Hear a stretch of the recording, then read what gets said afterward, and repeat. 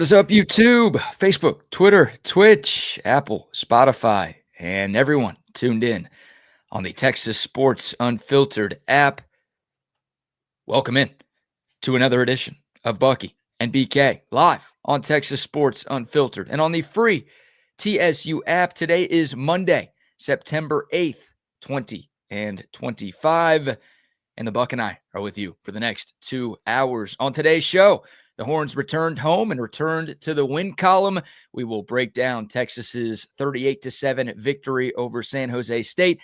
We've got the good, the bad, and the ugly from the Horns' first win of 2025. Plus, we will recap a wild weekend in the world of football. Some upsets on Saturday, some craziness on Sunday, including maybe the game of the year in the NFL on Sunday Night Football. We'll do winners and losers from both college football and the National Football League.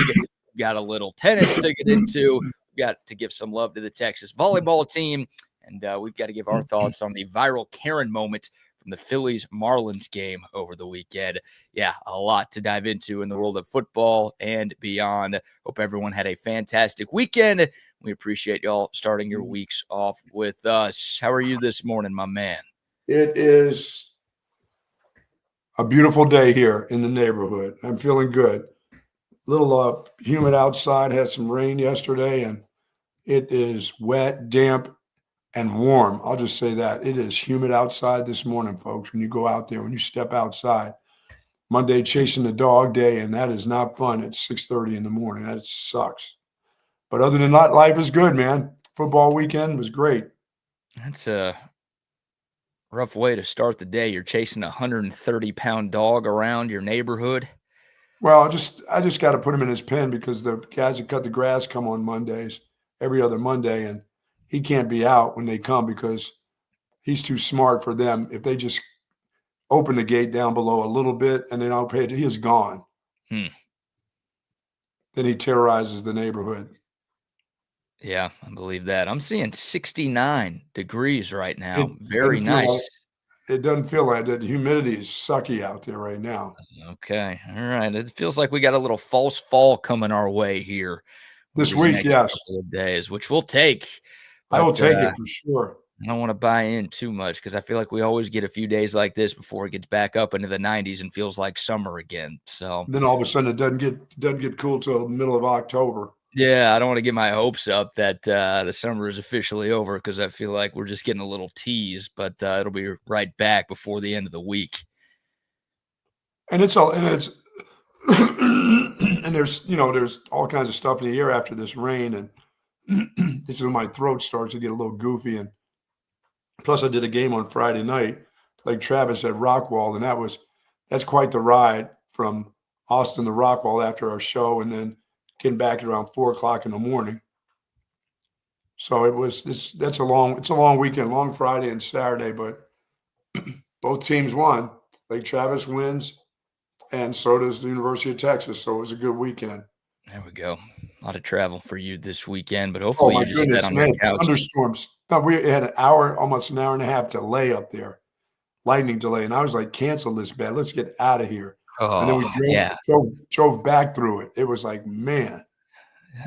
One of those non-district high school football games. It feels like you can maybe pull the plug on that early. But, hey, you're driving up 4 hours. The kids are all driving up 4 hours. The parents are driving up 4 hours. They want to play. Hey, the band the band didn't get to play. They drove up there. Oh. The girls didn't get to do their routines because there was no halftime. It just turned out when it was time to go, they went. And then they didn't have a halftime. There was 3 minutes left in the half when they stopped everything. So, you'd think when they came back, maybe they'd have a half. Nope. Because they couldn't get back on the field. You couldn't get in the stadium for an hour and so. What do you mean? They kicked everybody out? Yeah. There was lightning. And, every time a lightning strike, you had to wait another 30 minutes. The scoreboard would go right back to 30 minutes. So what'd they do? They send everyone to their cars and then eventually they let them back in? Yeah, if you get struck by lightning underneath the stands or in your car, that's on you. Right, but if you're out there, then the school could get in trouble. But we need you, even if you're 100 yards away in the parking lot, that's fine. That's your fault. But if you're here, it's not good for us. Yeah, and I at one time I thought, and then they were going going one more trip. If that clock went back to 30 again, they were about to call the game. And I'm like, come on, Lightning, come on. Let's get out of here because it's starting to get late. And I knew I was going to get back normally around 3, but it ended up being around 4 o'clock. So yeah, of course, that combined with the 11 a.m. kick for Texas on Saturday, meaning the 8:30 start time to our pregame show down at Schultz Garden. Yeah, that's a long night. Yeah, that's as smooth a transition that's ever been made getting down there. It wasn't as crowded down there for game 1. It wasn't as crazy as it usually is because, for an early game. But getting out of there, BK, the shortcut was cut off from us. So I had to go all the way up to MLK there. And that was kind of cool. That was easy. Yeah, it was easy. I almost got in trouble because I was moving some cones and the guy Were you really? yelled at me. Yeah, because we have a shortcut that we used last year. And I'm like, well, I'm going to keep using this year. And there were like 2 sets of cones in the way. Moved the first set. And all of a sudden I see our parking lot attendant, like running after me. I'm like, yeah, oh boy. I'm trying to explain to him, like, hey, we did this last year. Like, we do the pregame show, and I'm trying to go out left on San Jacinto. And he's like, dude, you can't do that. And he's like, I promise you there's somebody up there who's going to make you pay if you try to go that way. And I'm like, no, I promise you there's not. Like, I did this last year. And then he's like, dude, there's nobody on Trinity right now. Just go this way. And I'm like, did you get on Trinity pretty easy? Yeah, it was fine. But again, it's because it was an 11 a.m. game. Like normally it's next week won't be like that next week. It'll be a madhouse. Yeah, we're gonna have to bribe that dude into something there. I'll just be moving more cones. Screw the bribe. Yeah. I'm in a car. That guy's on foot. I'm faster than him. That's for sure. Yeah. We'll be dragging cones in the back of the car. Whatever it takes to avoid being a part of that madhouse traffic right before kickoff.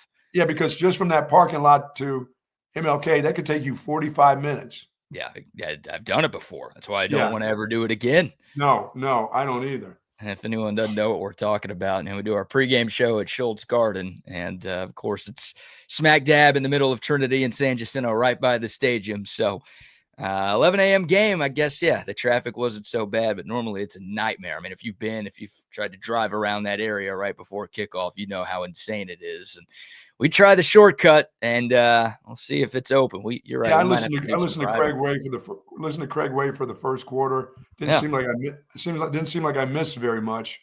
Yeah, well, we'll dive in. Obviously, a lot to unpack. Look, the good news is Texas won, and they won the game pretty handily, but there's still a lot to clean up, especially on the offensive side of the football. And, a lot to unpack from Texas's victory. A lot more fun to unpack after a win than, obviously, last Monday after a loss. Doubt. But we'll dive in here in a second. But first, Buck, how about the soldier shout-out? Good morning to the soldiers at Fort Hood, Texas, the soldiers in the state of Texas, and all those that fight for us each and every day. Thank you for what you do. We do appreciate what you do for us. It doesn't matter if it's humid, rainy, cold. You are there for us, and we do appreciate that. And to you and your family, please be safe out there. Yes, indeed. All right, the Longhorns get the win over San Jose State 38-7. And you're right, it was a bit of a sluggish start for both sides. The game was scoreless for the first 12 minutes and change, and then Texas scored 28 unanswered points in the span of 4 minutes and 56 seconds. Like, I don't think anybody had any doubts about who was going to win this game going in, but if you did, all of that doubt went away in that 5-minute stretch that spanned the end of the first quarter and the start of the second. How about this 7-drive sequence for Texas? Touchdown, takeaway, touchdown, takeaway, touchdown, takeaway, touchdown. You talk about complimentary football. We saw that to a T in that 5-minute stretch as Texas turned a 0-0 game into a 28-0 blowout in what felt like the blink of an eye. Yeah, that happened in a hurry. That was quick, and it was efficient, and all the things that you're looking for out of your football team. I even in the beginning, I thought there was that urgency that I talked about. There was a different group going out there. San Jose State played pretty good defense. They did about as well as they can do against anybody, and they played pretty good in that first quarter. But they just started to wear out. It was just a matter of time. When you start getting those turnovers, that's just going to wear your team down. And they just didn't have the athletes at all. Well, that was the goodest good for Texas, right? The 4 takeaways. Oh, yeah. And look, that was the one sort of bad thing that the Texas defense did against Ohio State last week. They didn't create a turnover. Now, they did everything else right, and they did more than enough for the Longhorns to win that game in Columbus. But, Steve Sarkisian talked about it after the game last week. He talked about it last Monday. He talked about it last Thursday. He wants this defense to be more opportunistic, and he wants more turnovers. And boom, we saw that. Again, 4 in the first half on Saturday, which led directly to 21 Longhorn points. Like, that's what you want to see. This defense is really good, but to take things to the next level, you've got to take the ball away. And they did that. And it was a bunch of different guys contributing too. I mean, Anthony Hill forced a couple of fumbles. You had, Jelani McDonald tip a ball that turned into a Jalen Gilbo interception. Anthony Smith had the forced and recovered fumble. That was a hell of an individual effort by him. Oh, yeah.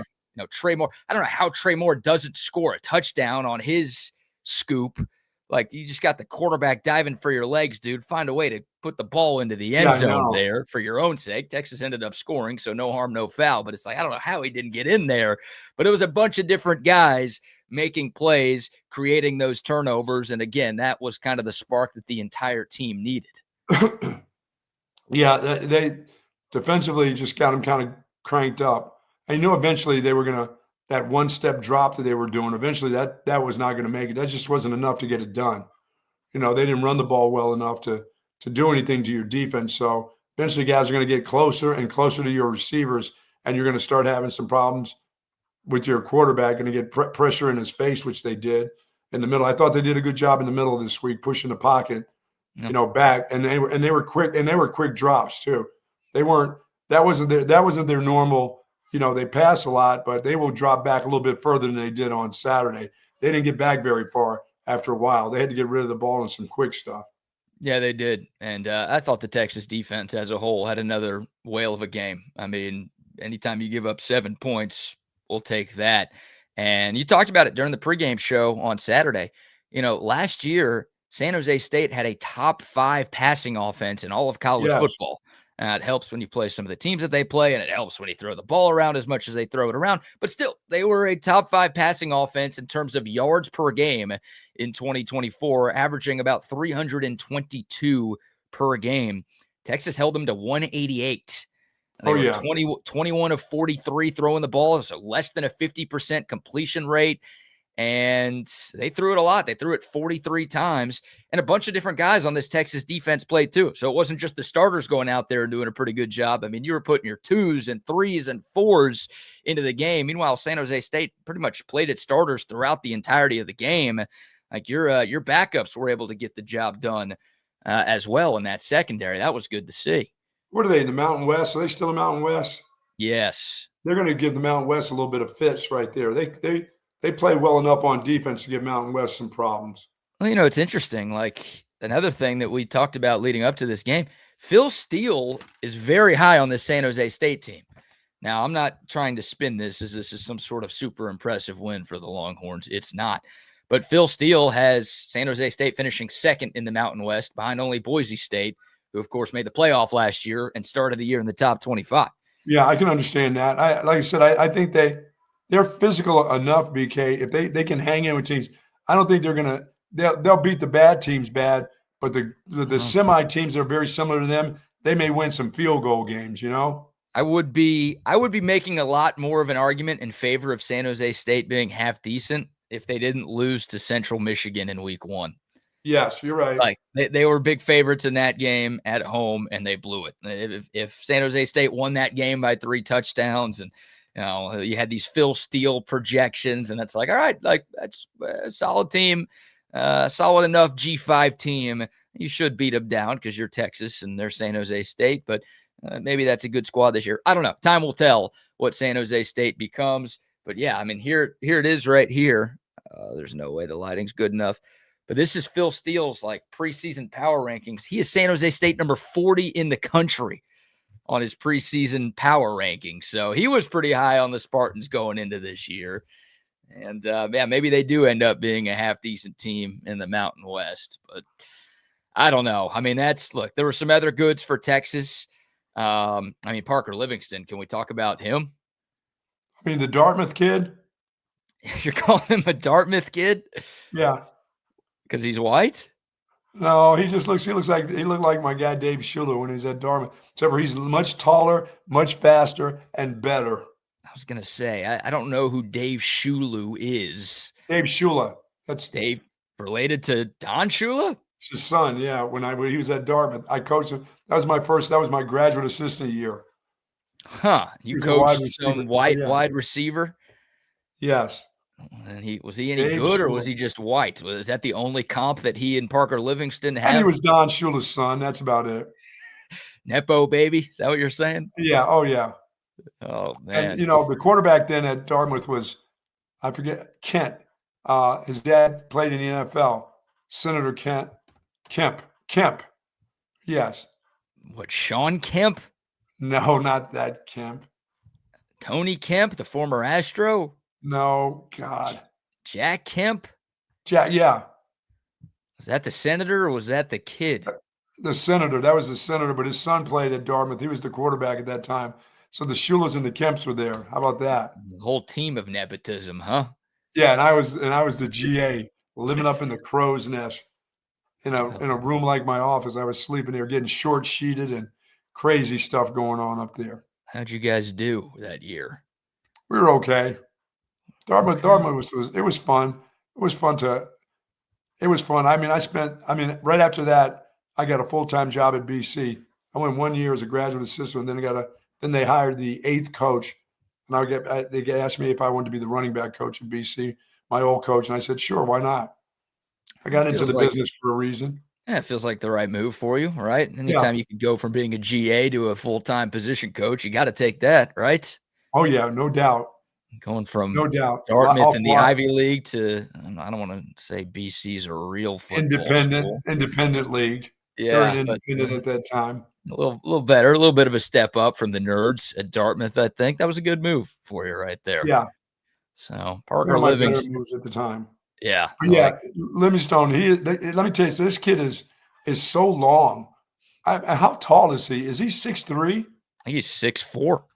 Okay, yeah, and he plays long too. I mean, boy, has he got some length. When he reaches up for a ball, he catches all the balls with his hands.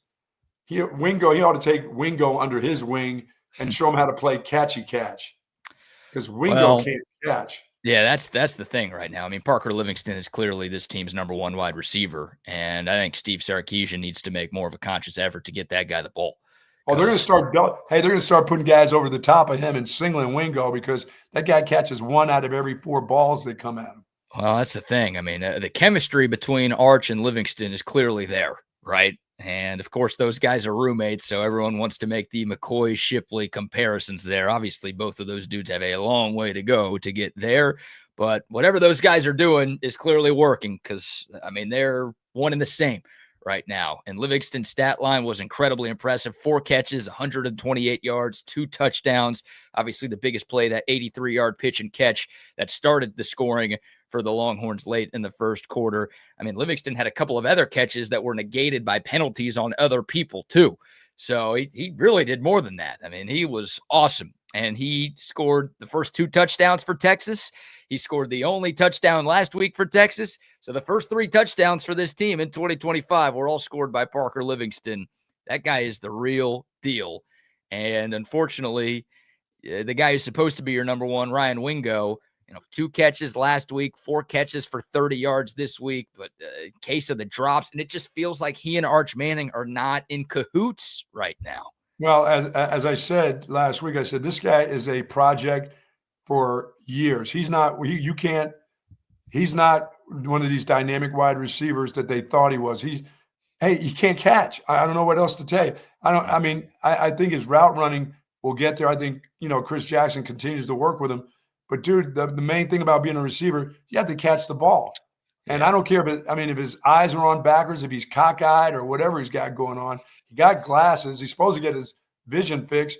The ball hits his hands, but before the ball gets to his hands, he's already looking down the field to try to make a move on somebody. He doesn't over-exaggerate catches, which you have to do if you struggle to catch the ball, because that's why you got a scholarship. You didn't get a scholarship here to be a track guy. You got a scholarship here because you can catch the football. He can't catch. Yeah. And you're going to start losing playing time to some guy who can catch the football.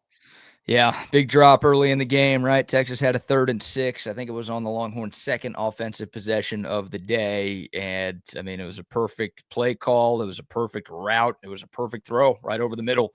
And Ryan Wingo just dropped it. I mean, it hit him right in the hands. Couldn't have been a more Yeah, I mean, it's a two-way street for, helping the quarterback. When people say he's still delivering the ball late, I hear a lot of that stuff. But when he delivers the ball on time and guys drop it, I mean, it starts to get to you a little bit. I mean, you're supposed to be helping each other out. And that guy's supposed to be a star. Like I said, I think he's going to be a work in progress. You're not going anywhere anytime soon. You just keep working with him. He's got too much athletic ability. But I start thinking about some of these freshmen that maybe be able to actually got scholarships here to catch. Right. Yeah. We saw some of those freshmen play late in the game on Saturday, too. I mean, Khalil Lockett, a couple of nice grabs for him. Sure. That guy was the number 2 ranked wide receiver in this class. He was a 5-star coming out of high school. I liked what I saw from him. Dalen McCutcheon has gotten snaps in both of the Longhorns' first 2 games, so it's clear that the coaching staff likes him a lot. I mean, they only played 4 freshmen against Ohio State, and he was one of them who went out there and played. So, yeah, this was a really highly touted wide receiver recruiting class that Texas brought in. And I'm not ready to close the door on Ryan Wingo, but he's got to look better, man. He has definitely been a disappointment for Texas through these first couple of games. And again, it just, sometimes, like, there were a couple of times, I mean, Arch Manning had Ryan Wingo deep for a touchdown early in the game, and Arch just overshot him. That was a collapsing pocket. Arch had to step up and kind of throw it on the run, so it was a tough throw. But like there were a couple of other plays, and there have been a couple of other plays in these first 2 games where just Arch hasn't quite hit Ryan Wingo the way that you would like. But like you said, I mean, when the ball does come your way, like, you want your quarterback to have confidence in you. It's hard for him to have confidence in you when he hits you right in the hands and you don't haul it in. No, I mean, offensively, this team is still a work in progress. I think they've got a lot to do. They run the ball just average. There's nothing spectacular about any runner that I've seen. I was waiting for Christian Clark. He didn't impress me. I thought he was just an okay runner. I don't know what they thought they saw that it looked anything like Bijan. I mean, there's nothing to look like Bijan to me, except for they had the same uniform on at one time. That's about it. I didn't see any flash that guy was special running back. Gibson, none of them looked special. They just were running backs out there in that game to me. Well, not having Trey Wisner was obviously a big story. That was strange early before it even started, wasn't it? Yeah, I mean, and Steve Sarkisian talked about that after the game, and I said it's a leg issue, and apparently it's like a hamstring issue that Wisner actually suffered in the off season. So he was good enough to play against Ohio State. Like, I think they were just holding him out because they were playing San Jose State. If this was a conference game or a big game, I think he would have been out there. And, I mean, Trey Wisner averaged 5 yards a carry against Ohio State. He wasn't super explosive. That was something we talked about last week. Maybe we know why he wasn't super explosive. Maybe he's dealing with something with the soft tissue there. But, Texas did not have a good day offensively. Like, you see 38 points and you might get lulled into thinking, no, the offense had a big-time bounce back. Like, there were some things that you could point to. I thought Arch Manning played a lot better than he did in week 1. Now, the bar was pretty low. Yeah, I agree. But, I mean, a lot of problems for this Texas offense. Like, the 12 penalties for 115 yards. Not all of that was on the offense. You had, Texas was 2 of 12 on 3rd down, Buck. Against San Jose State, they were 2 of 12 on 3rd down. And the average yards to go on 3rd down was 9.7, which means, like, they were struggling on 1st and 2nd down against that team. They couldn't run the ball. It was such a mosh pile in there. It was like, guys, you can't move these guys out of the way. That was the weirdest part to me, because they ran pretty well against Ohio State. They ran a hell of a lot better than you and I expected they would run against Ohio State. For sure. And another step, like Central Michigan in week 1 against San Jose State ran it for 234 yards. And you're thinking, if Central Michigan can do that, and we're about to go for 300 against these schools. Cedric Baxter looked like a guy who had a bad knee. I mean, there were no holes. I didn't see any holes for the Texas running backs. Like, I'm not, you know more about the running backs than I do, so I'll see to you on that. But there was a lot of, like, contact right at the line of scrimmage on these handoffs. And they didn't have much contact push either. They weren't explosive. They were just kind of leaning on guys, and that happens when your line is just leaning on guys too. That was not a good display of a run game. No, You know, no, it wasn't. And someone asked Sark about that after the game, and he gave like a pretty short answer. Someone's like, "What do you think of your run game so far?" And he's like, "We ran it well against Ohio State. We didn't run it well against San Jose State, so the verdict's still out." Like, yeah. I didn't cut it off because it was that short of an answer. That's everything that he said right there.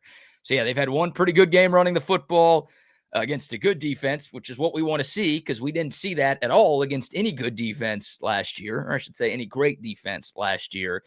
But yeah, against the subpar defense, a team that you should be able to almost name your yards against. I thought this was a game. You know, I'm still, you know, my deal's still out on CJ Baxter. Like I said, he's coming off a knee, so every once in a while that thing's going to come up sore, or you're going to have a week, and you're going to play in a game. It's going to be during the week. It's going to be not quite the same until it gets to be totally healed up. You know, so I'm expecting not to see real flashy stuff, but I mean Gibson, I'm wondering what is going to be his role. I mean, when do you start now looking at some of the even younger guys? Gibson, I mean, you know, Gibson maybe had a decent game, but then he fumbled on that last offensive possession in the red zone. And I, you know, it's clear that Jared Gibson's fourth on this depth chart right now. No doubt. And, you know, Christian Clark's already passed him up. And you wonder how much Gibson would have played in this game if Trey Wisner was good enough to go. But yeah, that you know, I thought Jared Gibson did some good things, but that was his issue last year. He had some fumble issues and his hands just weren't what we want them to be. And that's, I know it's a 38-7 game. It didn't do much in terms of the final score. It did a lot for Cousins out there though, because Texas, if they score a touchdown on that final possession, they end up covering the number. Yes, and they were going down to score. Yeah, they weren't taking knees at that point. Like Sark is like, you know, I want to see what my young guys have, so we're going to keep playing offense right now. Yeah, Matthew Caldwell was in at that point. Let's see how the backup QB runs the offense. Like, let's see what these, you know, third and fourth stringers do. And all of a sudden, Jared Gibson fumbles in the end zone, and that's not good for a guy who's trying to get some playing time, is it? And it's got some fumble problems. Not when the run game doesn't look that great, and you're the guy who's turning it over to the other guys. So it's they've got some work to do on that. And you know, the offensive line is as a whole, they did okay again in protection. I thought they're just not run guys. They're not push it, and you don't have any explosive guys. They're not going to create a lot of holes themselves. So like I said, that's why this passing game needs to be on. You got enough receivers. You've recruited enough receivers. You know, you got your tight end, you got your running back, big back, quarterback that can do a lot of stuff. That passing game has to be clicking right now, because I don't think the run game is going to be dynamic enough in the SEC to do very much. Well, I'm still with Sark on his response. I think the verdict's still out, because we were praising this run game 7 days ago for what they did against Ohio State. So I won't argue with you. It was not good against San Jose State. And then you look at that game in a vacuum. They didn't take advantage of an opportunity, I thought. Yeah, exactly. Like, you look at that game in a vacuum and you run it like that, then it's like, well, how are we going to run it against OU and A&M? And, you know, like, all of a sudden Mississippi State looks like they have a pulse this year. Yes. And Vanderbilt beat the crap out of Virginia Tech on the road on Saturday. So it's like, maybe some of these cupcake games that you thought you had in the SEC aren't quite as easy as you were thinking. You know, Kentucky gave Ole Miss all that they could handle in Lexington. It's obviously a trip the Longhorns have to make in October. So yeah, it's like you do some of these things poorly against Mountain West, San Jose State. How's it going to look against SEC team on the road? Well, it's still good that you have 2 more preseason games, kind of. Yeah. Oh my God, dude. If Texas had to start SEC play this week, like they'd be in trouble. They'd be in trouble. The defense is national championship good. We said that after game 1. I feel that way after game 2. This offense right now is just not good enough. It is not good enough at all. The punter's still good. Hey, they went after a punt, and I said, hey, I don't even care if they roughed the guy. Go get it. And you know what they did? They roughed the dude. I mean, really? You did say that. Maybe we got to blame you. Your predictions are so good with those punt blocks. Like, the fact that you spoke that into the world. I'm sorry. I said, I don't care if you roughed him. Go get him. And they roughed the crap out of that dude. And that broke his leg. Okay, you tell me about that then, because maybe Texas knew they were going to beat San Jose State, so it doesn't matter. But it was a 0-0 game at the time.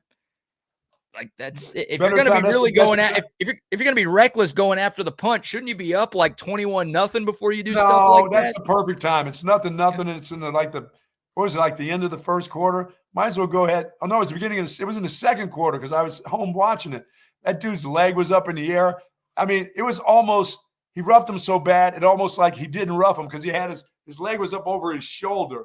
You know what I mean? The guy didn't hit the ground. His leg wasn't planted in the ground. Both legs were in the air, up over the top of the guy's shoulder. I'm like, how's he roughing him? The guy's like riding his neck.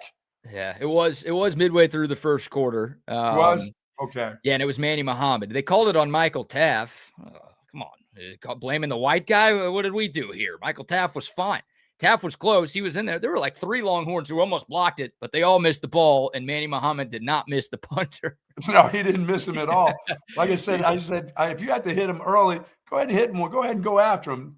Keep him on alert all day long. Then they still never went and got one. I mean, no, they did. The Texas punt return game is terrible. Like they have 2 punt returns on the year for 3 yards. Ryan Niblett once or twice, once again, just decided he didn't want to catch the ball. Now he did have a few fair catches where he did actually catch the ball. The one return that he did have that was kind of decent was called back by a holding penalty, so that is negated. And there's still too many moments where that guy just doesn't catch the ball and he lets it roll for an extra 10, 15 yards. It's like, go get the ball, dude, please. Yeah, I So mean, that special teams, the punter's good. Hey, the kicker made a 47-yarder. That was a great sign right there. How about that? That was great. We hadn't seen him. He didn't kick a field goal in Columbus. We didn't know what we had with the transfer of Mason Shipley, and he passed his first test. But the return aspect of the Texas special teams, mainly the punt returning, has not been very good so far. How's the punter doing? Punter still in there? Not his best. He wasn't as good this time around as he was in week 1. A couple went into the end zone, but I still feel like he's pretty good. But I don't feel like he's the best player on Texas like I maybe did after Ohio State. He's in the top 5. He might be in the top 2. But yeah. Wait a minute. I felt bad. Arch threw that interception down there in that corner, and I was like, dude, you got pressure in your face. You can't throw it. That decision just you can't throw that. That was I don't even care if he had pressure or not. That wasn't going to get in there anyway. That was a 2-on-1. That ball wasn't going to get there. Yeah, I don't know exactly what he was trying to do there. There's no tight window. That's not a tight. That's called a closed window. Yeah, I mean, my hope is that Arch was trying to throw it out of the back of the end zone. He probably wasn't. He probably was trying to force it somewhere, but obviously his arm gets hit, and the Bachelor guy on TV said it right away, and Sark said it in the interview going into halftime. It's like, live to die another down, right? Absolutely. You're in field goal range. It's 3rd down. Of course, you never like taking sacks, right? But in that situation, hey, if you can't throw it away, great. If not, just eat it.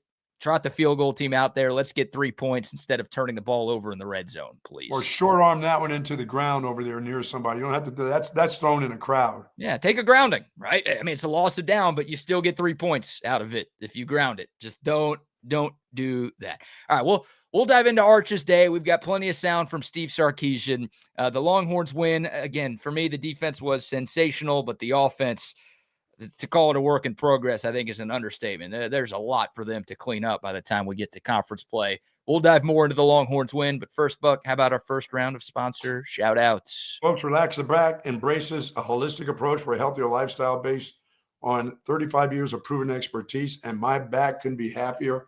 After this weekend of being in the truck, driving all over the place, my back was humming, and now my back feels great. I got a chance to sit in my Relax the Back office chair yesterday, and boy, my back is starting to feel great already this morning.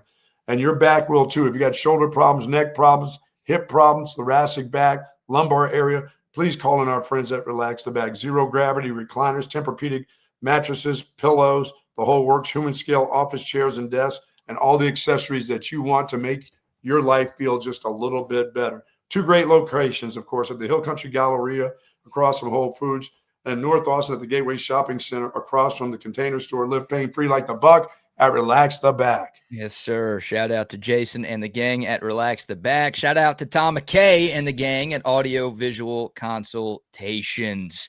Oh, man, what a football weekend it was. I spent a lot of time at home over the weekend just watching my 4TV setup from AV Consultations, all the college football on Saturday, all of the NFL action yesterday. I had the tennis going on.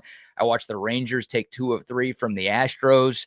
I know Tom McKay was at that series in Arlington, so he had to watch his Stros drop 2 to the Rangers. I'm sure his response will be, who's in first place in the AL West? Well, the answer to that is still the Astros. But love AV Consultations, man. I mean, what a start to the football year, and it's just the beginning. Time is now to make the call to AV Consultations to get the home TV setup of your dreams, whether it's the 4TV setup like I have, if you want the 85-incher like the Buck, maybe that home theater room. We talked about the weather cooling down a little bit. If you want that patio setup, AV Consultations has been hooking up Central Texas since 1988. Thousands of satisfied customers. You can be next. Make your home the place to be for friends, for family, for yourself, all football season long by calling 512-255-8678. That's 255-8678, or finding them online at avconsultations.com. And, of course, a great day to head over to Daymaker Half Day Cafe for sure. How about the Maple Bacon Fritters, BK, or the State Fair Waffles? I'm going over, I think today I'm going to try this bread pudding French toast.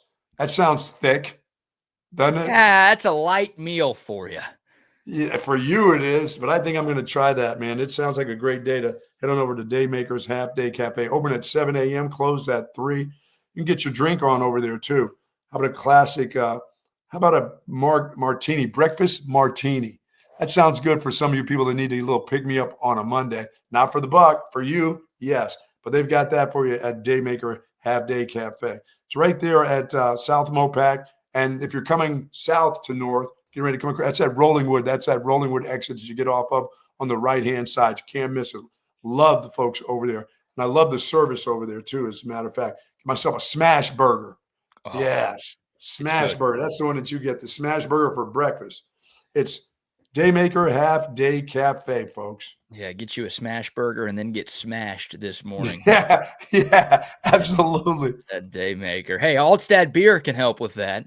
Yes, indeed. Football weekends. Yeah, I was enjoying some Altstadt Beer watching all of the football these last couple of days. It's my beer of choice for this time of year and every time of the year, but it should be yours as well for football season, because your football watching is made better when you have a great beer by your side. Another home game coming up this week for your tailgates, for your watch parties. Make sure you are loading up on the Altstadt. If you want to be the life of the tailgate party, if you want to be the life of the watch party, if you're just watching games by yourself, you want to enjoy time with yourself, Altstadt Beer is perfect for any football occasion. Brewed locally in Fredericksburg. I do not think the folks at the Altstadt Brewery had the winning Powerball ticket, but I have not been able to confirm that yet. Somebody up there in Fredericksburg did.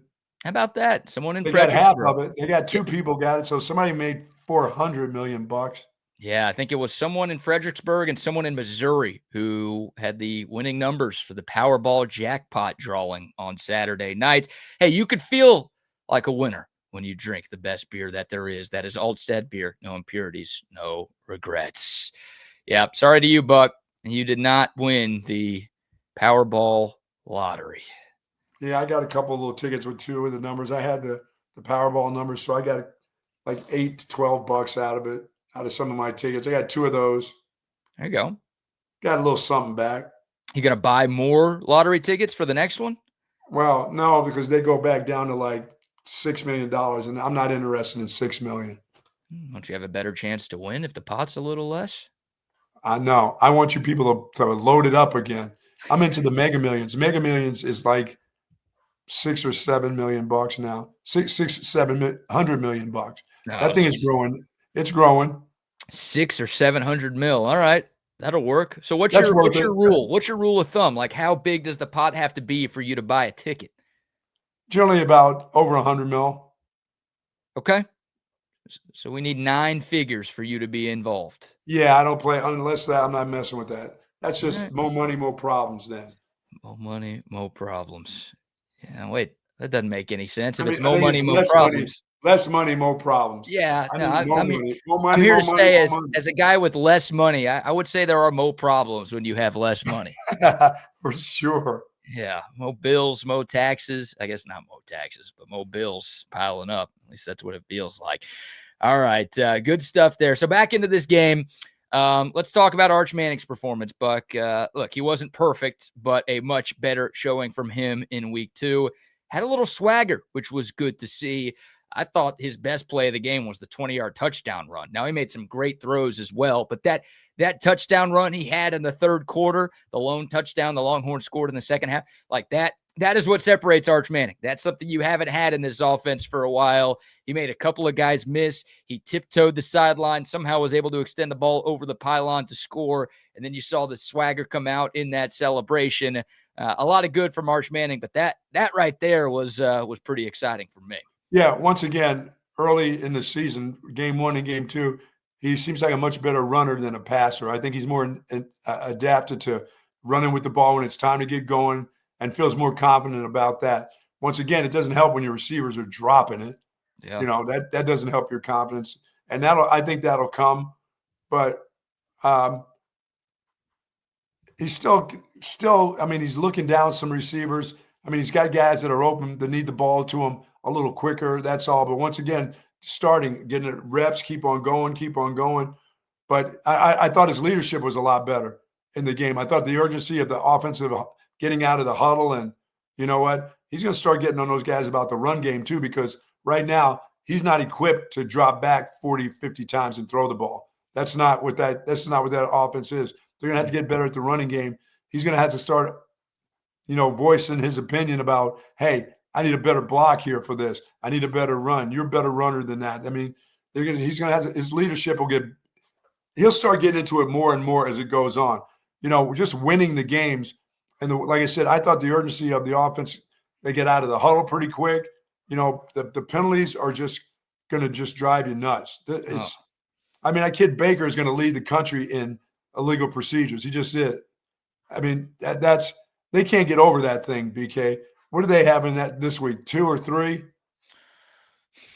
I think 2. 2 false start penalties. 2 false starts, yeah. There's not going to be a game that comes clean. They're not going to have a game where they have 0. Well, how about a game where you have less than 12 penalties? 99 yards in penalties? Like, you can have 1 or 2 false starts if you only have, 4 or 5 penalties as a team. But 99, Buck, what are you talking about? You said 99? 112? It was 115. Oh. It was 12 penalties for 115 yards for Texas. It was a sloppy game. And it wasn't just the offense committing the penalties. I mean, Colin Simmons, dude, the two, they're not the worst players. The 2 most disappointing players for Texas through 2 games, we talked about Ryan Wingo on offense. Colin Simmons has been a liability for Texas. He did get a sack on Saturday, which was great to see. It was our guy Ethan Burke who kind of forced that sack. He forced Walker Eget right into Colin Simmons' arms, but Simmons was there. He made the tackle. That was a good moment. 4 penalties on Colin Simmons in these first 2 games, including 3 on Saturday. He was offsides twice, and he had a roughing the passer. And, of course, last week in Columbus, he had that hands to the face penalty that negated a 3rd down stop and kept the drive alive for Ohio State on their first score of the game. Like, he has been way more bad than good for Texas. That's a preseason All-American who looks nothing like one right now. No, he doesn't. They've got a number of guys that are playing pretty good inside. He's not playing real well. No, he's not. We can start right there. We got some Sark sound to get into. We'll get to his thoughts on the sloppiness in a moment. But Sark was asked about Colin Simmons and his sluggish start, and he also talks about Ryan Wingo in this answer. And he's keeping a positive, upbeat tone on these guys while also acknowledging that it hasn't quite been good enough yet. Good players have, it's like anything. You go into a season, you have high expectations of being the player that you want to become. And when things don't start going your way, you can press. And I feel like he's pressed a little bit at times. And we just need him to settle down and play and play within his ability, play within the structure of the defense. And the plays are going to come for him. He's a very talented player. He's got a high football IQ, plays hard. But I know this sounds like a weird thing to say, but sometimes you can try too hard and you jump off sides, you hit the quarterback late because you're just wanting to get there so bad. So it's not about the want to, it's not about the effort, it's none of those things. It's just settling down and playing his game. And so, again, I think as our team in general goes, this is not the best version of Texas football this season that we're going to see. And then I think you can point to individual players. This isn't the best version of Colin Simmons that we're getting yet either. And so that part is encouraging to me, knowing that we're going to get a better version of him. I think we're going to get a better version of a Ryan Wingo, so on and so forth, of guys that are going to continue to get better as the season goes, and then we'll get better as a team. Yeah, I mean, he's right. I mean, you got these games. That's what these games are for right now. Sure. You know, you're gonna get a better version of those guys. You hope you do. I know I don't have my version of Ryan Wingo is you're gonna be working with that guy until he leaves this campus, because that guy is not gonna be that guy is you're gonna have to always be on him about catching the ball, looking the ball in. There's not a day that goes by that you don't tell him to over exaggerate the catch before he runs, or he'll start dropping them again. He'll be that streaky guy that catches 4 and misses 6. You know what I mean? Yeah, I mean, you just can't have a guy who every 4 catches drops a ball. It's just that's not consistent enough, you know, in the game of football. You can't have these drops because it screws with the whole team. It screws with the quarterback. It screws with the play caller. That has to be fixed. And for the other kid, I just think some of it's technique. I mean, he gets his hands up really high on guys.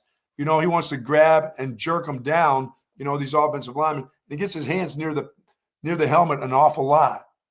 I mean, that's just some technique stuff that they'll have to fix up, and that's why, like I said, that's why you have these games. No, you're not going to get this is not the best version of either one of those guys, but I know as a wide receiver coach, you don't wait too much longer if there's other guys that know how to catch. You need your stars to be stars, and Yes. Texas isn't going to win the SEC or a national championship if their number one receiver is playing like he is right now, and if their number one preseason All-American edge rusher is playing like he's playing right now.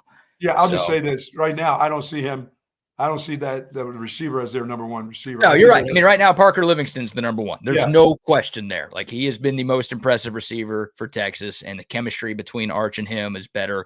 And look, DeAndre Moore got hurt late in the game. Sark made it sound like he's okay, but, you know, again, with the next 2 opponents being who the next 2 opponents are, I don't know if we'll see if he plays. Yeah, exactly. It feels like Sark has been overcautious when it comes to guys dealing with ailments right now.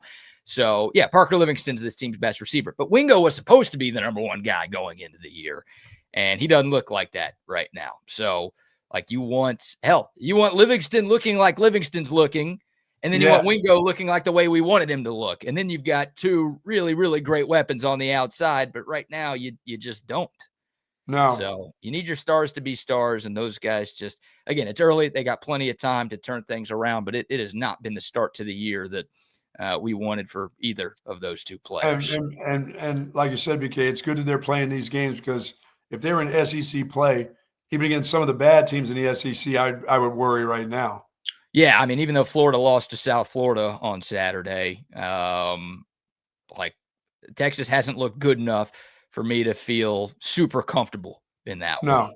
Like, all offseason long, I feel like I've been the most confident about that game out of this entire fan base, because I think Florida is ass, and I was proven right on Saturday, and I'll give you credit because you thought South Florida was going to make that game very interesting. Not only did they did that, they won the game. So I don't think Florida's very good, but this version of the Texas offense that we've seen through 2 weeks, oh, no. I'm worried. I'm worried about any SEC team that they'd have on their schedule right now. Yeah, I watched Mississippi State play. I was like, damn. Yeah, big win for them. Biggest win for Jeff Lebby in his young career at Mississippi State, knocking off 12th-ranked Arizona State in a classic. That game was awesome on Saturday night. But, yeah, I mean, it's, you know, you have some of the offensive problems you had against San Jose State. Ohio State, you get. San Jose State, 2 of 12 on 3rd down, 12 penalties, 2 red zone turnovers. Like, yes, in October you got to play Boomer Sooner too. Buck, they had, let me make sure I get this stat right for you for the Texas offense. They started 9 offensive possessions on their side of the field on Saturday. They scored on just 2 of those drives. They only moved the ball 40 or more yards on 2 possessions on Saturday. against San Jose State. Like, you'd be disappointed if they did that against a good SEC team. They did that. If they don't get all those turnovers, which, again, great, you take them. The defense is awesome, and you love that the offense scored touchdowns on those. But, like, when Texas actually had to drive the length of the field to score, they couldn't do it. Yeah, I'm just figuring, why can't they run the ball? What's the deal? I don't care if Trey Wisner's not playing. They've got enough runners. They can't run against those guys. Like you said, I was very disappointed in the run game. I didn't see any dynamic, explosive running. There wasn't very much push. You know what I mean? When guys got loose, I'm like, make that guy miss. You know, they just don't. They don't have the guys with the wiggle right now. They got some. Looks like a bunch of straight on runners. You know, straight line runners. That if there's not a hole, guess what? They're not making anybody miss at the line of scrimmage for sure. Plus, there's no push to get them going. They're always having to make a cut before they get there, you know? Yeah, I'm with you. The run game wasn't what it looked like last week, and it's got to get cleaned up. I thought you want to help your quarterback and make it some easy things for him. You got to be able to run the ball. I mean, averaging 9.7 yards to go on third down against San Jose State. Yeah, really. Like, you see 2 of 12, and that's unacceptable. But a lot of that 2 of 12 was because you weren't winning on first and second down. You're averaging third and long against that team. This offense, I'm telling you, like, did you say 15 penalties? No, 12 for 115 yards. Oh my gosh! Maybe by the end of the show, you'll have it down, Buck. 12 penalties. I keep thinking, can they have like 6 in a game and 5? You had everything too. I mean, there was a block in the back called on a receiver. Like, Aaron Butler got flagged for a block in the back on a deep pass play to Parker Livingston. You had a roughing the passer. You had a roughing the punter. You had offside. Yeah, Livingston on a reverse push a guy in the back. You had illegal shifts. Like, any penalty that's ever been called in a football game, Texas committed on Saturday. That's what it felt like. It was offense, it was defense, it was special teams. Here's Sark talking about that, the sloppiness from this game on Saturday. The game definitely got sloppy, and there's a ton of things that we need to improve upon as a team. 12 penalties, 115 yards, came a variety of ways. 2 turnovers. I think the one from Arch, lesson learned. Sometimes it's okay to say, wave the white flag, take the sack, or throw it away, and you kick a field goal. And he forced it there. I think he'll learn and grow from that. That's something that he's shown us to be able to do, is learn from mistakes as we go. But just you start playing a lot of young players, which we were playing a lot of young guys today. Some young player mistakes reared their ugly heads, and then we had a couple of veteran players make some mistakes today too. So we got to clean some things up, I think, in all 3 phases. But all in all, it's good to get a win. It's good to be back home, knowing we got the next couple here.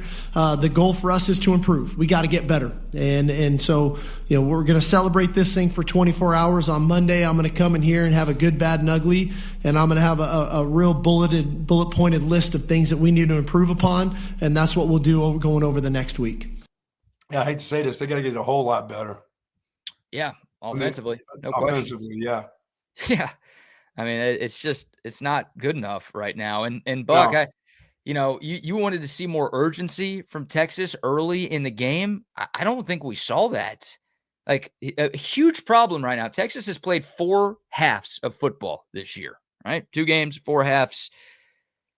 On their first 8 drives in those halves, so 2 drives in each half, they've scored a total of 3 points. 3 points on their first 8 drives of the 4 halves that they've played. And they started the game on Saturday with 2 punts. I mean, their first play of the game, it was a great reverse. Like you said, the jet sweep to DeAndre Moore, picks up 20 yards, flag, holding, drive stalls out, you punt it right then and there. Like, they have to get off to better starts. First quarter, they're their own worst enemy. They just keep shooting themselves in the foot with dumb things like that. It's crazy. And I'll keep updating the stat. Texas has now played 32 games since 2023, meaning they've had 32 opening drives since 2023. They've still only scored on 9 of them. It was 9 of 31 going into Saturday. Again, they punted on drive 1, so it's now 9 of 32 opening drives for this elite scripter, Steve Sarkisian, where his team has been able to put points up on the scoreboard. It's not good. No, it's not. It's just kind of lackluster. Like I said, I'm totally surprised that they can't run the ball, that they didn't run the ball. Like you said, that should have been a 300-yard day for maybe an individual. Forget, last week we were looking for total. They got what they needed as a total to be in the game. They didn't win the game, but they should have been. They had an opportunity to win it. This week, they should have thumped this group for about 300 on the ground. Yeah, they didn't do that at all. No. I'm doing some quick math here to try to find out the running back rushing stats for Texas. So it's 27 carries, so 123 yards, 27. It's about 4.5 yards per carry for the Texas running backs on Saturday. That's supposed to be a stat day. In my mind, that would be a stat day for somebody that I coached at the running back position. It's going to be your day, or your day. Somebody's about to have a big stat day, and they couldn't get that done against them. No, they didn't quite get that done. And the only rushing touchdown that Texas has came from Arch Manning. So not a lot of yards and no touchdowns from the ground game. And yeah, that was very disappointing. I thought the offensive line had a really, really rough go at it this weekend. When Arch Manning did have clean pockets, and there were plenty of clean pockets, he did well. There were a lot of free rushers. There were a lot of miscommunications up front on the offensive line. You're right. A couple guys came free. Yeah, one thing that's disappointing, there were a bunch of guys who did not play, right? Trey Wisner's obviously one of them. Alex January did not play. Both of those guys are dealing with ailments. And Sark basically made it seem like if this was a conference game, those guys would have played. But two guys who did not play were Nick Brooks and Wardell Mack. Those were the two guys who got arrested or have been arrested over the last few months. Right. Like Nick Brooks is your freshman offensive tackle who's 6'7", and he had a really, really good offseason. And I was hoping we'd get to see him play some at right tackle because Brandon Baker had a pretty rough go against Ohio State, and you knew you were going to take care of business against San Jose State. You knew a lot of your number 2 and number 3 offensive linemen were going to get to play. And I didn't think Brandon Baker had a great game against San Jose State either. And I'm just waiting. I'm waiting. Like, when is Nick Brooks going to play? Is he the guy who maybe is this team's best right tackle, even as a true freshman? Mm-hmm. But he didn't play. And I think it's as a, team suspension, if you will. He's still on suspension, is he? Still in the doghouse, I think. So it's nothing that Sark has said publicly. He said it with Wardell Mack last week. Like, we're going to handle anything outside of the legal process internally. And I think the internal handling is, hey, you're not going to play. That's going to be those guys. Stuff like that is a couple games generally. Yeah, so we'll see if we see Nick Brooks. Texas is deeper they're in the secondary than they are on the offensive line. For sure. But like the way people were hyping up Nick Brooks, look, maybe he's just a true freshman and he's not ready yet. And Brandon Baker's your best option at right tackle. But Brandon Baker, unfortunately, has not had the start to the year that we had hoped. And I do wonder if maybe there's somebody who's a better option right now on the right side of the offensive line. How many balls did the tight end end up catching? Jack Endries had 2. He had 2 touchdowns, but 2 catches. He tweaked an ankle a little bit. That's why you didn't see him much in the second half. It feels like one of those situations where if Texas needed him, he would have been out there, but you've got a huge lead against San Jose State. Rest him up. But yeah, Jack Endries, that's another good, right? Like 2 catches. Oh, yeah, for sure. I think it was 52 yards. Yeah, 2 catches, 52 yards, and a touchdown for Jack Endries. Yeah, the quarterback feels pretty comfortable trying to find him, it looks like. Well, have you seen the allegations, Buck? No. Some folks out there are calling Arch Manning racist. Why is that? Because he looks way more comfortable throwing to the white guys than he does the brothers right now. I'd be way more comfortable, too, if they got open. He threw 4 touchdowns. I'm not looking at what they look like. I'm looking like if they're open or not. Yeah. And if they can catch. And if they can't catch, I stop throwing to them. Hey, he threw 4 touchdowns on Saturday. All 4 to white guys. What can you do? There was 1 rushing touchdown for Texas on Saturday from a white guy. Arch Manning wasn't willing to hand it off. He had to take it himself so the whites could keep scoring. Hey, can't help it. I'm just trying to win the game. I'm not trying to play the color game. I'm trying to win the game. And if you can't get open and you can't catch, I'm not throwing it to you. Hey, I'm not out here accusing anybody of anything. I'm just saying there's some folks out there who are asking the question here. What's going on with Arch? Why Why isn't he hitting why is he overthrowing Ryan Wingo but not overthrowing Parker Livingston, huh? Because Livingston looks faster and he's longer, and he actually catches the ball. Oh, man. Yeah. Hey, don't forget, Arch did go see, went to Wingo's house. All right. He did go to Wingo's camp up in St. Louis this offseason. It's God, with all I get it, it's practice reports, and we're not there to see it with our own eyes. But all these practice reports for like the last 3 weeks of camp were just how good Ryan Wingo looked and how good the chemistry was between those two. And I don't think people would lie about that, right? No. And it just hasn't translated yet. Yet is the key word. Yet. Plenty of time. But Ryan Wingo right now is looking like Tarzan playing like Jane. Yeah, he is. There's no doubt. He is right now. And there's a lot of talent in that wide receiver room. Look, you're going to get Emmett Mosley back from injury at some point. That's true. You saw some freshmen play over the weekend. And, and I was glad to see that, because then you start leaning on those guys. Those guys can catch and be explosive. There's just not enough guys that are explosive on that offense. Well, here's one wide receiver that explosive. That's all I see right now. Well, here's and now that Moore's hurt, who knows how long that dude could be out. We saw last year, if he got hurt, once he got hurt, things didn't play out so well from him. So hopefully it's just some kind of little tweak that he's ready to go this week again. Yeah, I mean, it was an upper body hit. I think it was a stinger that he suffered, but did he? We'll see. We'll see what happens. So nothing to do with the legs, the ankles, none of that kind of stuff? Nah, I mean, it was a 3rd and 9 tunnel screen. It was right after a Jordan Washington drop, which maybe if Washington catches that pass, Jordan Washington made one catch, but he had a missed block that almost turned into a Texas safety. And then he had a bad drop. And then the next play. I saw the drop. Yeah. 3rd and long. It was really, I don't understand the 3rd and long tunnel screen play call. It doesn't make any sense.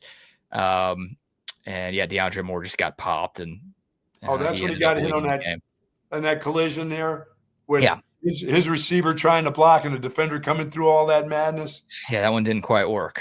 Maybe throw that play away there, coach. But yeah, I think you're right. I think this offense needs a little bit more explosivity. Now, we saw more explosive plays on Saturday, but you need more guys contributing to the explosive plays. Absolutely. And here's why Ryan Wingo might be safe. And this could be a big test for Steve Sarkisian. Sark keeps a very tight circle at wide receiver. His circle of trust is not very big. And there were times last year where I think it's like, hey, can we get some of these other receivers the ball a little bit more instead of throwing, like Isaiah Bond's clearly hurt. He's not very good right now. Like, can we maybe give somebody else a chance? And no, Sark just kept running it with the same guys that he had. So I wonder, like, maybe that's good news for Ryan Wingo, is that he's probably going to have a very long leash, because this coach and this wide receivers coach seem very keen on giving their starters as many opportunities as possible. Yeah, but eventually that stuff runs out when you can't catch. When you can't catch the simple pass. I'm not talking about the difficult ones over your shoulder and coming across the middle that may be off target. This team has, for the last 2 years, had dynamic wide receivers, just incredible guys that your quarterback didn't have to be great. They just had to put it in the vicinity.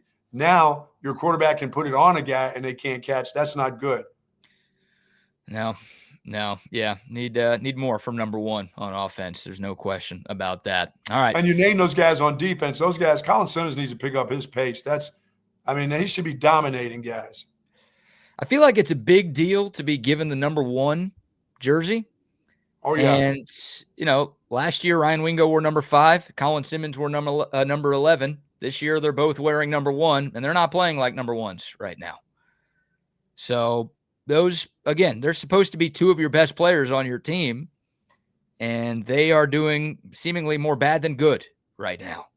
So you're going to need, again, if this team's going to reach its full potential, you need all of your best players to be looking like best players.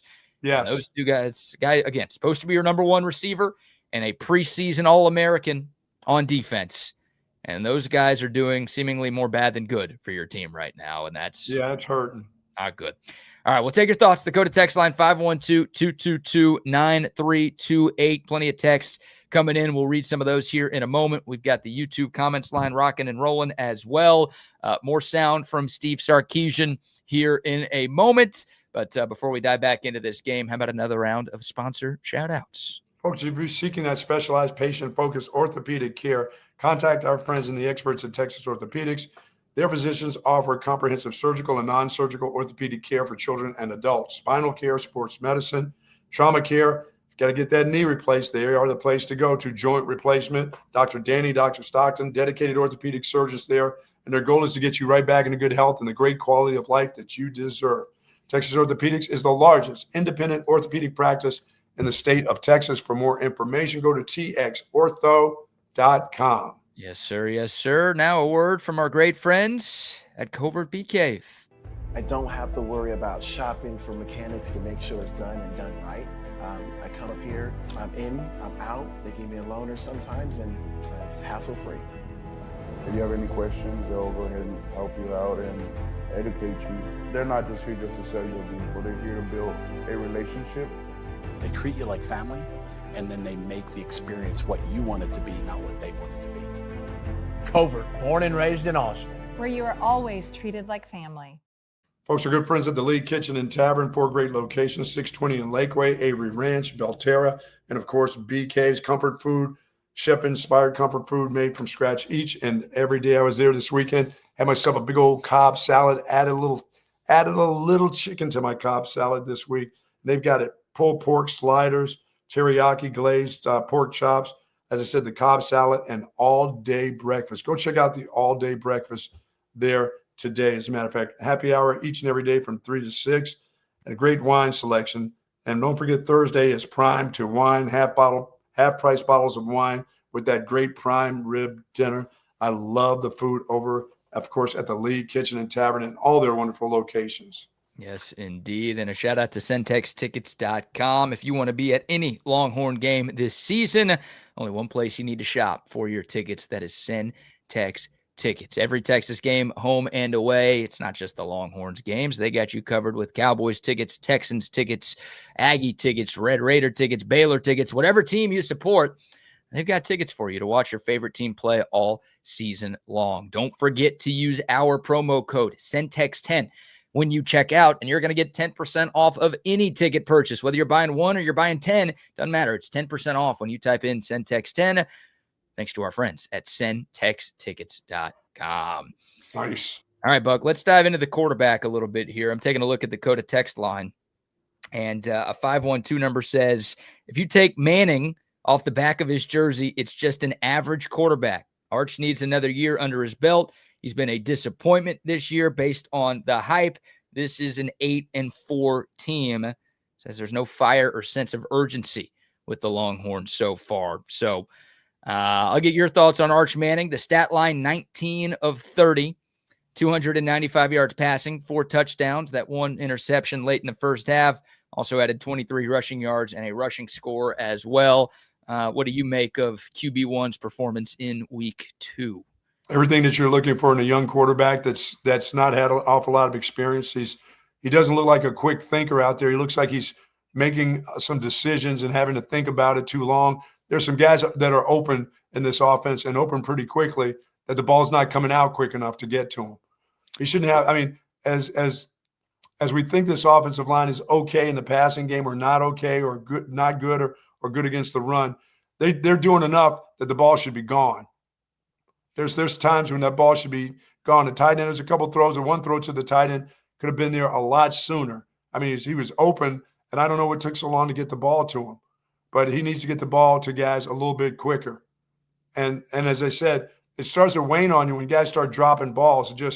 That starts to work on you. But it shouldn't change the way you're accurate with the ball. You just got to do what you have to do. So if it's there, you throw it to them, they drop it, pat them on the back, say, hey, let's go. Or say, hey, coach, can you get another guy in there that can catch the ball, please?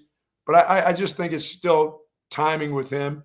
More reps, more timing. I like his footwork now. I liked his footwork this week. I thought it was quicker. I just thought his decision-making just took a little bit too long. And that's everything you see in a young quarterback.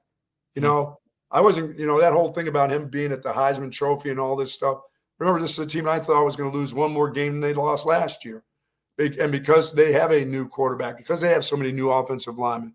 But what I'm really sad is I just don't see that real pushing up in the run game. That run game will help him out a lot, BK. It really will. If they get to getting him in down and distance situations where, he may take off with his feet and then it'll get his mind ready for passing. But these getting stuffed by teams like San Jose State and not being able to run the ball on first down and get 7 or 8 yards on a clip against this kind of team, that's what worries me more than anything. It's not so much of him. Guys need to help him out. This run game has to be better. Well, they ran it well against Ohio State, and Arch was really bad and didn't help them out with the passing game. And this week, we knew what was coming. I think people should have known what was coming in the first game. Maybe not as bad, but people are going to say, well, this was so much better. It wasn't so much better. The team they played was so much worse. Right. Yeah, I thought Arch looked a lot better. I will say that. He did still have a couple of mechanical breakdowns where his footwork was a little bit sloppy, and that led to a couple of incompletions on throws that should have been a lot easier for him to make. He is a bit gun shy at times. He did take some deep shots on Saturday, but I think that's the thing that excited Texas fans the most about Arch Manning, maybe besides the legs, but his ability to throw the deep ball. We saw that a couple of times last year, and he throws a gorgeous deep ball. And there have been moments in these first 2 games where he's had opportunities to chunk the ball down. Yes. And either it's he doesn't see it or he just doesn't trust himself to make the throw. There were a couple of moments. Again, the Bachelor guy was breaking it down. There were 2 or 3 plays where Texas had a receiver open down the field, and Arch had enough time to get it to him, and he just, for whatever reason, he didn't feel like the throw was there. He didn't take it. Yeah. So that's just like I said, is he seeing that, or is he, right. Or is it his footwork that is mechanically he's not ready to throw it, or is he just not seeing it? Yeah, I don't know. And that's where, again, I totally agree with Steve Sarkisian's decision to leave Arch Manning in there as long as he did. I know there were some Texas fans like, we're up 38-7. Like, why is he out there? We don't want him getting hurt. Of course, you don't want that him dude needs hurt. reps. That guy needs reps. He needs reps. He needs reps. Like, he's going to go, and he got better from week 1 to week 2. I think that's obvious. The hope is he gets better every single week. Yes, you're not going to play San Jose State every Saturday. I understand that. But, like, he made better decisions. I thought he went through his reads better in week 2 than he did in week 1. So the more reps he actually gets, the more you would think that, okay, that is going to help him get more comfortable in this offense and more comfortable in his ability to make those throws when he has his opportunities. So here's the head coach. Unless you got something you want to add to that, Buck? No. I just once again, I will go from week to week with him right now in his first year. He ain't going anywhere. You're right, BK. He ain't going anywhere after this year. Well, I hope not. That was the plan all along. Right. And yeah, look, I don't know. I saw the mock draft that came out yesterday that still has Arch Manning as the number 1 pick in the draft. So take that for what you will. But obviously there's a lot that could still improve in his game. But getting more reps is key. Here's the head coach, Steve Sarkisian, giving his thoughts on Arch Manning's game against the Spartans. Yeah, there's some plays here and there that we're going to look at and maybe can do that or do this, but that's natural. But I thought he played aggressively. I thought, we didn't catch the ball great for him today. And even with that, I think he's about, 19 to 30 or something like that. He threw the ball down the field. He took his shots. And I think that's important for receivers to know that, hey, when I run these routes, you never know that ball's coming to you. I thought he did a great job extending plays, and he extended plays and used his arm to create explosive plays. He extended plays, used his legs, scrambles for a touchdown. That's the style of player that he is, and he's very gifted because he can make all the throws from the pocket.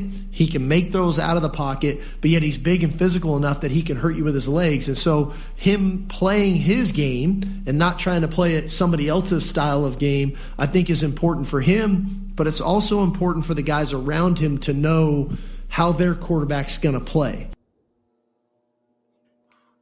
Sark was very positive about the way he played. Yeah, it was a much better game for Arch Manning. It really was. Again, 19 of 30, but I think there were 3 drops in there. So 22 of 30 with 4 touchdowns and a rushing touchdown. That's a pretty solid stat line. The interception was bad. We've already played some sound earlier with Sark talking about that. That's one of those moments where a young quarterback, sometimes you make decisions. That's just a dumb throw. Don't even throw that ball. Yeah. Look out there. You're tall. You're 6 foot, whatever. You can see. I know you got a rusher, got a guy about to hit you in the arm, but you can see out there that guy in that corner of the end zone right there, right by the pylon, is covered with 2 guys. you're not squeezing that in. That's not one that's getting squeezed in. No, it's a bad decision. There's no defending that. That was a bad decision. Now, didn't help that his offensive line just decided to not block anybody. It looked like maybe a communication breakdown. Maybe it was just a free rusher, and Sark or an Arch has to be responsible for that guy, and he's got to do better. But I think I rewatched the game once, and I think that was an offensive line miscue. So he didn't get much help on that play. But yeah, I mean, you got to eat it. Like everybody knew it. Everybody watching knew it. Palmer said it right away. Sark said it going into halftime. Like that's a learning. Just go ahead and go down. Go ahead and go down and throw that incompletion and kick a field goal. Let your field goal kicker come out and kick. Right. Yeah, exactly. You want the points there. And that's, the red zone. It was obviously a better red zone showing for Texas than what they did against Ohio State, where they were 0 for 2. But, well, you were hoping so for sure. Well, 2 red zone turnovers for the Longhorns in this game. Like they were 3 for 5, 3 touchdowns. That's the good news. But you had the Arch Manning pick at the end of the first half, and then the Jarrett Gibson fumble at the end of the second half. And it's like, you should be 5 for 5 with 5 touchdowns against that team.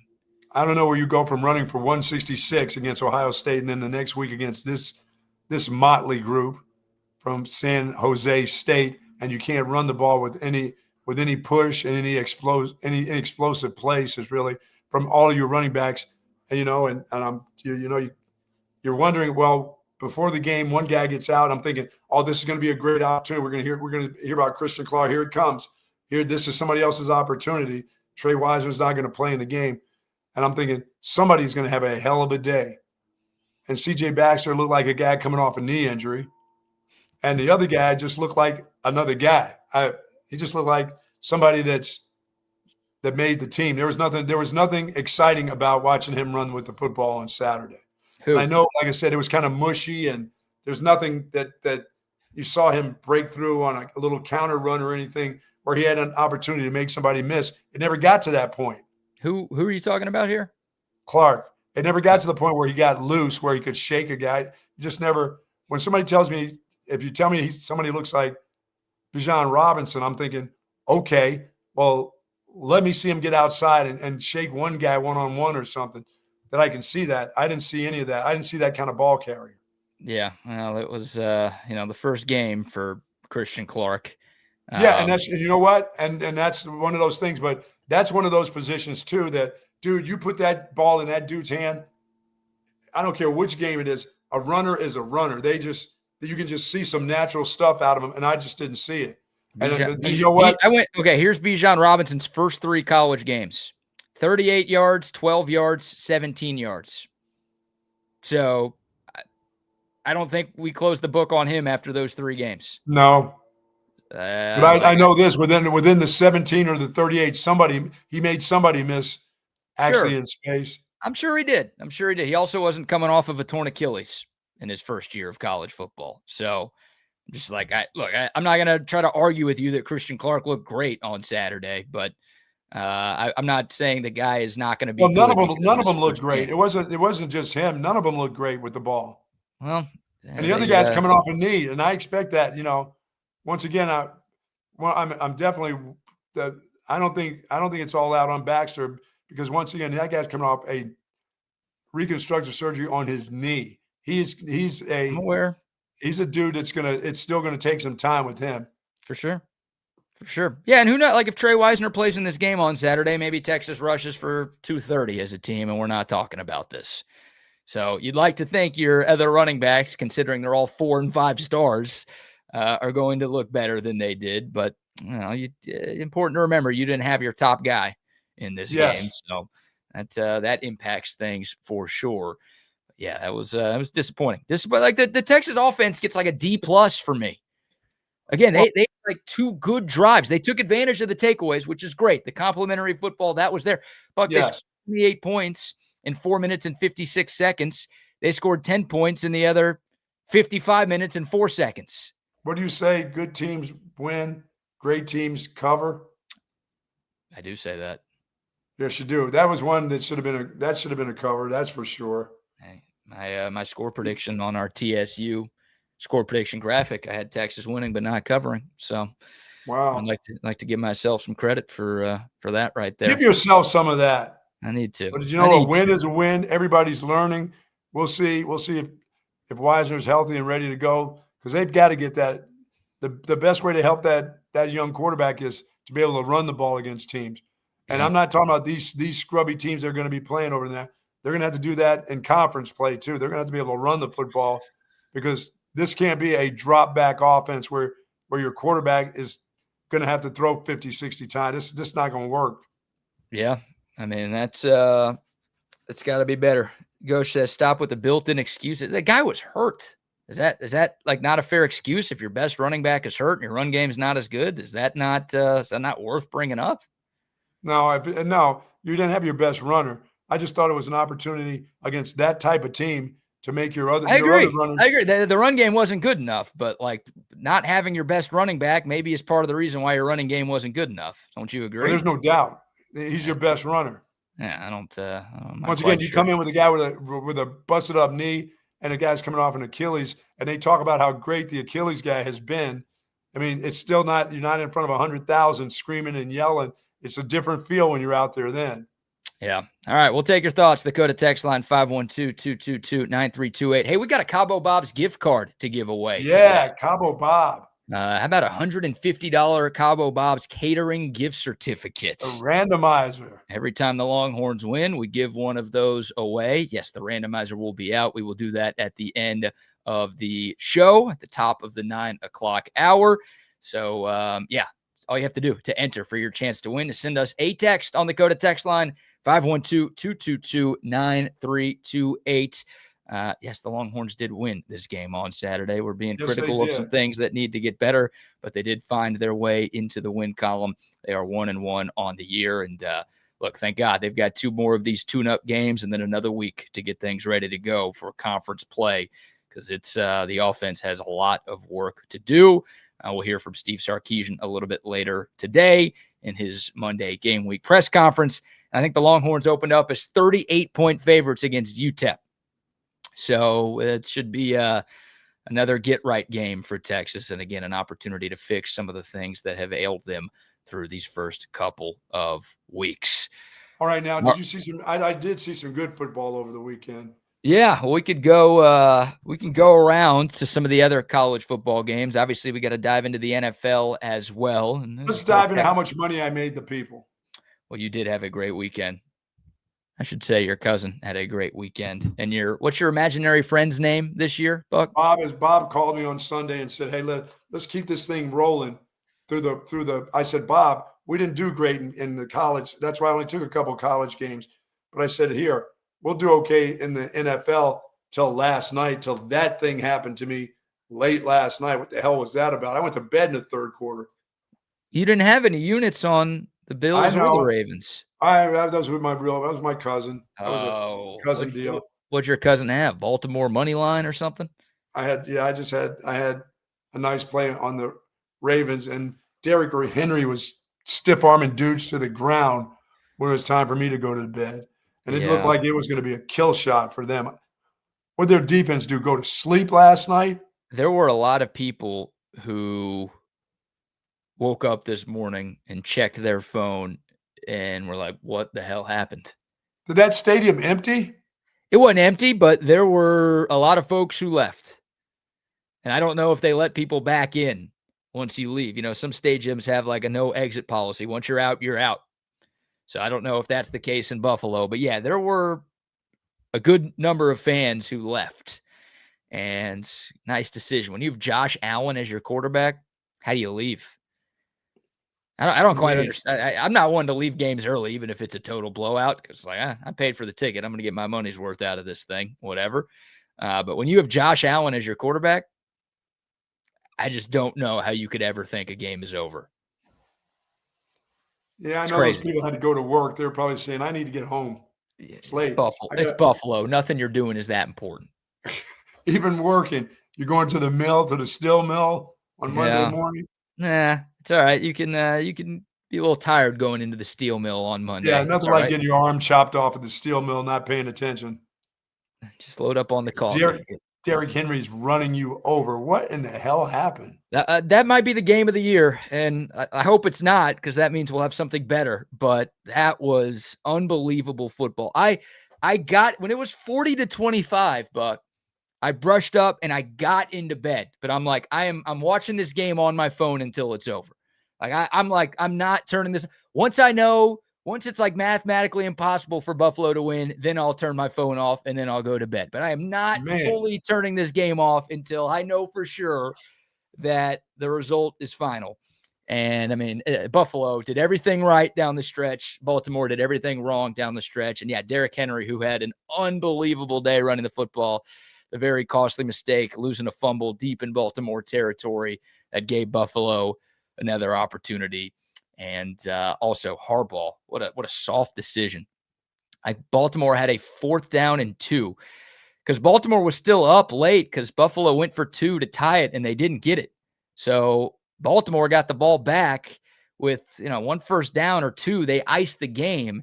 They have a 4th down and 3 from their own 38-yard line. And I get it, like 99 times out of 100 in that situation, you're punting the football. But your defense was horrible. They were exhausted. And they weren't going to stop him. And you're going up against Josh Allen, and you already have 40 points as an offense. So their defense hasn't been able to stop you either. Like, you have to go for it there. Because I don't care where Buffalo was starting that drive. I don't care if your punt pinned them at the 1-yard line.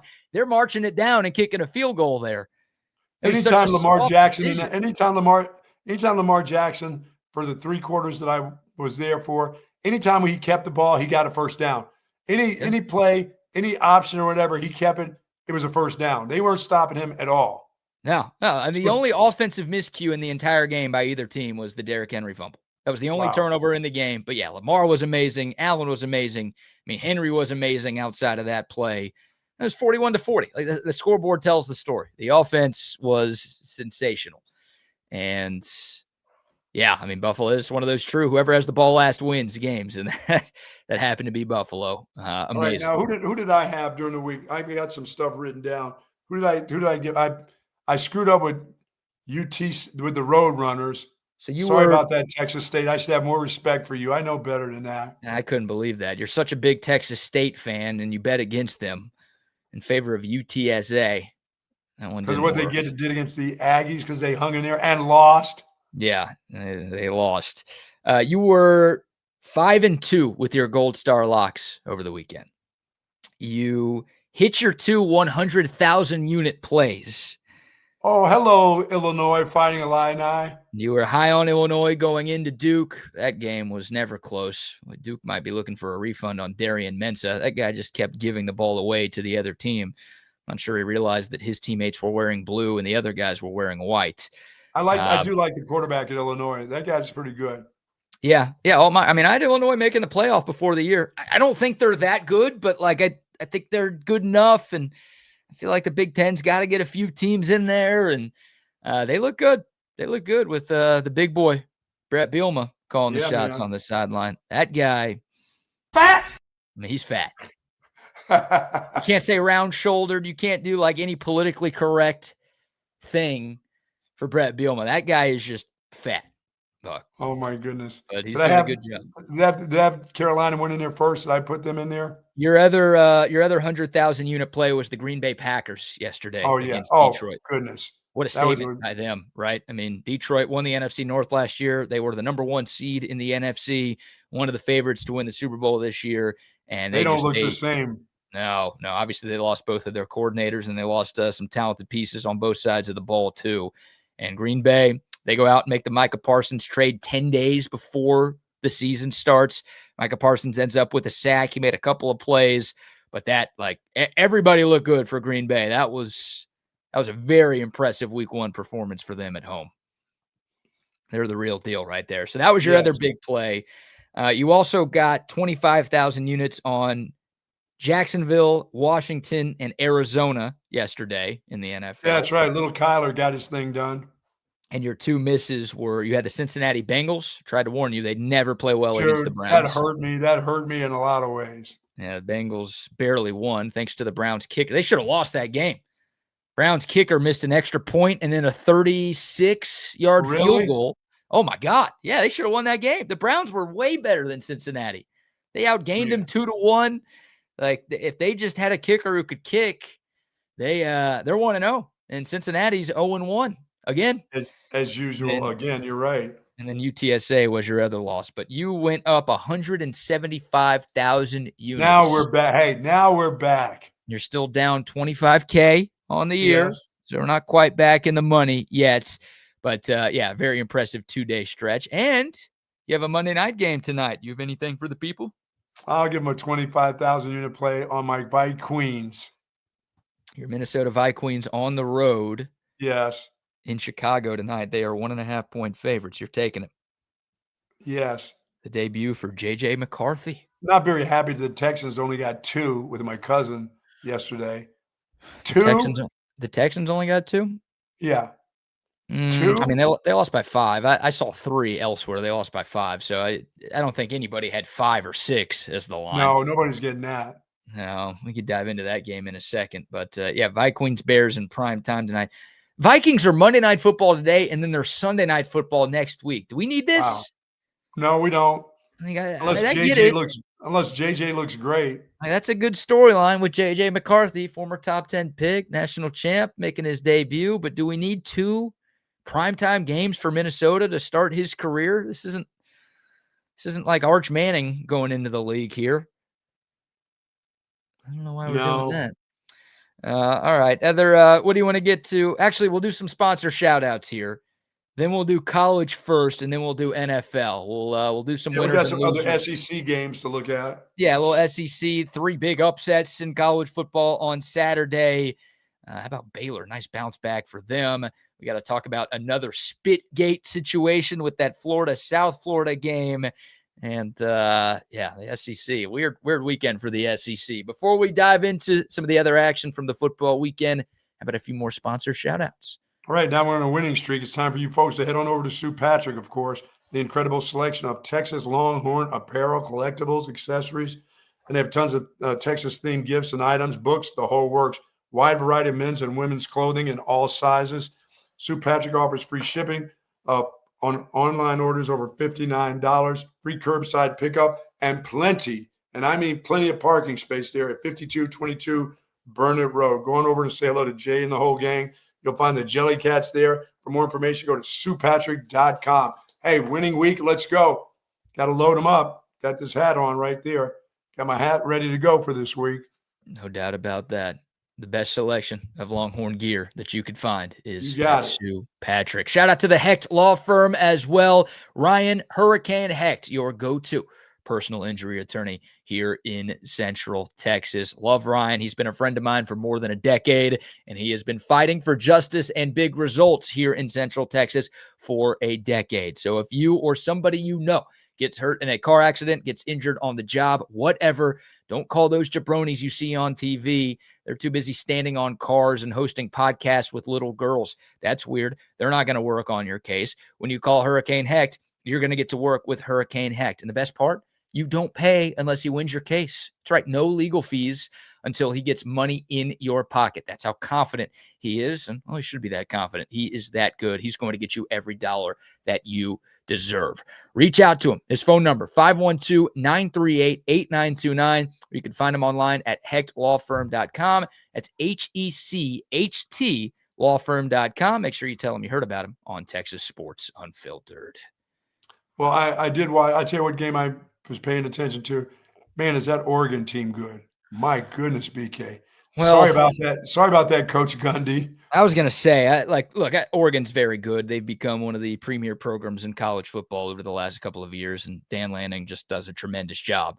But does that game tell you more about Oregon, or does that game tell you more about how far Oklahoma State has fallen? I'm going to say how far they've fallen. Like Oklahoma State. Athletically, I mean, just athletes on the field. Maybe Goj is right. I'm making too many excuses. Oklahoma State did not have its starting quarterback in that game. But it doesn't matter. 69-3. You lose a game like that, dude. Oklahoma I think State, it could have been worse. I think he could have hung a hundy on him. Oh yeah. I mean, the end is near for Mike Gundy. I think they're going to give him this season. He's done too much in Stillwater over his 2 decades. To do that during the season to him. Yeah. And part of me wonders if they're going to make it sound mutual when the year is all said and done. Now, I don't know if Mike Gundy's going to agree to that, so it might just have to end up looking like a firing. Like what happened with Gary Patterson at TCU. Like TCU was ready to move on. Gary Patterson's got a statue up there in Fort Worth, and they wanted him to leave, and he's like, I'm not leaving. You're going to have to fire me. And they're like, all right, bet. See ya. You're fired, yeah. I think it could happen with Mike Gundy and Stillwater. But that guy, that guy's had a bunch of 10-win seasons. I mean, he's been a great Oklahoma State, and it's their athletes look bad. It's kind of sad to see how far they've fallen, isn't it? Yeah, I mean, you know what? They definitely don't want to play Bedlam. They definitely don't want that in their future. Period. They say they do, and Gundy was bitching and complaining about, oh, that's going to end. Well, you're lucky that's going to end. 2 years ago, Oklahoma State beat Oklahoma, and they played for the Big 12 title. Jeez. Two years ago. This isn't like, 2015. 2 years ago, this team won 10 games and played for their conference championship. You see the players that they're running out onto the field? Yeah, it's bad. They look like a bunch of me's out there, and that's not good. That's not good. They were 3-9 last year. They didn't win a single game in the Big 12. They actually started 3-0. Then they lost 9 straight to end the year. And they did beat UT Martin in week 1, but only by 20. It's an FCS school. They only beat by 20. By the way, UTEP, who, of course, Texas will play this week, beat UT Martin by more than Oklahoma State beat UT Martin by. So if you care about the transitive property, maybe that means now we know it means that Oklahoma State is not good. It's not a good football. They're not good. I was starting to feel bad for them there for a while in that game. Because every time Oregon touched the ball, I'm like, this guy's about to go to the house. In that game 3 years ago, 5 years ago, 10 years ago, that would have been a great game. That would have been a game Oklahoma State would have won a lot in recent years. And at 69, they were 28.5-point dogs, which just on paper, it's like Oklahoma State's a 28.5-point dog to anybody. And then that ended up not being nearly enough. They won by 66. I got that at 29 and took it. Yeah, you could have gotten it at 65 and you would have won your bet. How about an alternate line on that? Embarrassing right there. So yeah, that was people were expecting an Oregon State blowout, but that was a romper room special right there, as our guy Jason says on the YouTube chat line. And Mike Gundy is in some serious trouble in Stillwater. Some other results. We talked about this game a little bit earlier. Number 12, Arizona State falling at Mississippi State. And that trip to Stark Vegas just got a little bit more interesting, right? Yes. I mean, Mississippi State was the worst team in the SEC last year. I think they were picked to finish second to last ahead of Kentucky this year. But, man, I mean, they were up 17-0 against Arizona State. The Sun Devils come all the way back. They take a late lead, 20-17, with the field goal with 1:38 left. And then Baylor transfer Blake Shapen hits OU transfer Brennan Thompson for a 58-yard touchdown pass on a busted coverage. Shout out to the old Big 12 with 30 seconds left, and Mississippi State wins the game, and they rush the field. Yeah, they played some pretty good defense. My wife, we were watching that, and she kept saying, what the hell is that? What the hell is that noise? I said, cowbells. I said, what? She kept going, what? I said, sounds like shit, doesn't it? Oh, I was like getting a headache from it. It's brutal. Like on TV, it's brutal. I can only imagine in person how bad it is. Can you imagine being there, sitting in that? Like there are Texas fans, I'm sure plenty of them, who will be making the trip in October.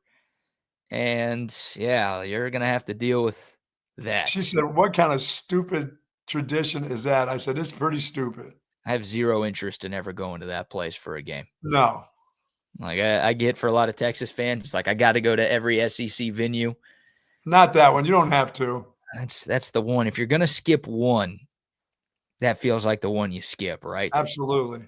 So we'll see. But a nice win for Mississippi State.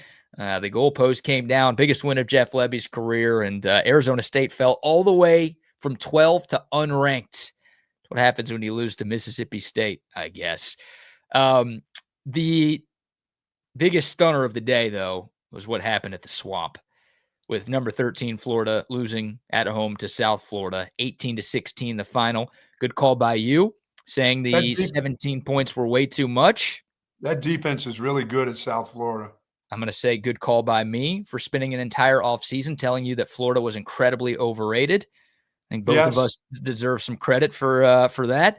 But Sunbelt, we'll get to Florida in a second. Dude, Actually, you know what? We'll get to Florida right here. Spitgate. On South Florida's game-winning drive, Florida defensive lineman Brandon Bett pulled a Jalen Carter. He spit on a South Florida player.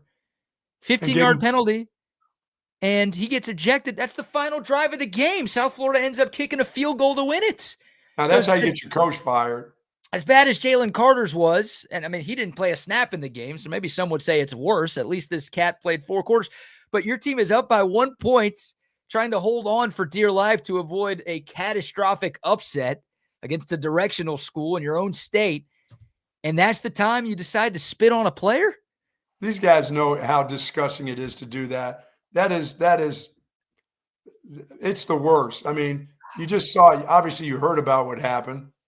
I mean, what is this, an SEC thing now? I don't know. The spitters used to play in the SEC. What is this deal? I mean, that's disgusting. I get it. These college players will be inspired by what they see on Sundays, but you shouldn't have taken inspiration from Jalen Carter's actions. Really? I mean, that's insane. So that gives him a free 15 yards. And then credit South Florida, like they were still in their own territory even after that penalty. They had a big screen pass, a couple of missed tackles, got them down into field goal range, and it ended up being a chip shot for little Nico Grammatica. Oh, yeah. And he makes it. And, man, South Florida, how about this? 2 wins. They're 2-0. Both of their wins are against ranked opponents. Next week, they play at Miami. Can they make it 3? No. You're saying they're done? They're done. Okay. 3 straight games for South Florida. Because as well as that quarterback's playing, I just don't think he's not going to come up with 3 games like that. I think he's just good enough to beat some teams that are borderline idiots, got an idiot like Florida has on their team, but they're not Miami. They're not going to get through Miami. Miami's got too many other good players. And Carson Beck has the guys, once again, that can actually catch the ball. I'm looking at Penn State play the teams that they're playing in non-conference play. Oh, man. And I'm looking at seeing who South Florida is playing in non-conference play. Shout out to them, man. Alex Golesh not shying away from anybody. A beatdown victory over Boise State on that opening Thursday. That dude can get paid. That dude can get paid for the rest of the year now. Yeah, I mean, they were 0-3 against Florida going into the game. So they'd never beaten Florida in school history. And on the road in the swamp, they win. And Alex Golesh, man, that's a name that people were talking about him some last year as like a name to watch for, an up-and-comer in coaching circles. Yeah, you win those 2 games to start the year against 2 ranked teams. I bet that guy is already getting calls. Oh, yeah. So it's a name to pay attention to. And we've talked a lot about some of these SEC coaches on hot seats. Florida, Sunbelt Billy. They just replace him with the guy who beat him. They could do that.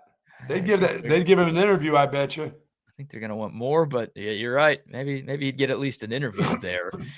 Billy Napier, as Jake says, now 20-20 at Florida. How about this, by the way? Florida, Buck, they're 1-1. Their next 4 games at LSU, Miami, Texas, at Texas A&M. Ooh. That could be a 1-5 football team. And Billy Napier will not get the rest of the season. I don't care the vote of confidence. I don't care what. He will not see the rest of the year if Florida loses 5 games in a row. Yeah, his deal is he's got to beat Texas. Yeah, part of me thinks he might have to win 2 of those next 4. Wow. After losing to South Florida. They were number 13, Buck. People thought this was a playoff team this year. And they lose to South Florida. You thought there was more than just the quarterback. They got a good running back. I don't get that. They're poorly coached. They are poorly coached, and they've got talent on that team. It's the same shit as Texas, dude. It's what Texas was with Charlie Strong and with Tom Herman. Like, they recruited really well, so every year people bought in and said, maybe.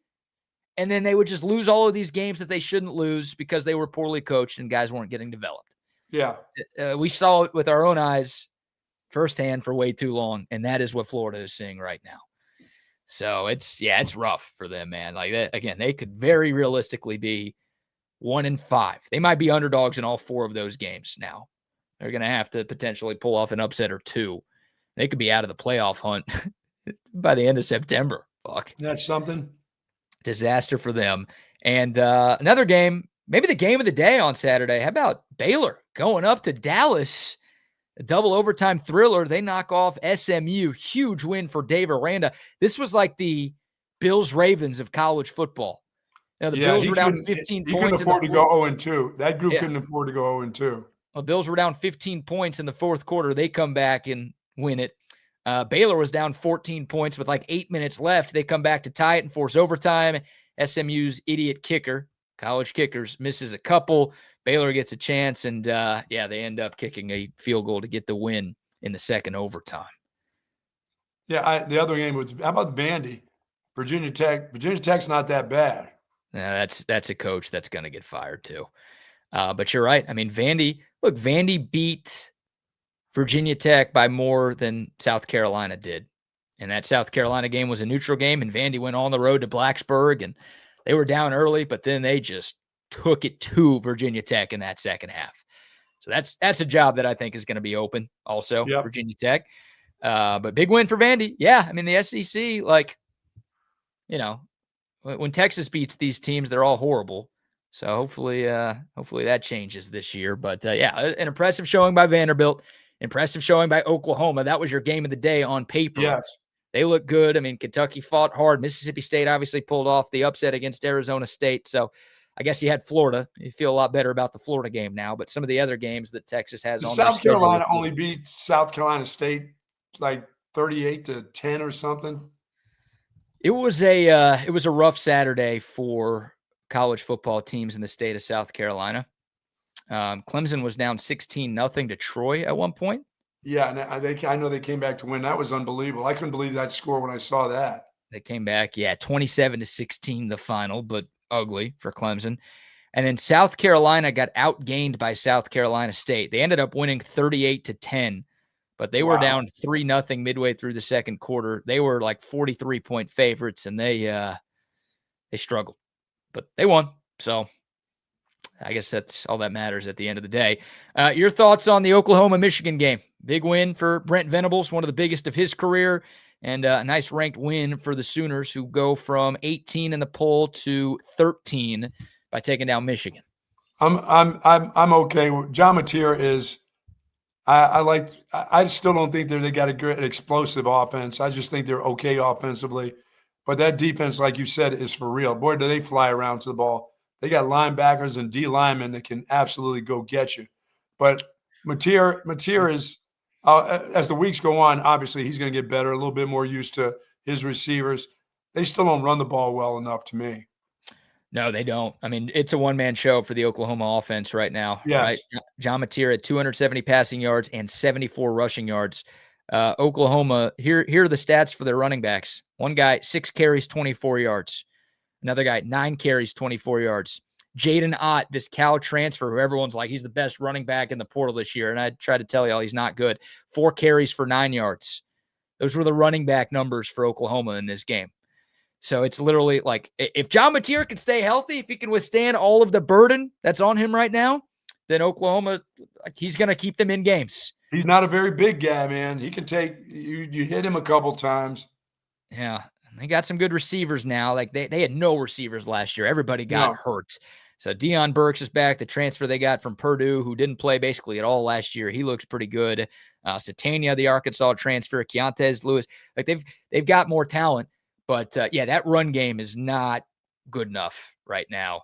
And, Mateer's going to have a bad game at some point, you would think.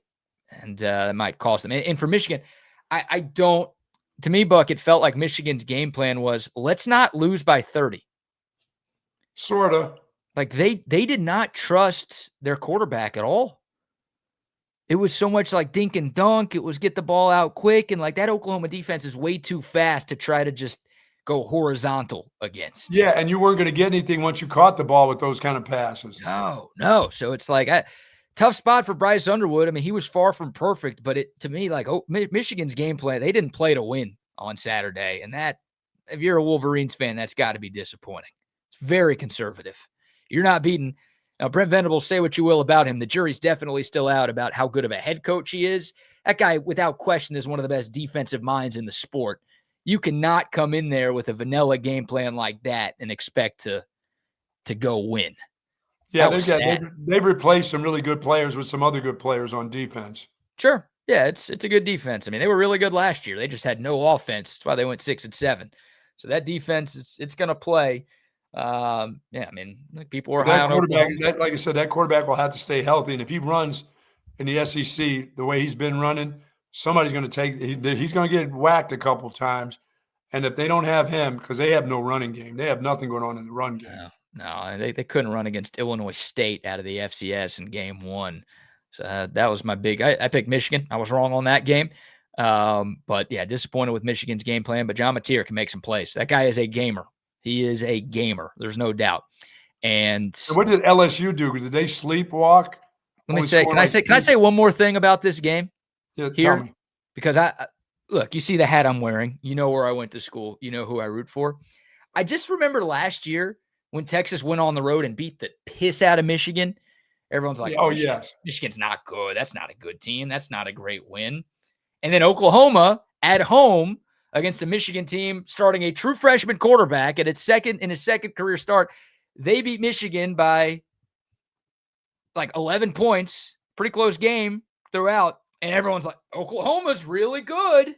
What a great Michigan defense, right? And the great Michigan defense. It's like, that's annoying to me. Again, I'm clearly biased. But I heard that from announcers and people talking about that game. I'm like, a great Michigan defense, really? Well, look, I do think they have a great defense. But I also think like they had a couple of first-round picks and then an early second-round pick off that defense last year. Mason Graham, Kenneth Grant, Will Johnson, Those guys are all making plays on Sundays right now. It's like when Texas went up there and beat them, Michigan sucks. They're a horrible team. That win doesn't mean anything. And Oklahoma beats them, and it's like, they're back. They're really good. They're going to be awesome this year. I get a kick out of that. All right. The Bulldogs didn't really put it on Austin Peay either, did they? No. Yeah, there was some lethargic performances in the SEC. Georgia struggled a bit with Austin Peay. I mean, they were never in jeopardy of losing that game. Austin Peay? Really? Yeah, the Governors of Austin Peay, 28-6, the final score there. LSU struggled a bit with Louisiana Tech, 23-7 in that game. A bit of a hangover coming off their nice win against Clemson. Obviously, we talked about Florida losing in the SEC. Nice win for Missouri. Auburn Tigers aren't messing around this year, though. Yeah, Auburn took it to Ball State. That's not a state. Yeah. Missouri. Nice win for Missouri. I'll tell you who looks pretty good is Tennessee. And that's a huge game. That's where game day is this week. Georgia at Tennessee in Knoxville. Tennessee, they played East Tennessee State. Okay? They scored 72. Yes. And that came a week after they had no problem with Syracuse in game 1. You're right.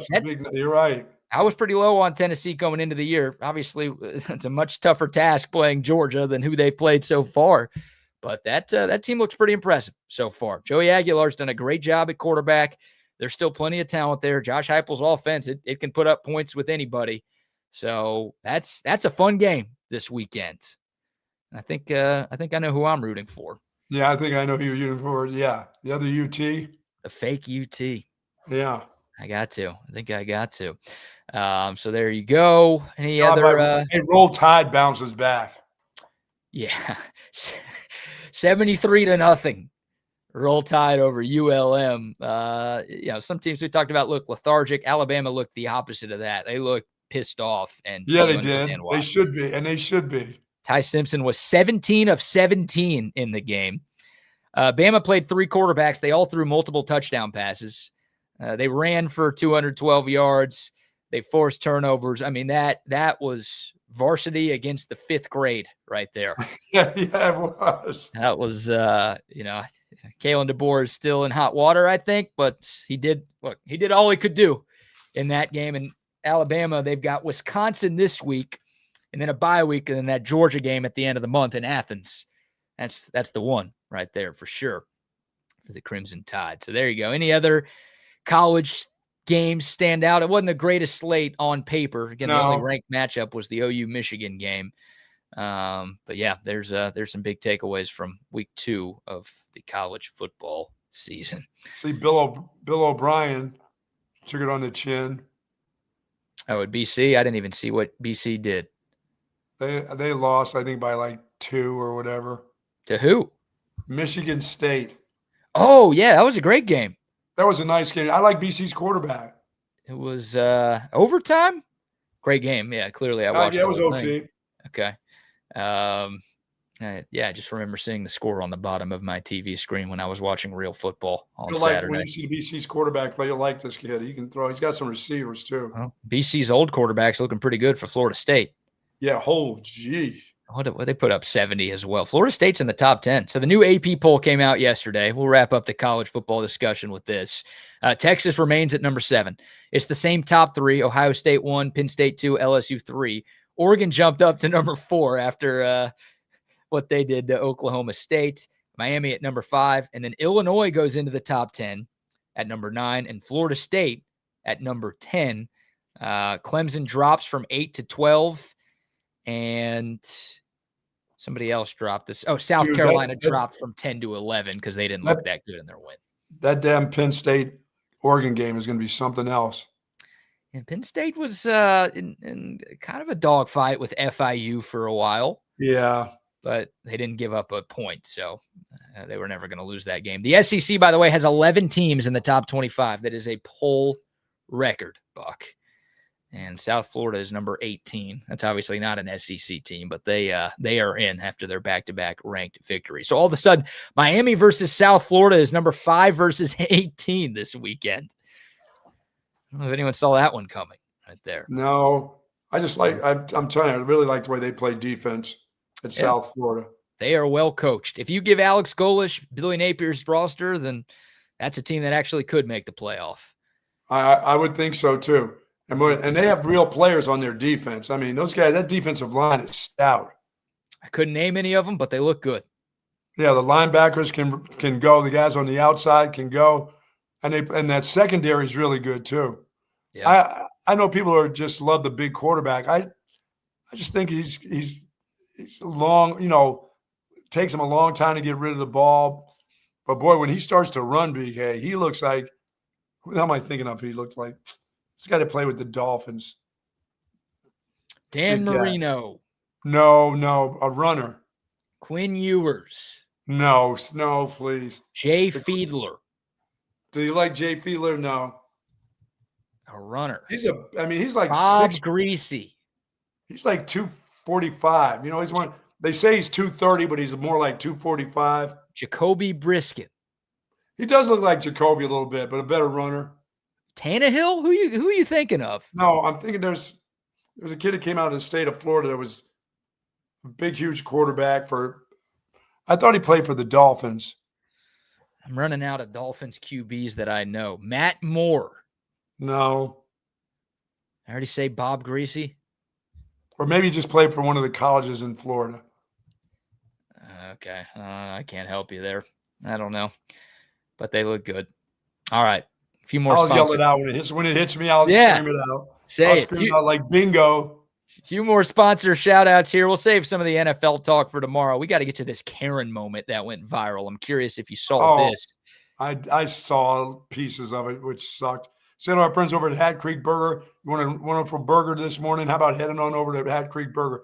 By the way, they have breakfast at some of your locations throughout the Austin and surrounding areas, starting breakfast at 7 a.m. at some of the locations. But what you want is that lunch burger or that dinner burger at Hat Creek Burger. You also want to have a drink. If you want to have a mimosa in the evening, you can have that at some of the locations while the kids are on the playscape. Do be careful you getting up on the playscape after a couple of drinks at Hat Creek Burger. But it's all about the burger, all about the fries, and all about the shakes at Hat Creek Burger. Yeah, no drunk adults in the playscape, please. No. That's where you get hurt or you'll fall on one of the kids. I bet they have a sign there that says that too, because somebody tried it at one point and it did not go well. Absolutely. Shout out to Hat Creek. Shout out to OLIPOP. Talk about washing down a burger. How about the greatness that is OLIPOP? Great tasting soda that's actually good for you. I'm headed to the store after the show.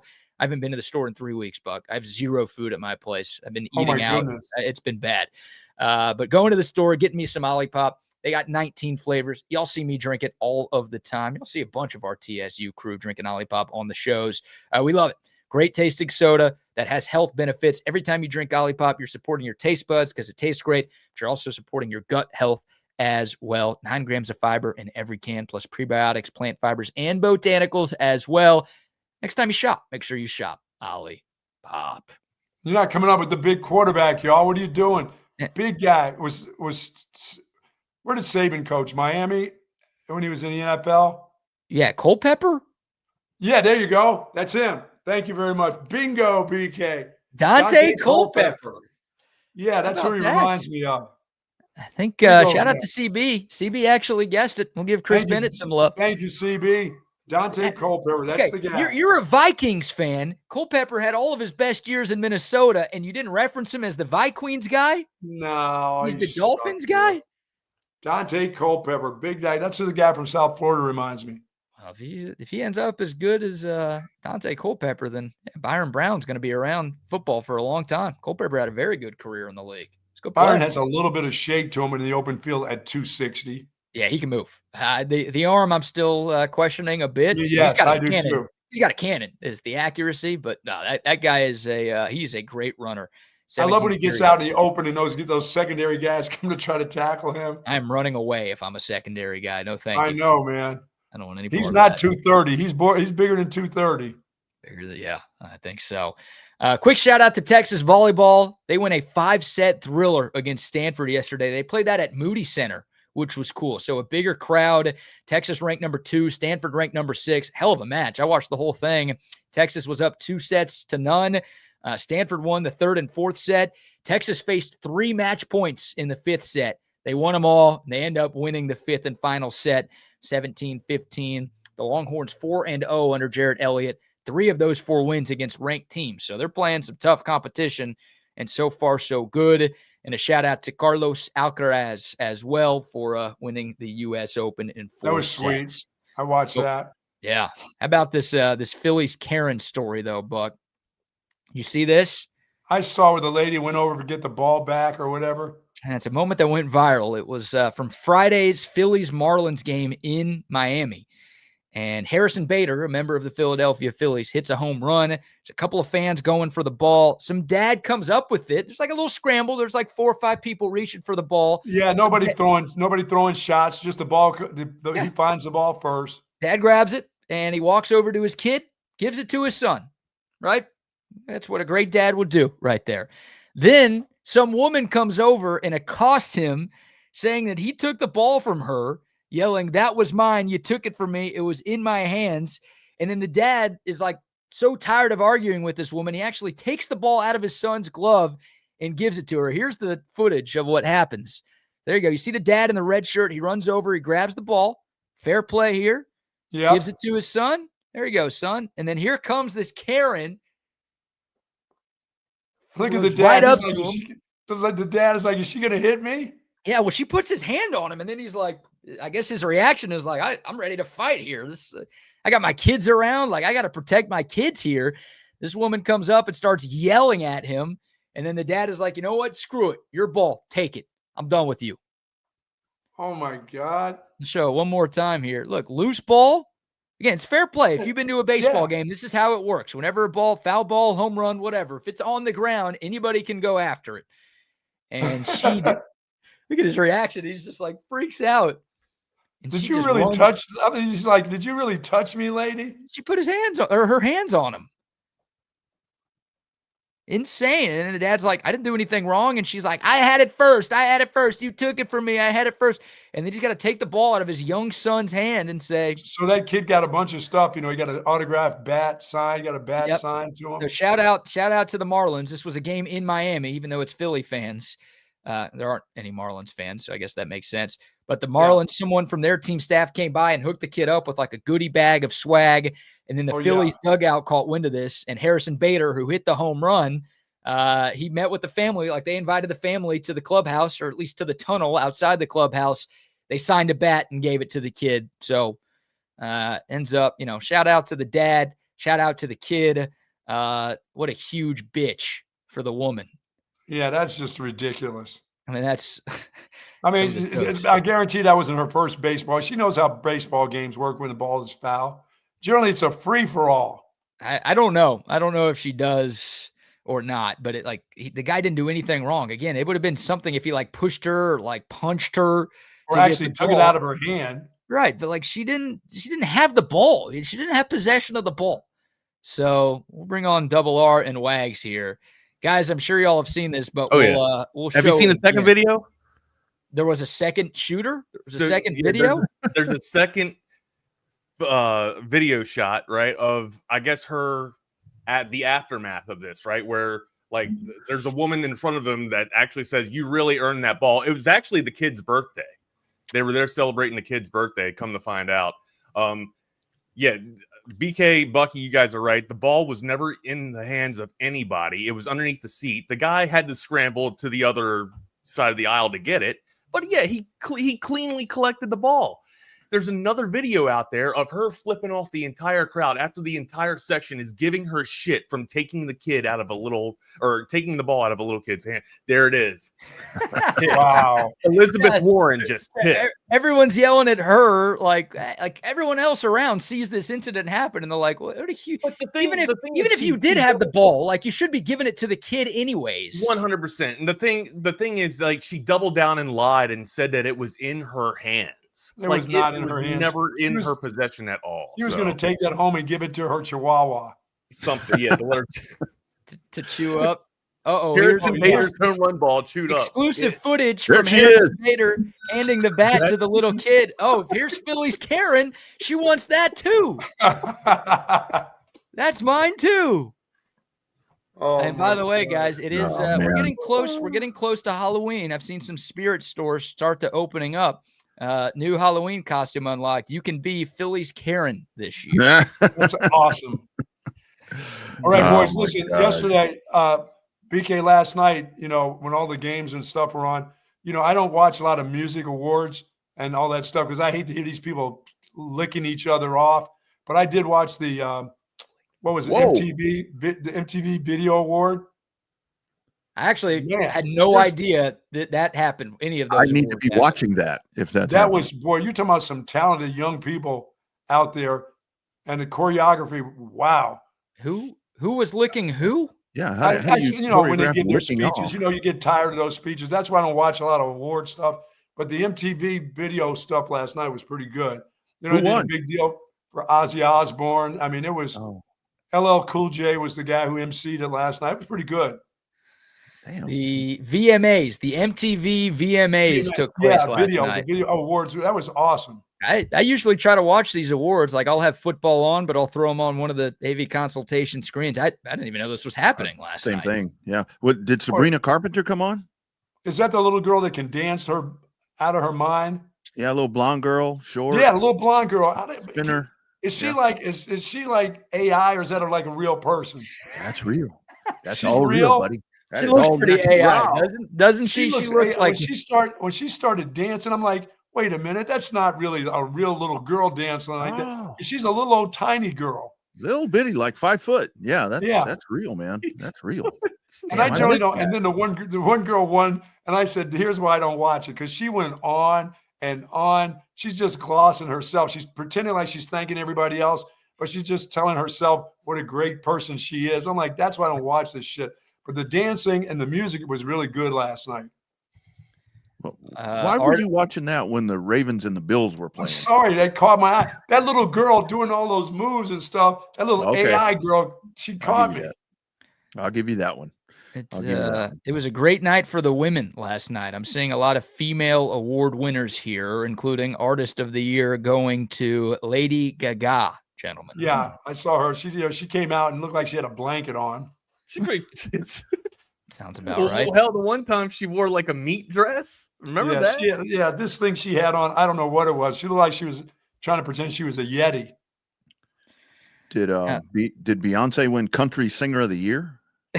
I think she's already won that. I didn't go that far. I saw a couple performances, and then I was watching Derrick Henry running over guys, then to go to bed only to find out that they lost the game. Yeah, I can't believe you. I mean, you're not alone. And I know you go to bed early, so I guess it's normal for you, but you missed. I feel for you, man. My heart hurts for you this morning. I feel bad. That poor guy, that secondary guy that came running up to Derrick Henry, BK, and he was on his way to trying to tackle him low and got a stiff arm as he was going low, and his head bouncing off the turf. Oh my God. It was pretty rough. I think that stiff arm feels better than hitting that guy's legs, I gotta believe. That Karen lady hitting a knee, yeah. Somebody like a knee to the head from Derrick Henry. That'll knock you out. That'll knock you in the next week, man. That Karen lady. When I first saw that, look at that dad again. Is that Jason Garrett? What? Looks like Jason Garrett. It looks who? Jason, the football analyst. The football analyst. That is not Jason Garrett. Formerly of the Dallas Cowboys. Look at him. That is not Jason. That's Jason Garrett. Look, he's like, "Oh, you touched me, lady. Why are you touching me?" He wasn't clapping though. Jason Garrett's always clapping. If that was him, that's what he would have been doing. If I was that kid, if I was that kid back in the day, I would have said, "I'm not giving this ball to this lady. What are you, nuts?" Yeah. But it was in her hands. It was in her hands, Buck. It's in her hands. Uh-oh. My old man Getting I would have gotten a fight with my old man in the stands over that ball. Yeah, what's his deal? Giving it back. That's a good lesson in life. That's a good lesson in life right there. Yeah, just give everything to Karens. They deserve it. My people would have cut her. She'd have got cut over that. We are your people, Rodney. We are your people. The randomizer. It's been hidden for a while. It's ready to bust out here. Speaking of my people, BK, I got a funny story for you when you're done with this. When the randomizer stops. When I'm done with this. What do you mean when I'm done? When we're done with it, whenever this thing stops. All right, the winner of the Cabo Bob's Catering gift card in honor of the Longhorns' victory over San Jose State is an 830 number. Oh. 1650. The last four numbers. That's 830. Isn't that up there in Fredericksburg? What they got win the lottery? Now they're going to get a Cabo Bob's gift card. I-10 out that way. Maybe I think it is. It's good run. What the hell? He's pissed off. They're in a good run up there in Fredericksburg. You can't win the Cabo Bob's gift card. You know that. All right, what's your story here, Double R? Before we get out of here, you came and dropped something off here yesterday. Yeah, and unbeknownst to me, or I would have mentioned it to you. I'm sure my dogs were going crazy when you dropped that off. Yeah, but so I didn't know, but one of my girls had come home to guess what? Do free laundry. Come on, man! Adding to my water bill. I didn't know she was here. I get a text after your text and says, "Hey, somebody just dropped off a big suitcase here. I don't know what's going on." And I replied back and I said, "Oh, yeah, it's coming." And she goes, "What's even more concerning is this didn't look like any of your friends. This was a tall, well-dressed white dude." She said, and then she's like, "This doesn't look like any of the other people you roll up in here." Yeah. You roll up in here. Yeah. The ones that come over for free lunches. That didn't look like a free lunch guy. Yeah, absolutely. That is fun. Oh, man. I thought about knocking, but you had told me like you and Tracy weren't there. I'm like, all right, I'll just leave it here. I won't even knock. I took like 4 trips too. So I probably look so creepy to your daughter. Like, who the hell is this guy leaving this like giant ass suitcase on my she's like in there? She's like, she said, "I wanted to bring that thing in." She said, but she watches all this crime shit. She's like, "I didn't know if some dude was going to jump out of there. I didn't know if this well-dressed dude was dropping off drugs." That's the case you should have taken it. A suitcase full of drugs? You better be grabbing that. Hey, Dad, I didn't know if that was going to be your stash, if I should go in your stash. Yeah, so well done, well-dressed white dude. Hey, it was a Sue Patrick shirt I was wearing yesterday. So there you go. Hey, speaking of which, Rodney, we think there might have been an incident to where, or not we. I'm not gonna put this on Ricky Bobby. All right, you got a mouse in your pocket. I think there might have been an incident where a shirt or two was given to us and it was placed in a bag for Chaos Theory. BK said he might have given it to you to drop it off. So hey, do me a favor. It might have sounded like this. No, it's Can you do me a favor? Can you drop this bag off to Wags? I got some stuff here from Chaos Theory. Could you drop it off for Wags since I'm up in the area and I'm not going to be here? You tell him, Rodney, it's just a cab. Is he going crazy? Was he going Karen over a cab? I'm going Brenda. I'm about to go Brenda over the shirt, the orange shirt that you guys rocked for week 1 kickoff of the Longhorns, and I was asked out. I was left out like I was the kid peeing in the pool. I don't You've know. been over one I have, You've dude, seen but it those smells shirts like Attica. before. I'm saying there's no two. There's not a second one. There's not one over. There's not a second shirt over there. Double Hey, R. there's a fourth, a fifth, a sixth, and all sizes over there. They got big people size. They got mediums. They got all kinds of sizes over there. Just head on over there. I got a 52, dozen 22 mullet Burnett open Road. shirt. Yeah, you want a receipt on it? I mean, you Yeah. tell me what you want. You need a watch? You need a watch? I'll sell you a watch. You want a tag on it too? Yeah, co-host accusations here today. Man. All right, boys, listen, have a great day. I'm gonna head out. Hey, big week for me. The MRI's Thursday. Prostate MRI. No. A probe. They use a prober. Oh, they'll probe you all right. No, that's not a prober. That's different than a prober, guys. That's your ass cheeks shuffling. Oh, gee. I gotta be careful what I eat this week. Man, I'm right behind you. See y'all. Later, man. There they go. Here we are. Welcome to another edition of Chaos Theory on the chaotic Texas Sports Unfiltered. It's only chaotic from 9 to 10. It cools down and calms down throughout all the other hours of the rest of the day. But hey, we keep it crazy and chaotic for you here this morning. It is another edition of Monday Morning Quarterback for Chaos Theory on this great channel of YouTube, Texas Sports Unfiltered. Make sure you subscribe to it if you hadn't done so already. Hit us up on our socials. I'm at Not the Fake Wags on Brand X/Twitter, and then the Wagner Wire on InstaFace. My partner in crime, he is the Double R on Brand X/Twitter, and then the Double R, or excuse me, the underscore Rodney R on InstaFace. All right, amigo, where do you want to go first? Oh yeah, if you're out and about, if you're mobile, if you're going out to get breakfast or something, make sure you hit us up on that code of text line 512-222-9328. All right, amigo, let's get into it. Where do you want to go first? We got a lot. I mean, hell, full slate. I mean, this. I wish we had 2 hours. I'm just gonna come out. That was nice the other day, right? I wish we had 2 hours. Yeah, that was nice. I don't have another shirt, dude. I promise. I'm messing with you. And actually, okay. Like I legitimately thought that might have been the case. Like, okay. There might have been a case where it was in a bag somewhere and you just kind of forgot. Here's the nice thing. If there was, your shirt wouldn't fit me. I'm a fatso. You're not. I'm a little hefty around the tummy, amigo. As a matter of fact, though, I mean the one that I have, that white one that I wear, when I got it, it really didn't fit me because it was like sausage casing. It fits now, but it's like that. That's why that one was kind of not around for a while. I'm a large. Speaking of that, though, I do. It's funny you say that because we just got the new pullovers for Texas Sports Unfiltered. Pullover? I ain't got no pullover. No, I just got it yesterday. I just got story of him dropping it off to you. He just told the damn story. I know. So, anyways, so I got a double, or I got an extra large. I might have to get a large because this one I'm kind of swimming in it, man. I've made some changes. We cut out the sugar and we've kind of reduced a little bit. And we're still nowhere near we want to be. We got to get back down to fighting weight, man. So same with you, man. I as a matter of fact, 2 times this weekend I was by myself. I ordered in dinner, and the cool thing about it is now I can't finish dinner where I used to. Seriously, Wags, I could order like a medium pizza and wipe it out. And now it's like, I might eat 2.5 slices and I get full and I stop. Do you drink any milk, or I know that sounds weird, but do you drink like a half a glass of milk or water with your food, with your ice water? Yeah. Ice cold water. Okay. Yeah. So usually when I was trying to cut, I would take like a quarter cup or a half a cup of milk and that would fill me up. Nice. Instead of eating, a bigger portion or whatever. So, Americans consume portions, man.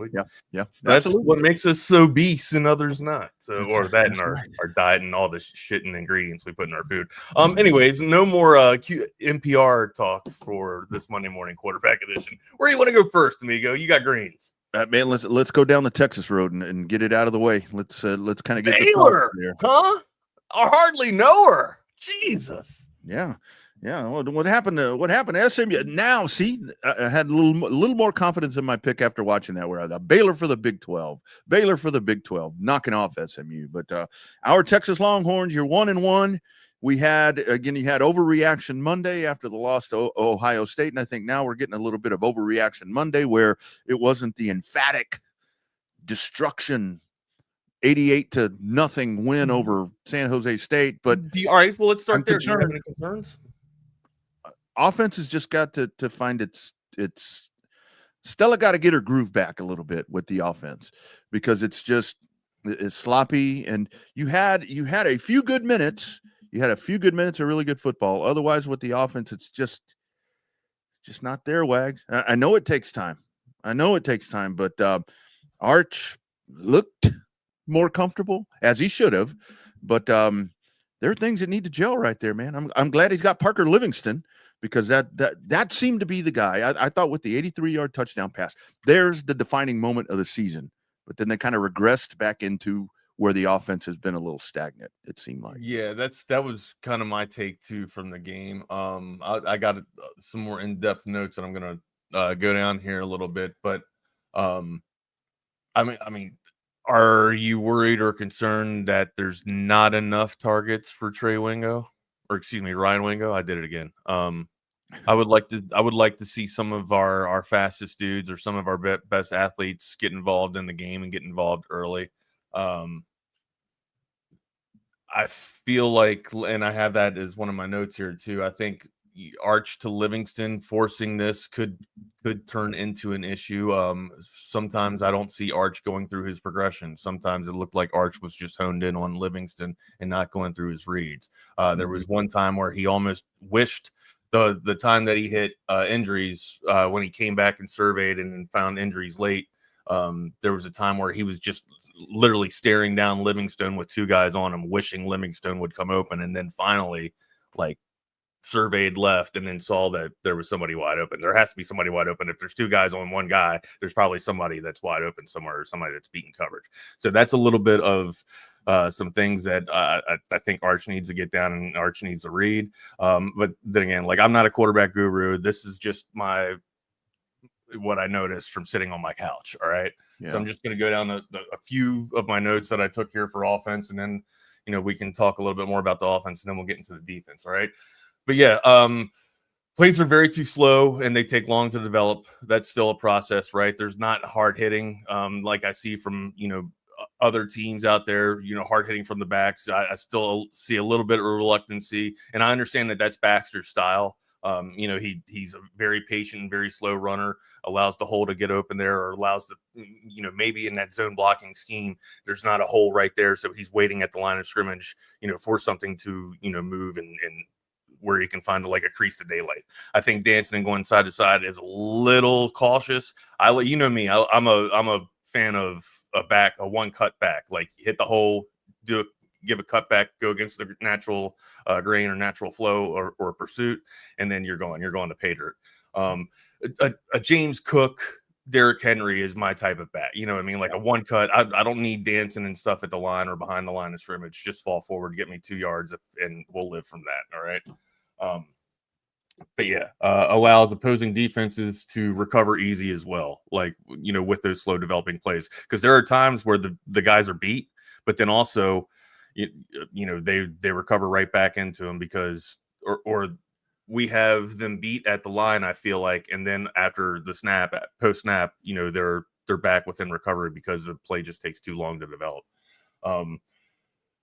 Too many deep shots early as well. Again, forcing it to Livingston. I thought, allow Arch to, and this could be on Arch and not so much Sark for the play calling, right? I thought usually what Sark likes to do is get the underneath stuff and get the intermediate stuff to allow his quarterback to get in a rhythm and get into a vibe and start to find a flow, right? I didn't see that on Saturday either. It felt like they knew they were playing San Jose State and they were working on shit. That's what it looked like, or at least that's what the first quarter looked like. All right. This is the script. We're going with the script. I don't care what you see on the field, run these plays. That's kind of what it felt like to me. All right. And it felt like they were taking those shots because, it's San Jose State. We had the talent gap here. We're going to, we're going to be able to work on whatever we want to work on. To that point, talent gap, run the ball, understand your talent gap on the field. Third quarter and 4th and 2, third quarter, 4th and 2, you ran a counter rather. It worked, but barely. You got 1 yard. Insert your dominance You outweigh how much does the offensive line for Texas outweigh San Jose State? Oh man, did you see that stat that they pulled up? It was massive. I mean, Like it was 50, 60 pounds on average. Yeah, at least. Right, like Yeah, insert your massive dominance. difference. Understand that win trench warfare and push the guys off the line. Like why be cute with it and run a counter on 3rd and 1 when you can run a dive or run off tackle or hell, sneak even. You know what I mean? Like just run direct. That again, back to the slow developing plays. The counter was working, right? But on a 3rd and 1, it allows the defense, if they're out of position, to get back in position and make a play. That's I feel like that was football 101. Arch needs to use his legs more to extend the play, not designed runs, right? But and he started to do this as the game progressed, right? You started to see a little bit more of this utilizing his legs, a la the 20-yard scamper that he had late in the game. But he wasn't doing that immediately. Like, and that's what I thought we saw last year when Arch was playing like some of the cupcakes. He, noticing that he was dominant, right? Noticing that you're one of the best athletes on the field. And if you can pull away from the defense and utilize your legs, why put the ball up in the air and force it into double coverage if you can, run away from the defense? And usually, do you remember how Texas would get beat in the past by like Oklahoma, right? It's getting gouged by the quarterback, not accounting for the quarterback, right? And having runs go up the middle or losing containment and not being able to spy on the quarterback, and then having runs go for 10 to 20 yards when they should have, been 2-yard scrambles if you had pursuit and edge containment, right? Anyways, it would be nice if since we have a weapon like that, it would really be nice if we utilized that weapon. I'm not talking about design runs. When the play breaks down, pull the ball down, take off, get 5-10 yards. That's all I'm resting. But use the athleticism, right? 4 and 5 yards, especially in the beginning of the year, beginning of the season, can turn into 10 to 20 yards because of missed tackles and just poor fundamentals, right? Everything just seems rushed with him. And I know that's I a think lot it's of slow. I thought last week was rushed, but I thought this week was very slow. Like it just doesn't seem, and it's going to take some time. He just doesn't seem. He doesn't have. He did at one point. He did at one point have a lot of confidence, but like you said, the Livingston thing, I think it's going to be real easy to key in there, and injuries. I mean, that one there, we hit that spot on that was going to be so important. By the way, Gunnar Helm yesterday, good job, dude. You're looking good over there in the NFL. But it's got 3 points. Hey man, he's a factor. He's a factor. I got you. But with Arch, it's just man, it's going to take some time. But it just seems he doesn't go through the program. I saw one play, the second touchdown to 13 to Livingston, which I'm glad we finally figured out what his last name is, where he's looking directly at him. He's looking directly at him. I don't know if we figured it out. I just called him Livingston. Is it Livingstone? No, it's Livingston. It's Livingston. Okay. We had this debate on the postgame show to where I'd say it one way, Zay say it another. It would say it another way. Yeah, I saw that. So it was like he's looking right at number 13. I see him glance over to the left. I don't know if he was looking at another receiver, looking for injuries, or looking at a freaking cheerleader. I don't know what he was doing, but I did see him look that way that one time. That's the only time that I really saw it, and I've only watched it twice. I got to go watch it another time, the game another time, to see if I'm right on that. He's not reading the defense, but that's part of learning this. No, but he's not afforded the time to learn how to do this, Wags. Well, speaking to that, great protection on Manning's third touchdown pass where he hit injuries, right? That's the one where I'm referring to, where he, basically tried to stare down Livingston and force him to be wide open with his eyes, but thankfully rolled off of Livingston and found injuries there. But yeah, this is where I have it highlighted. Forcing the ball to Livingston could develop into an issue. We need to keep our eye on that and just make sure that he's not doing that. I mean, these clearly he's not going to be listening to me. So right, if anybody can get these notes to Sark, make sure that he's following them to a T, right? Oh shit. Manning's interception happens because Baxter struggled to get over to the edge to pick up the block. All right. This actually was not on Baxter. It was late for Baxter to notice the delayed blitz, but he was still able to pick it up. This is actually on Arch, right? If Arch steps up in the middle of the pocket and center of the pocket where it was actually protected off and cordoned off for him, he can step up and make a clean throw or step up and take off. He actually goes to the outside where Baxter was blocking this guy because of a little bit of a panic incident or moment, and Manning gets sacked here. But other than that, I thought Baxter and spell of Wisner, right?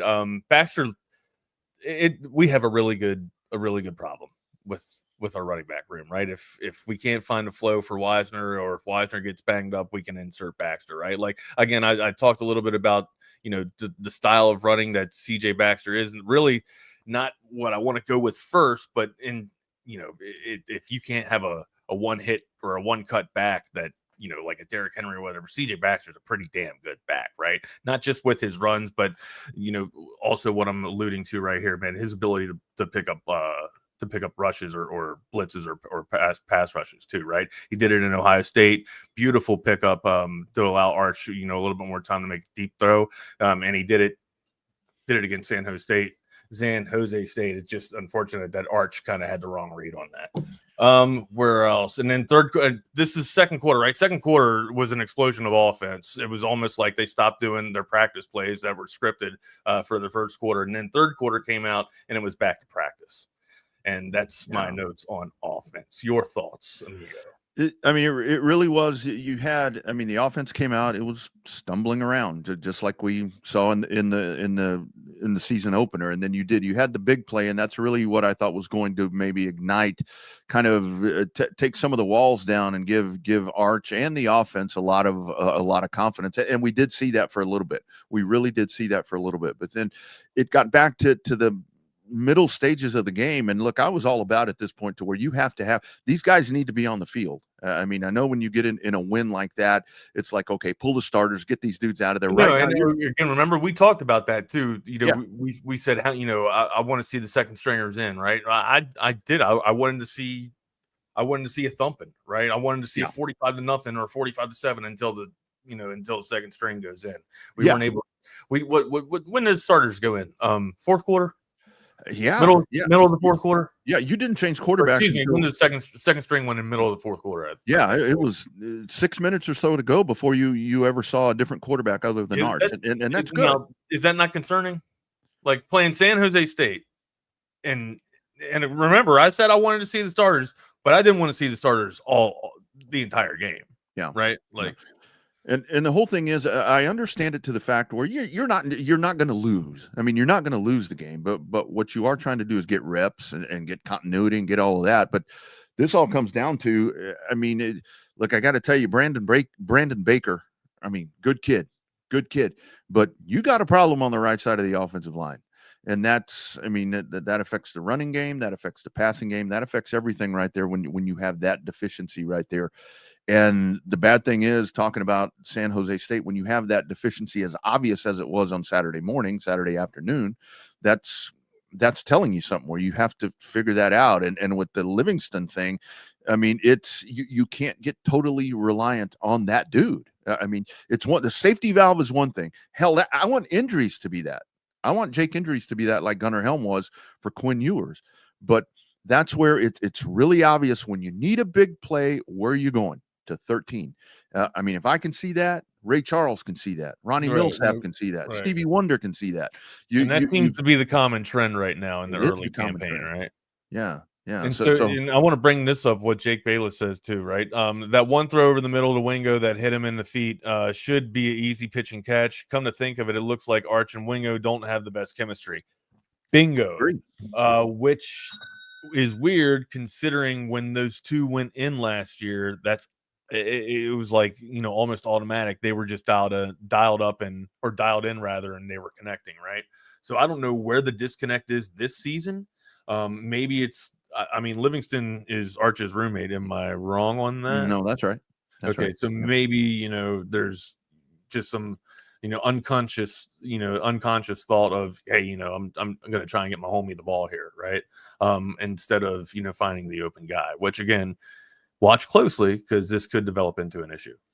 It really can. It really can. And that's where you need to get these guys on the right page, whether it's obviously Wingo, because I think that dude can factor in so much to the offense, or he should factor in so much to the offense, and with more in a lot of these guys, and with the running attack that with CJ Baxter going, being the man, he was going to be the man on. He had to be. Gibson got a couple of totes. Yeah, right? And I think we talked about this on the post-game show. I think Gibson, Jarek, you cannot fumble. Your touches were very limited anyway, but then you go down and you fumble in garbage. You can't put the ball in the ground, right? In garbage time. I think that the times that we're going to see number 9 back there toting the rock, and I thought that he was so important to the obvious fix that you need to have of fixing the red zone offense, because that guy is the big dude. He's the baby rhino, for crying out loud. You've given him a nickname, but you go in there and you lay it on the carpet again. And we really can't. We can't be upset with the red zone efficient. They were efficient in the red zone. Well, but the other again, consider the opposition, right? Yeah. I'm very critical today. I understand that. I understand the Longhorns won 38-7. Yeah. But again, it's San Jose State. Are we not concerned that it wasn't 55-7? Yes. Okay. Yeah, okay. That was a legit question. So yeah, and the touchdowns. I know and again, I'm not taking anything away from what the kid did, but you had a short field. You had a short field a lot of times when you got the ball, because your defense is doing amazing things, forcing 3 and outs, forcing turnovers. You had a short field, and a lot of those. And this is where I think I'm very optimistic. I'm optimistic for a lot of reasons, but you had big bang bang plays on those Arch Manning plays. I mean, we talked about the touchdowns there with Livingston, the injuries play. I mean, you had big play capability where you did have some explosion at times. It's just that then you kind of revert back to kind of stale, kind of mundane, just kind of oh shucks. Yeah, so it just feels like Livingston's going deep, and Wingo and Moore are running intermediate to short routes, man. I don't know if that's by design to kind of blow the doors open to get Livingston wide open. I mean, again, I'll have to talk to Sark. We do have some sound from Sark that we can play here. But before we get into that, I wanted to go over a little bit of defensive notes too. Anything to add on offense? Wake up, boys. It'll get there. It'll get there. Just give it time. No. Was there anything that you saw that you were breaking down, or anything that gave you concerns, or? The offensive line is concerning, and okay. it's that deficiency there. I mean, you don't have the continuity with the receivers, but here's where, with everything that happened to Florida, and we could break down other games here in just a little bit, but the thing about looking at Oklahoma, look at Oklahoma's defense. That's where what I see the Oklahoma defense doing right now. They're going to have a field day maybe with this Texas offensive line, and it's on that right side. It's on the right side. And like I was saying about the running game looks really good, but it just doesn't really look tenacious. It just doesn't really look aggressive. It's productive. Yeah, I don't have like in focus detailed stats on how many pancakes or how many missed tackles or missed blocks there were on the offensive line here. But I mean, I didn't see too many concerning issues with the offensive line. I mean, I'm considering it's week 2, and hopefully some of these calls get addressed or whatever, and delayed blitzes get picked up. But I mean, yeah, I got the penalties, I guess. That's unacceptable right there. Right. I mean, that's totally.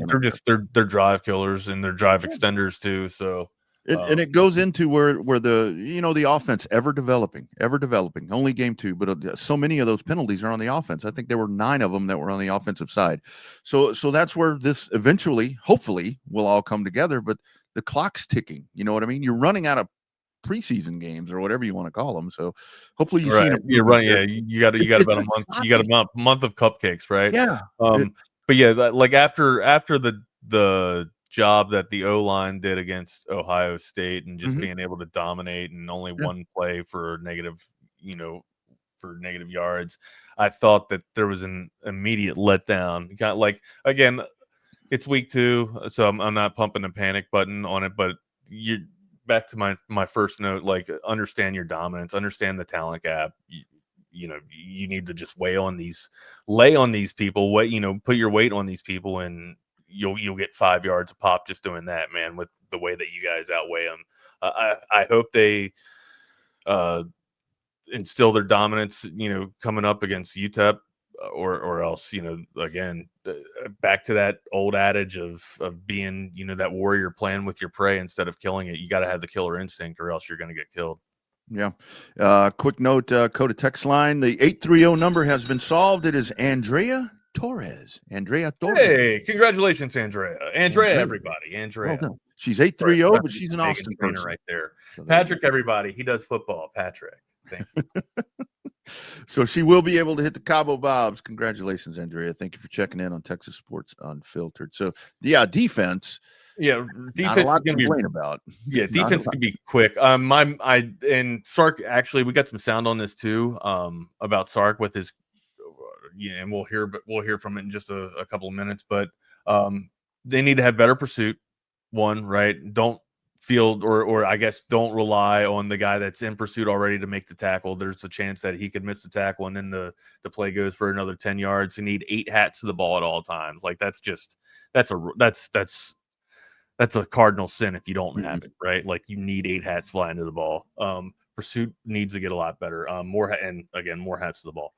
Need more pressure. Got to Ingle and forced interceptions, but it was too late. And also you'd think with Burke and with Simmons that these two should be geared up and revved up to be able to fire on all cylinders right out of the gate, right? Like they're chomping at the bit to go after the opposition or the opposing quarterback.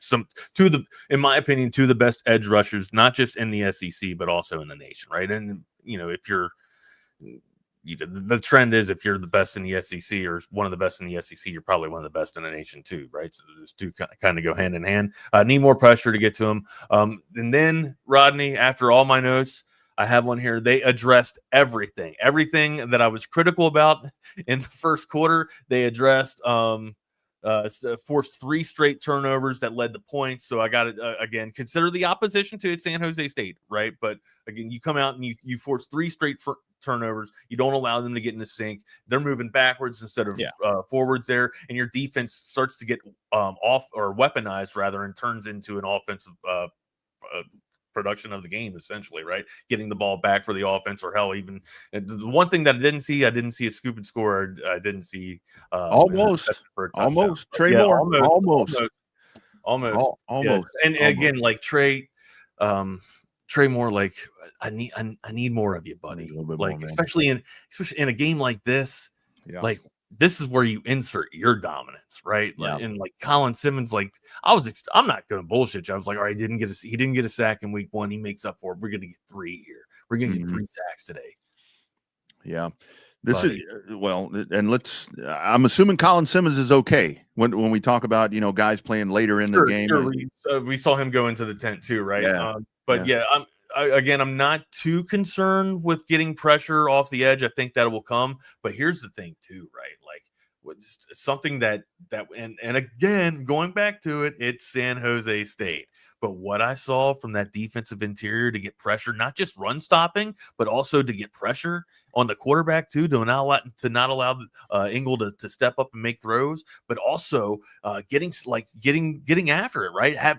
Relying on it or demanding a double team from the opposition and then busting through the double team, splitting the double team and making a play.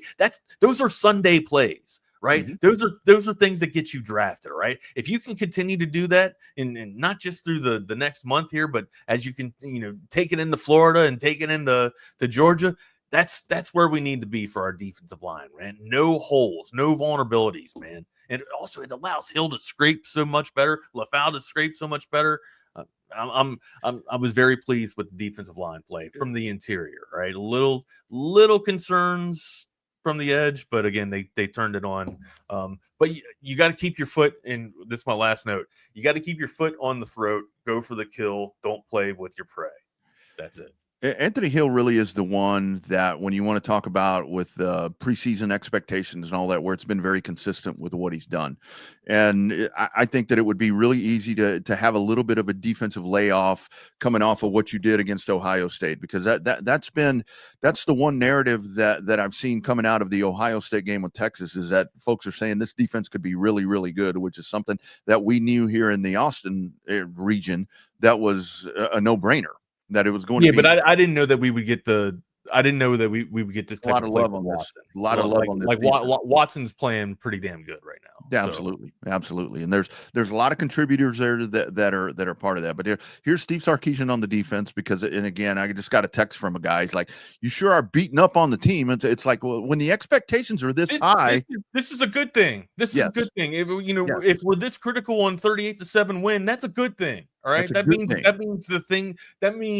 the the mindset has turned here, right? Winning is now relevant, or prevalent, right? If we're talking about and being very critical on a 38-7 win, that's a good thing. 7 years ago, in my opinion, right? Because the way I was taught, you're supposed to do. These are the things that you're supposed to do. You're supposed to win. All right. You're supposed to come away victorious. All right.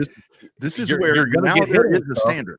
Right. Exactly. This is the standard. Okay. This is the standard. You're going to get talked to, and you're going to be criticized if you do not do what you're supposed to do. Right. So 7 years ago, it's like, well, here's the standard for Texas. I'm like, no, 7 years ago, the standard for Texas was standards have changed. Yes.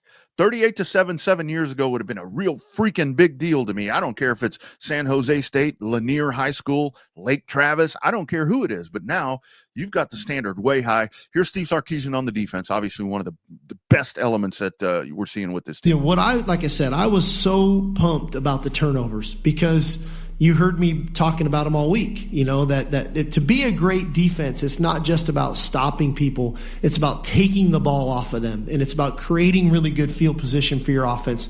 That's how they really can impact the game. And our defense totally changed the momentum of the game today from the start by creating a short field for offense to go score, creating those turnovers. And so there's a lot of growth in that, to me, that I think we can continue to build upon.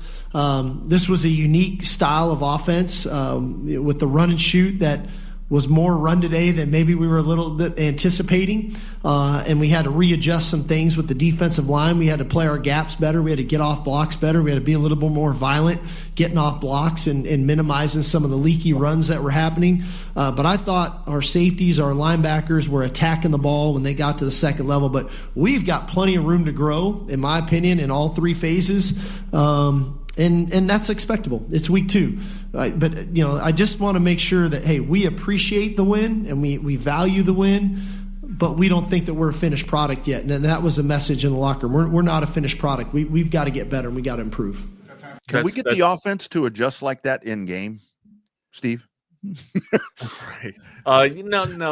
Yeah, for sure. But look, to that point, right, what PK was able to dial up on Saturday was fantastic. And he said he meant, Sark used the word violent, right? If we can be violent, if we can be aggressive, well, you got to force the offense's hands, right? You weaponize your defense by dialing up pressure, all right? Instead of, and if you can get pressure with four down linemen, that's fantastic, right? If you can rush 3 or 4 and get to the quarterback and drop everyone back and create holes, or not holes, but create just small windows, right? Just nothing but just red all over the field for the quarterback, for the opposing quarterback, you're going to be fine. You're going to be okay. But if you can't get to the pressure, or if you can't get to the quarterback, send somebody, send a 4th guy, or send a 5th guy, right? Get to the quarterback and speed him up. Speed things up to where he doesn't get to make his reads. He can't go through his progression, right? He's got to get the ball out quick. And usually that leads to an interception or a bad throw, right? I don't know. Like, you have to, and I say this all the time, right? Even if you're on the defense, you have to be aggressive and get offensive or be offensive with it, right? If you can go on the offense or go on the offense, you force them to react, all right? They have to react to you. Why sit there and lay back? Why? They already have the advantage with the snap count, knowing the play count, knowing what they're going to run. Just force them out of that hand, right? You do that by being aggressive. And if you get beat out of a blitz from time to time. Oh, well, that's going to happen. But you live by the blitz, you die by the blitz, man. I'm a big, huge fan of being aggressive on defense, man. I love uncontrolled chaos on defense, especially with as fast as the game is right now. I broadcast a high school game. Controlled chaos on defense. Yeah. I broadcast a game on Friday night, a high school football game on Friday night, and the defense of the team that I was broadcasting was just so like with the edge blitz was just absolutely destroying the offense, and it was aggressive, and it was fast, and it was well timed, and that's where I think that when this defense gets to that point, because look, man, let's be honest here. We said we got a couple of learning games to go, but by the time you get to the SEC schedule, which is going to be Florida and Oklahoma to kick this thing off, you're going to be leaning on the defense, because I have a feeling that the offense isn't going to be in cohesion by the time you get there. So thankfully that we haven't ran into that problem yet. It's been a slow start for our edge rushers, in particular Colin Simmons. Let's hear from Sark on the slow start of Colin Simmons. Good players have, it's like anything. You go into a season, you have high expectations of being the player that you want to become. And when things don't start going your way, you can press. And I feel like he's pressed a little bit at times. And we just need him to settle down and play and play within his ability, play within the structure of the defense. And the plays are going to come for him. He's a very talented player. He's got a high football IQ, plays hard. But I know this sounds like a weird thing to say, but sometimes you can try too hard and you jump off sides, you hit the quarterback late because you're just wanting to get there so bad. So it's not about the want to, it's not about the effort, it's none of those things. It's just settling down and playing his game. And so, again, I think as our team in general goes, this is not the best version of Texas football this season that we're going to see. And then I think you can point to individual players. This isn't the best version of Colin Simmons that we're getting yet either. And so that part is encouraging to me, knowing that we're going to get a better version of him. I think we're going to get a better version of a Ryan Wingo, so on and so forth, of guys that are going to continue to get better as the season goes, and then we'll get better as a team. This guy's got a golden tongue, man. Any concerns that I ever have, he just kind of relinquishes them, dude. Right? Somebody gets these crazy into politics when he's done with Texas. Is he talking about Colin Simmons or Arch Manning? Which one is he talking about there? I don't know, but he makes me feel. It's like all the concerns that I have. It's like he's dad and he's telling me a bedtime story, right? Everything's going to be okay, son. Right? Everything's going to be fine. And I think that is a lot where he said about pressure and expectations. No, he's right. He's right. That's not just coach speak. That's going to happen, right? And I love hearing him say that this isn't the best version of Texas either, right? It's a young campaign. It's an early campaign, but understandably so, Sark. Also, it is a little bit concerning to us. That's why we're raising the flags of concern when it's San Jose State, right? Like if you're struggling and have any shortcomings with a team that you should be pushing around. And I understand that you're trying to work on your offense and you're trying to expand your playbook and seeing what can work in the in the future down the road here, right? I get that. Nothing replaces game type speed and game type reps, right? Like even at practice, and we get it, like iron sharpens iron, but even in practice, they're still going to be taking a little bit of their load off. You know what I mean? Just a little bit, or they're not going to be going full speed all the time, or at least just from my opinion, right? You get amped, you get to another level on game day. Everybody knows that. Yeah. So. And it's more on the offense. I mean, where it's predictable. I mean, like we were talking about with Livingston, if it's 3rd and 8, I have a pretty good idea where Arch is going if he's going to throw. But again, that's the stuff where to try to, if that's going to be the case, to incorporate Ryan Wingo or DeAndre Moore or whoever it's going to be in some type of screens or hitches or run a circle route or whatever, wherever they're going to fit into the offense, that's what you need to have. And it's only game 2. So we're sitting here talking about shit, and people are probably screaming at their screen or screaming at that free Sports Unfiltered app. Yeah, good. They're watching us. That means they're watching us or they're listening to us. That's right. That's right. Well, hey, Wags, it is 10. Man, it's football season. It's flying, right? It's 10:53. Man, it'd be really good if we had 2 hours. That's all I'm saying. I'm gonna stay on that lobby. Yeah, but we have an hour, and it's courtesy of a lot of people like audio let's get it out. consultations.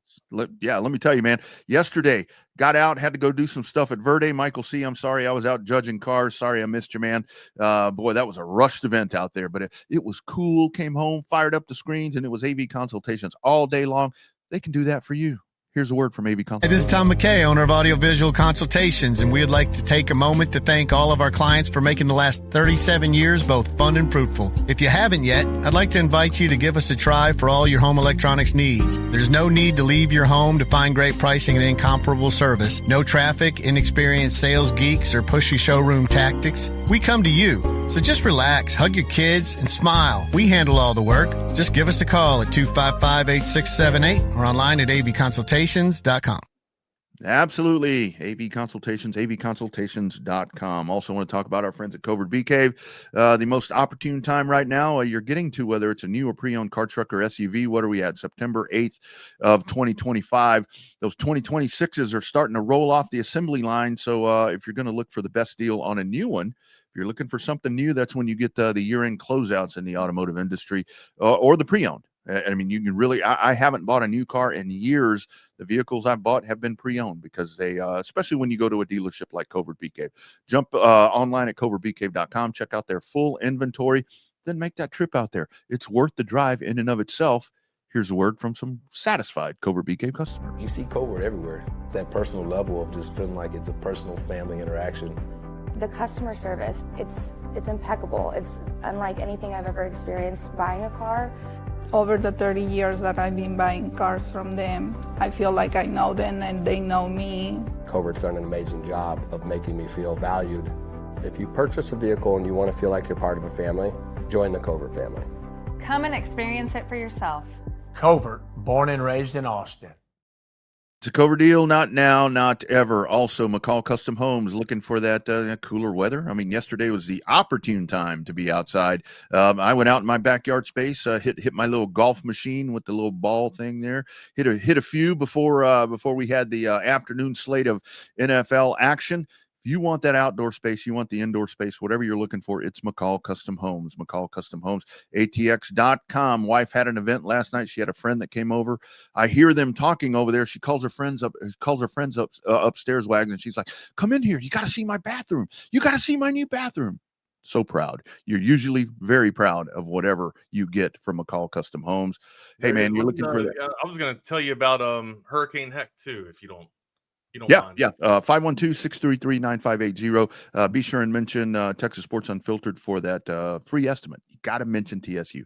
512-633-9580. We build value into your home. Yes, and if you are out and about, if you're at a ball game and you're going for a ball or whatever, and Brenda comes over and you have to mess with Brenda, you got to give our guy Hurricane Heck the Law or Hurricane Heck Law Firm a call there, man. New in town, but he's not new to Texas, right? When the storm hits or Brenda hits and you got to get that bat or you got to get that ball, you got to give Hurricane Heck the call. That's Ryan Hurricane Heck, your go-to personal injury attorney right here in Austin, a proud Longhorn fighting for fellow Texans. Ryan's not just a lawyer, though. He's a Longhorn through and through, and he brings that same fire, pride, and passion to the courtroom, and he will get that ball back for your little kid, too. Just give him a call. Injured in a car accident, you're hurt on a job, or you got a dog bite, or you got to deal with Brenda, just call Hurricane Heck. He's been fighting for justice and big results for over a decade now. You don't pay unless you win. That's right. No fees unless Hurricane Heck gets the money and green in your pocket.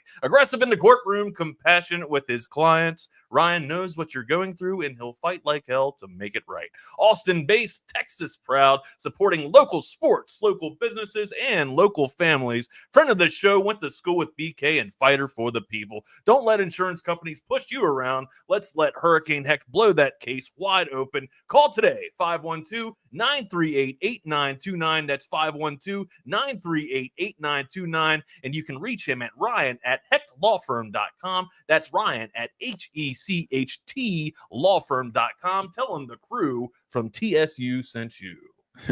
Every Sark presser feels like a Tony Robbins mixer at the Hyatt Ballroom. I ain't running across hot coals for Sark or Tony Robbins. Okay. And what I can't, my Tony Robbins sounds like a Kermit the Frog. So And where did you go with that, huh? I don't. There's some type of demon that's trying to come out of Tony Robbins. If anybody's ever heard of his motivational speeches, you can go now too, right? Well, I guess we got motivated Manning instead of Tony Robbins. So. Into so many of those. Football's back, man. It's great that I'm sorry we spent almost an hour talking about the Longhorns, but there was a lot to get out. We need to do a make good, by the way, for the spin wheel. We got to spin the wheel. I was looking this morning to see if I had missed something. I didn't think we did it right. We're gonna have to do a make good on that. We'll do that tomorrow, I guess, or we can postpone it and move it if it's okay with. Like Wednesday, like Hump Day is a good okay. All right, day, okay. right? Because Thursdays and Fridays always preview day. So yeah, maybe Wednesday. Wednesday, I want to start talking about the defense. I'd like to go offense on Tuesday, defense on Wednesdays, and then I'm trying to think when coordinators are available, like when media availability for coordinators are. I think that's Wednesdays. The thing about it is you'll get Sark today, and I think the bottom line is here. You know what we're talking about. We're being everybody's going to be extremely hard on the program because the expectations are that high. But that's where I'm at, and that's a good thing. Is that not a good thing? Like, have we not turned a corner? Have we not turned a stone? Right? Or just me a page. Have we not turned a page? And I think that if you're a Texas fan and you're not, we'll still say concerned, but if you're not a little disappointed in the offense not having the cohesion that we were told that it did, again, we were told that it was behind the defense, which is normal, but if you come out slow and you're kind of stumbling around and sloppy, it's just sloppy. That's where I think this team is so well disciplined. And then you listen to cuts like we hear Sark, and it's like, man, this team has got to be totally buttoned up, wearing tuxedos and shit. I mean, as buttoned up as he makes them sound. It's like, it's just sloppy. It's nasty. And I want nasty, ruthless. You know what I'm saying? You want Janet Jackson, nasty boy. Exactly what I want. You want some nasty boys? I got you, Double R. Let's get to the NFL nasty boys here real quick, man. Best thing that you saw from the weekend. Does it? You sure you want to know the best thing I saw? From this weekend? Yeah. Your man, Danny Dimes. That's not the best thing you saw. Danny Dimes. You know why Miami got beat like that? I tell you what, you keep putting this false hope in Daniel Jones, and everybody's in Indianapolis is gonna come up with shit in their hands. Yeah, you know why Miami got beat like that, Wags? It's Quinn's fault. It's Quinn Ewers' fault. It's all Quinn's fault. It's all Quinn's fault. So I'm kind of with Patrick. I was gonna say University of South Florida here, but also like, is it not good to see Florida State doing what they're doing? And I know it might even be sacrilegious to admit that, right? Because growing up in the ACC, Florida State was the devil. Like, and they were the imperialists. They were the ones that would just impose their will on you. But it just feels like football isn't right without Florida State in the conversation, right? Mm-hmm. And holy shit, seven. There were a lot of 70 burgers in college and in football, right? But I mean, seeing 77. Or was it 77? What I think it was. I can't remember what they actually put up. But seeing that explosion out of Florida State, and I mean, Castellanos, like, this dude's for real. Like, this dude just knows how to make it all offense tick, man. And guy talks shit and backs it up, doesn't he? Yeah. And I mean, this is Norville. I don't know if you've ever seen a picture of Norville back in the day, but he had like cornrows and shit. Like, maybe this is his kind of guy. You know what I mean? Yeah. Maybe he needs somebody with a chip on his shoulder that's able to back that shit up. Yeah. I'm just saying, there's some dogs in Florida State, man. It's good to see the Knowles back. It's good to see them. I mean, I might not want to see them right now, right? Well, I gotta tell you who's a little scary. 77. Thank you, Patrick. 77. They put 77 up. Oregon just beat the living shit out of Coach Gundy. Wow. That was. I mean, is that the final nail in the coffin? They're not going to fire the guy, but that was tough to watch, right? Yeah, exactly. Like, that's a good question, Double R. When does Gundy's tenure run out? Yeah. And again, we would be remiss if we didn't say, like, it is a completely different program for the Cowpokes right now, right? Like, after not being with the transfer or not embracing the transfer portal, they have essentially a brand new team from last year, right? Just having, all the influx going down, right? And this is new. This is new to Gundy. Clearly, this is new to Gundy. So, and I think that this is where Coach Gundy, he prefaced during the week, we played the sound on this program to where it's like, we don't have the money to spend that they do. He knows, and again, how much of that is effort? I mean, he doesn't like this system. I mean, we talk about Dabo Swinney, but he's adjusted. Well, I say he's adjusted. You want to talk? You want to talk about people struggling, right? Like we were hypercritical on Texas today, right? But if you look, Penn State struggled with FIU, Florida lost. Shit. And then Clemson. Clemson was like Clemson really. With Troy to get out the gate, and Klubnik not really looking like a Heisman. And again, it is a young campaign, right? But Sellers is performing. All right. Some of the preseason hype and preseason mention of the Heisman are performing. Others are not. Okay. Well, and this is where I think that, again, we've got all week to break down what we are watching here and with the end of the NFL. But you look at next week, where this week was kind of down a little bit. The Baylor SMU game was a big deal or whatever. But next week, you got LSU and Florida. You got Miami and USF, Georgia and Tennessee.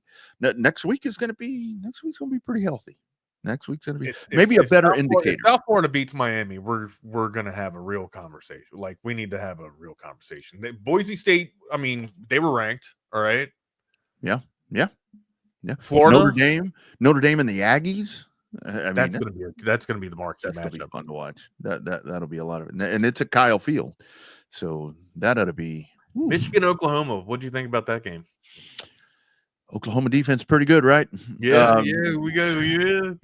It's like maybe that game at Red River isn't exactly going to be as easy as we thought it was. So that's where, like, when people are circling about, when SEC play starts against Florida, I'm like, I'm not as concerned about the Florida game now as I was before. But that OUD, but again, the very one-dimensional offense. John Mateer, as advertised, right? Dude, he's fun to watch. But he is. You know what? He's going to get knocked out when SEC play starts. He does that shit in the SEC, they're going to get him. Who is he is trying to think of the perfect quarterback or the perfect coach for him. Steve Sarkisian. No, because the quarterback, he is kind of like the quarterback guru, right? Yeah. It'll come. I was going to put him with the Bauer, but no. Maybe if he got into that system, like, especially with what he was able to do with Penix. But look at what I thought. Milroe had a decent year last year with the Bauer's first season there at Alabama. Alabama's back, man. Alabama's back. You see that ass whooping? I told I think it was Hunter that I mentioned it to, right? Like, I feel bad for the opposition of Alabama after taking that thumping from Florida State. So this is just bad. UL Monroe, that's who they played. UL Monroe. And that's a snide remark at Alabama, winning the way that they won against in that game. I want to see Texas win like that next week. Go out there and because there are people that legitimately say, okay, Alabama's okay because they came out and did what they did.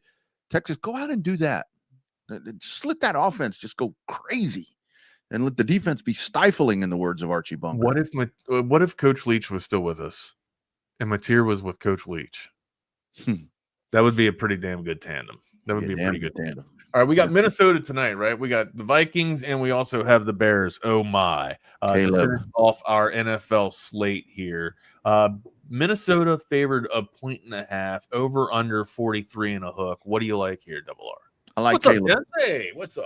I like Caleb. That's at Soldier Field, or that's in Chicago, right? That is in Chicago. That's in Chi-Town. I think the Bears cover. Wrong team favored. Give me the Bears. Wrong team favored. Almost got the Houston one yesterday. Wrong team favored. All right, we will come back here on Saturday. Yeah, we'll be here on Saturday. Yeah, none of you guys will be here. We'll come back here on Tuesday, tomorrow, and we'll go over our NFL rundown and our NFL slate. Gents, what's up, man? How was your all's weekend?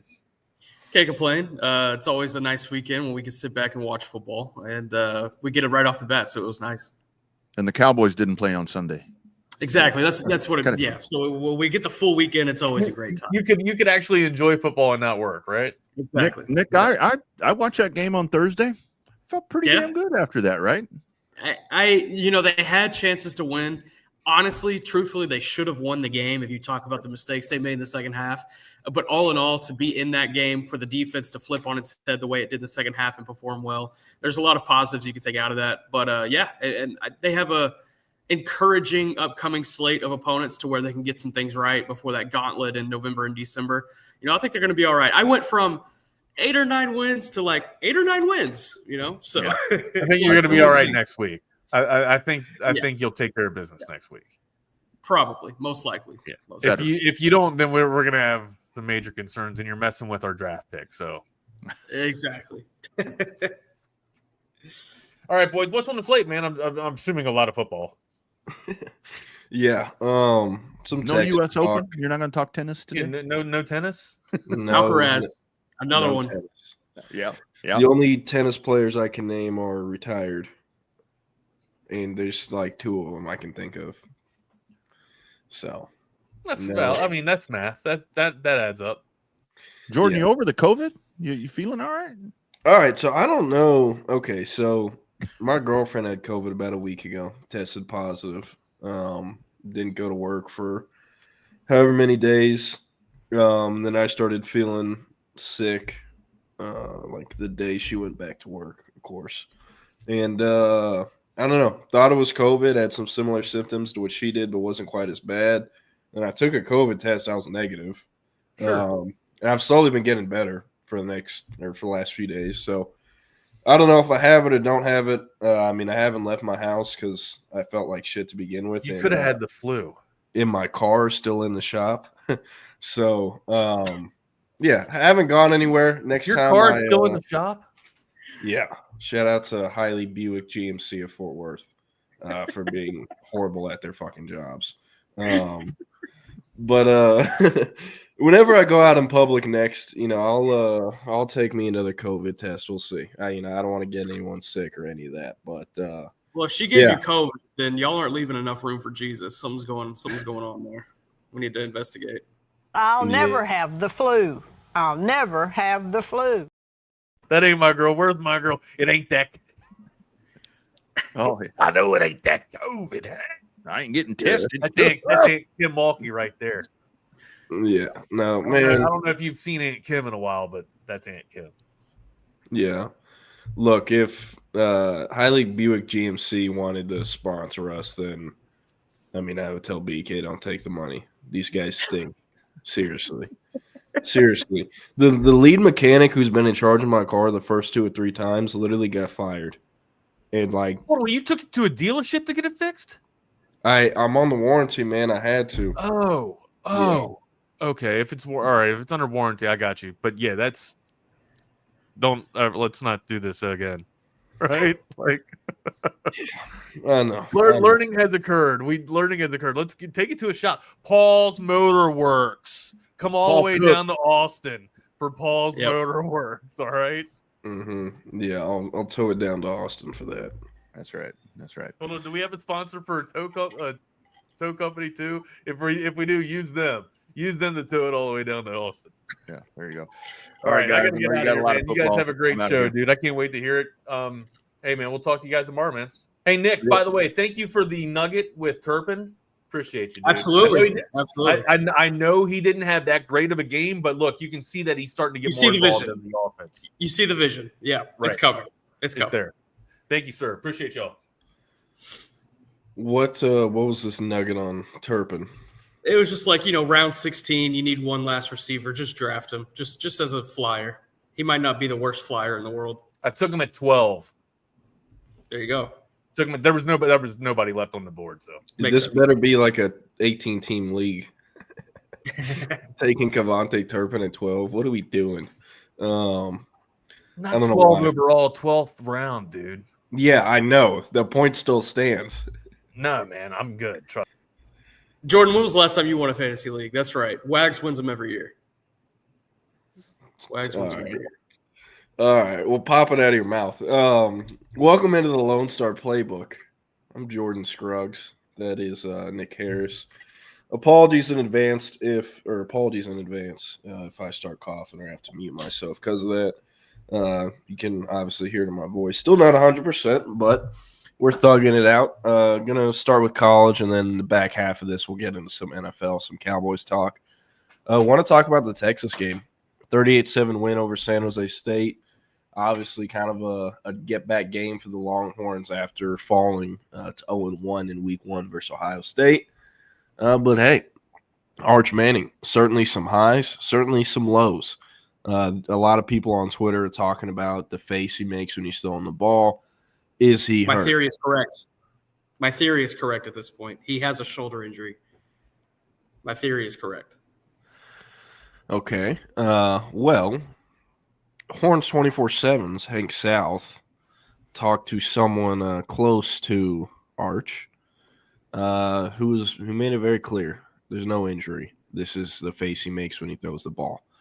That person then supplied Hank with some photos of Arch going back to like his freshman year of high school, where it's him throwing the ball and he's making that face or whatever the hell.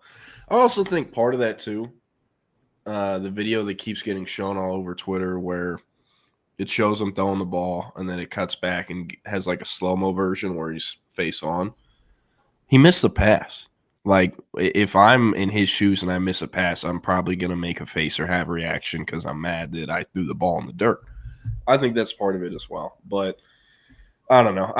This is my thought process. I mean, I think it would be very weird of Steve Sarkisian to be this, clear cut with the media and in interviews that, hey, he's not hurt. There's no shoulder injury. If there is, there's not one that I'm aware of. Like, that's what he's saying. With Quinn Ewers last year when he wasn't 100%, he wasn't telling us, hey, this is the specific injury. This is how long it'll be till he's 100%. But he was saying, hey, he's a little nicked up. He's not 100%, but he's playing through it. There's none of that with Arch. So is this Sark being weird with the media or what he wants out there? I don't think so. And also, like, as good as the Manning family's kind of kept Arch insulated, especially through his recruitment, I don't think there's any way this doesn't leak out in some form or fashion yet. And it hasn't leaked yet if there is some injury. So those are kind of my thoughts on it. As far as the game goes, how about Parker Livingstone, man? How about it? Former Lovejoy Leopard. Before that, he was a J.J. Pierce Mustang. Shout out to Lovejoy. They got him to the high school portal. Yeah, it was originally Richardson ISD. But 4 catches, 128 yards. Jack Andrews had 2 catches, 52 yards.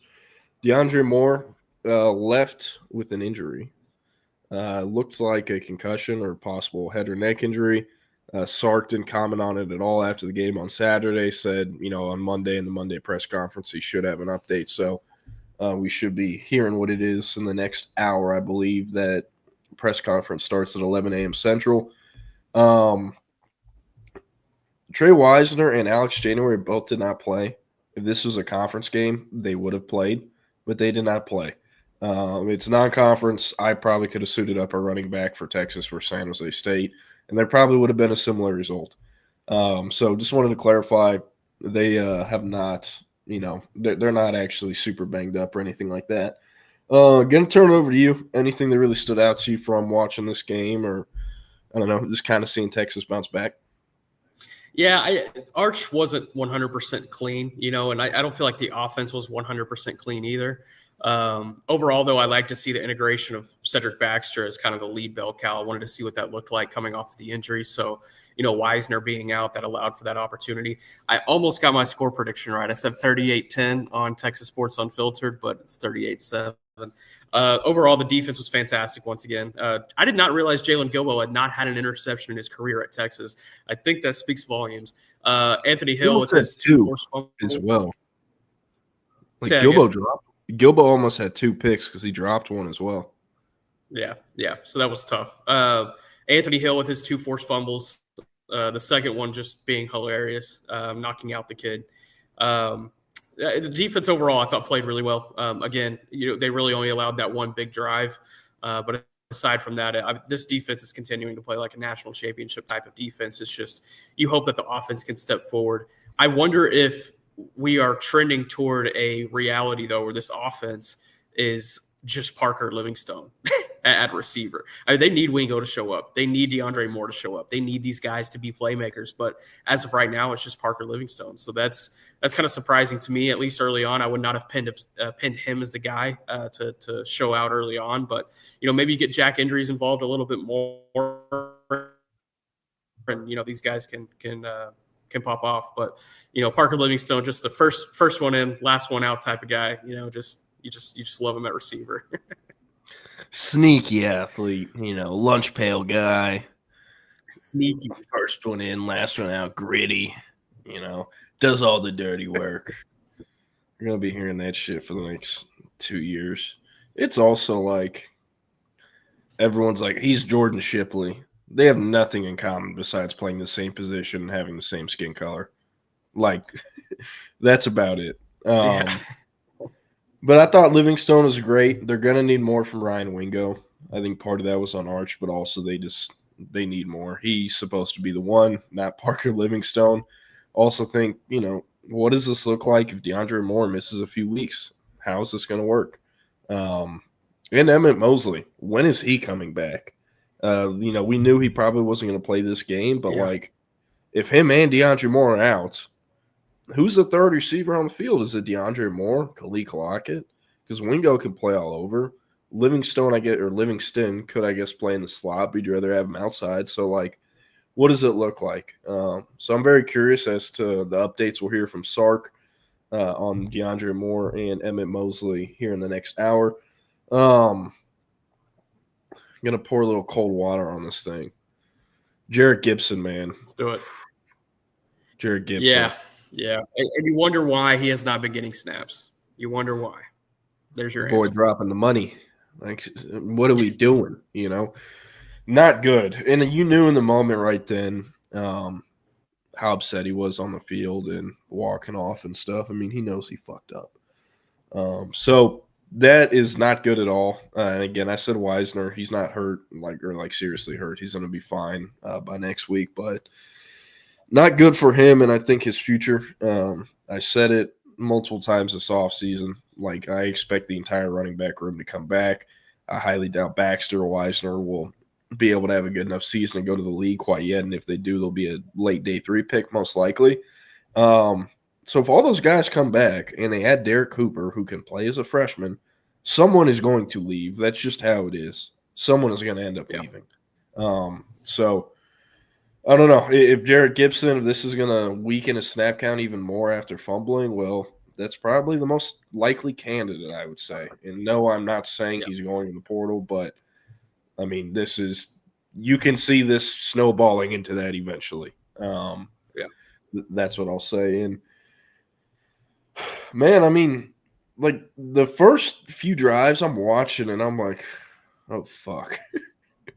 And then they started to put it together. I believe they scored 28 points in 4 minutes and 52 seconds of game clock, something like that. Really turned it on in the second quarter. But, man, they can't have slow starts like that in conference play. You can't.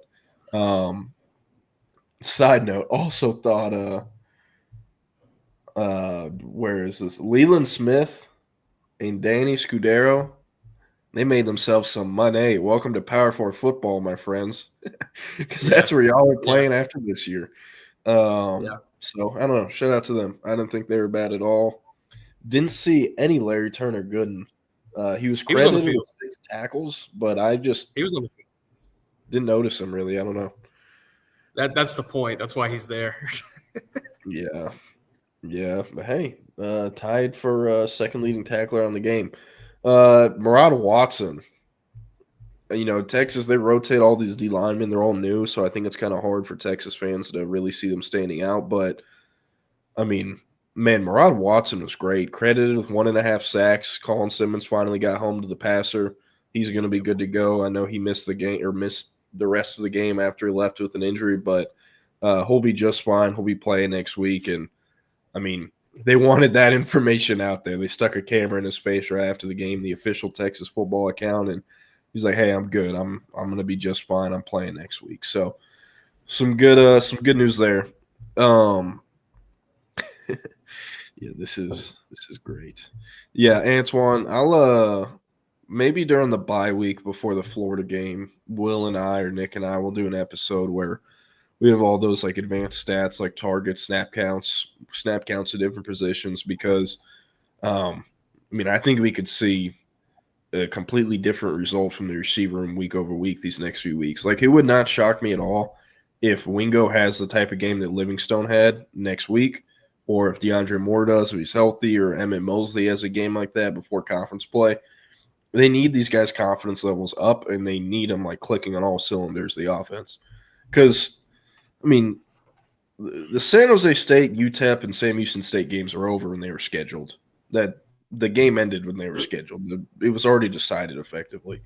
It's a lot different in conference play. So, yeah. Wanted to get in some other college games. Where do we want to start? I got a few different ones lined up I want to talk about. How about Baylor SMU? Love that one. That was the main game I was watching during the Texas game. If you did not tune into that game, the Baylor Bears won it in double overtime, 48-45.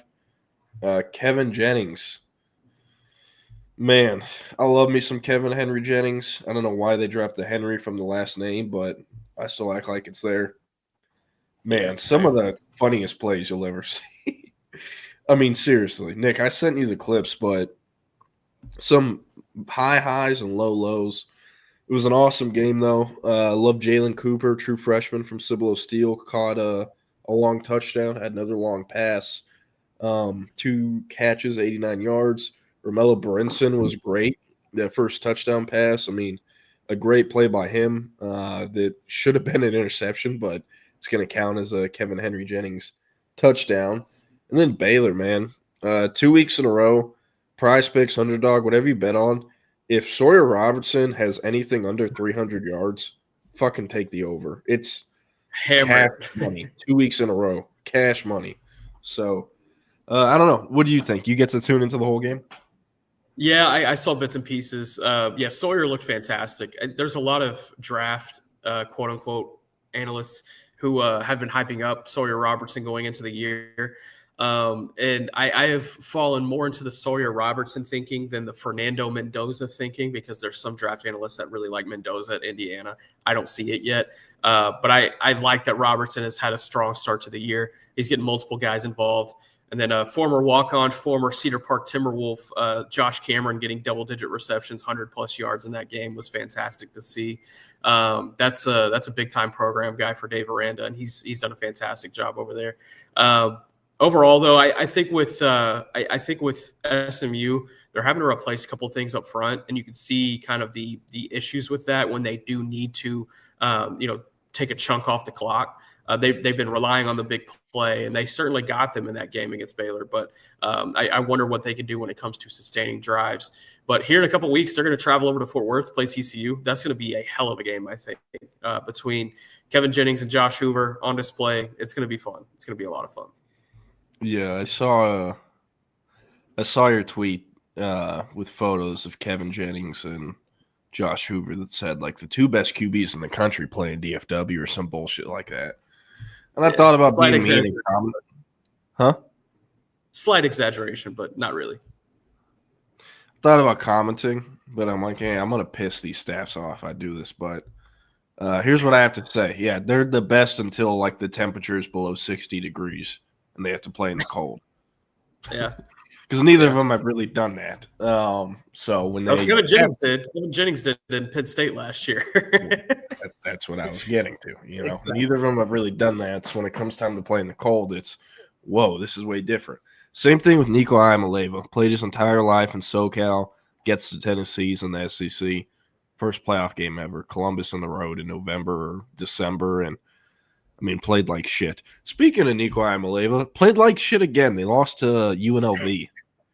You see that one?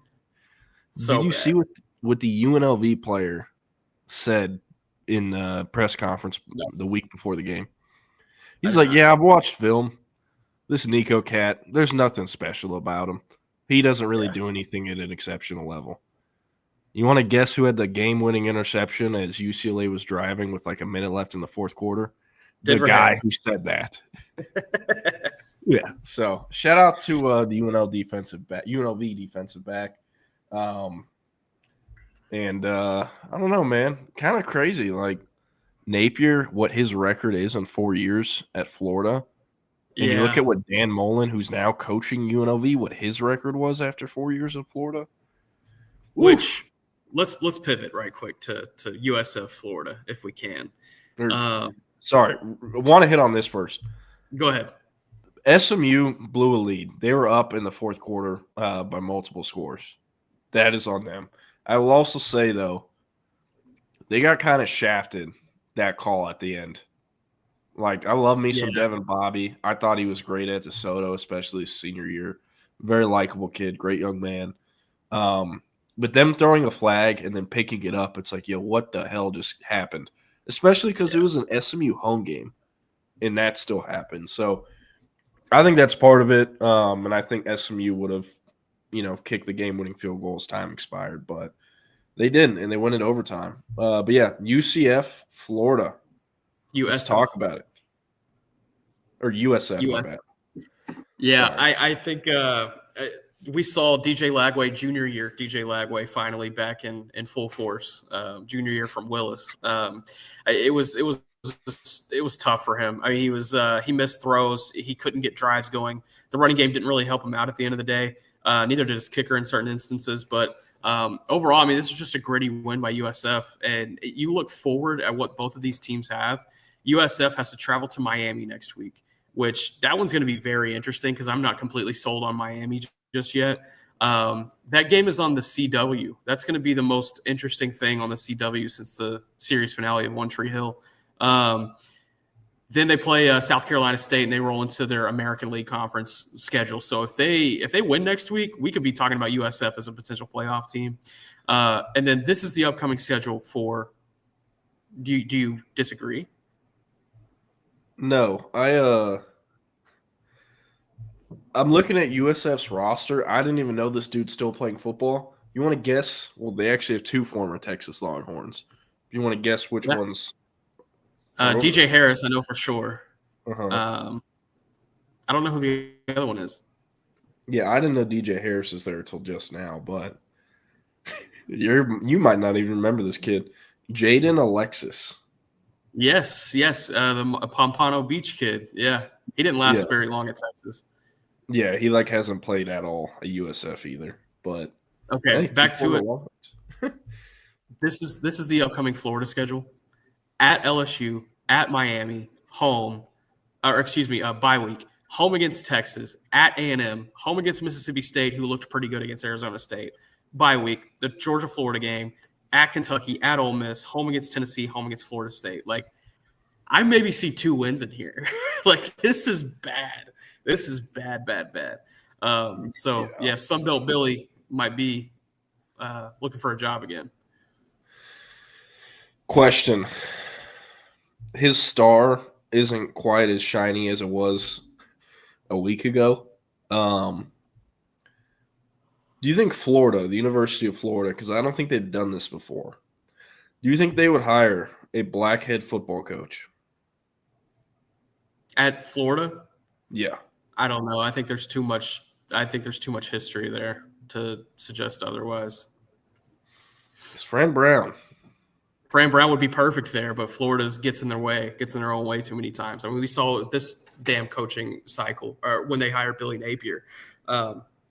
There were multiple quality candidates on the table, and it didn't work out. So, I don't know. Yeah.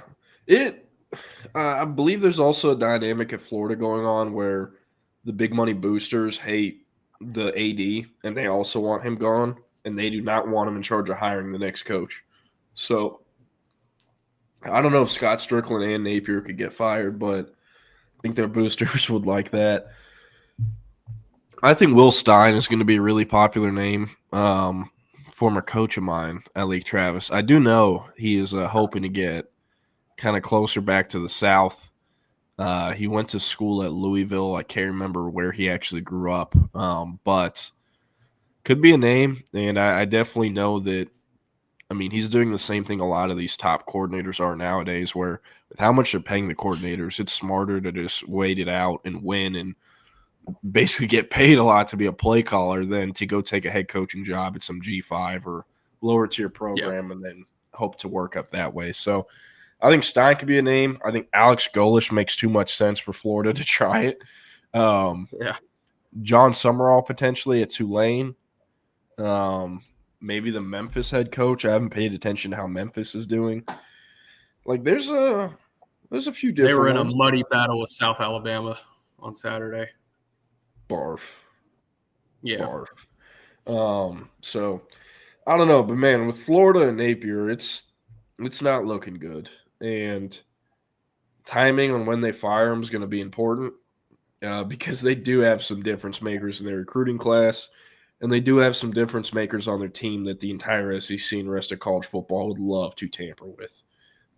So, I don't know, man. It'll be a rough situation because if all those guys leave, like, who's going to want to go there as a coach? And also, which coach is going to be able to get those guys to stay? So, I don't know. Go ahead. Can we kill the Sam Levitt hype train right quick? Please. Let's go. I'm begging. 10 for 22 for 82 yards and 2 interceptions against Mississippi State. And of those 82 yards, 68 of them went to his first-round receiver in Jordan Tyson. So, like, without his first-round receiver, Sam Levitt is absolutely incompetent to do anything. So, can we kill the Sam Levitt first-round hype? I am over it. I am done with it. Yeah, the problem with Sam Levitt, I mean, with quarterbacks, they're bus drivers and they're fighter pilots. And he is a fighter pilot. The problem is, depending on who you're playing, like, you can crash the jet very easily. And on Saturday, he crashed the jet in Stark Vegas, Mississippi. That was horrible. And, like, running game. They had over 200-plus yards running. It was great. Those guys aren't Scatteraboo. Yeah, Raleek Brown, he ain't Cam Scatteraboo. He doesn't put fear in the defense like Cam Scatteraboo does.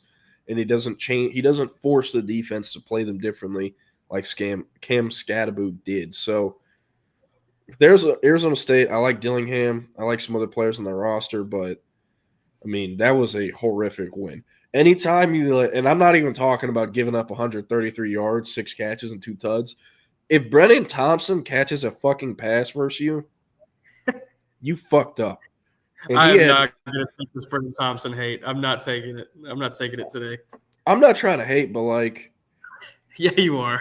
Can you imagine a year ago, even 2 months ago or 2 years ago, if I told you, hey, Brennan Thompson's going to go for 100 yards and 2 tuds in a Power 4 football game playing for an SEC team? If someone told me that, I wouldn't believe you. I'd be like, what, in CFB? You know? Yeah, he's got like 98 feet. To add on to that, Anthony Evans, Converse Judson, great, 9 receptions, 108 yards, and 1 touchdown. So these are 2 kids that I covered that I had a joy covering. So I'm a little bit partial to both of these guys, but both of them getting 100+ yards in this game, I was very happy to see that. Very happy to see that. Anthony Evans is great, but I mean, I couldn't believe my eyes watching Brennan Thompson score those touchdowns. I'm serious. That was very surprising me. Yeah, but Jake Bayless, his mom might pop in the chat. Yeah, let me text Bonnie. Let me get her to hear you talking shit about her son. She's going to pull up on me probably. Blake Shapen, turning back the clock like it's the Sugar Bowl. You know, how about that? Some Longhorns weren't bad either. Darian Gillette, Jere Bledsoe. Yep. You know, now that I think about it, with how many former Texas players ASU has and how many Mississippi State has, this had to have been the most former Texas players in one game, right? Ooh. I think there was a game a couple of years ago where Arizona State played UNLV that had like 9 or 10. It was something crazy like that. Well, who went to UNLV from Texas besides Catalan? There were some others. I just can't think off the top of my head right now. Troy Amire, he was already there. He's at ASU now. He went to ASU. He went to Arizona State, and then he went to UNLV. Oh.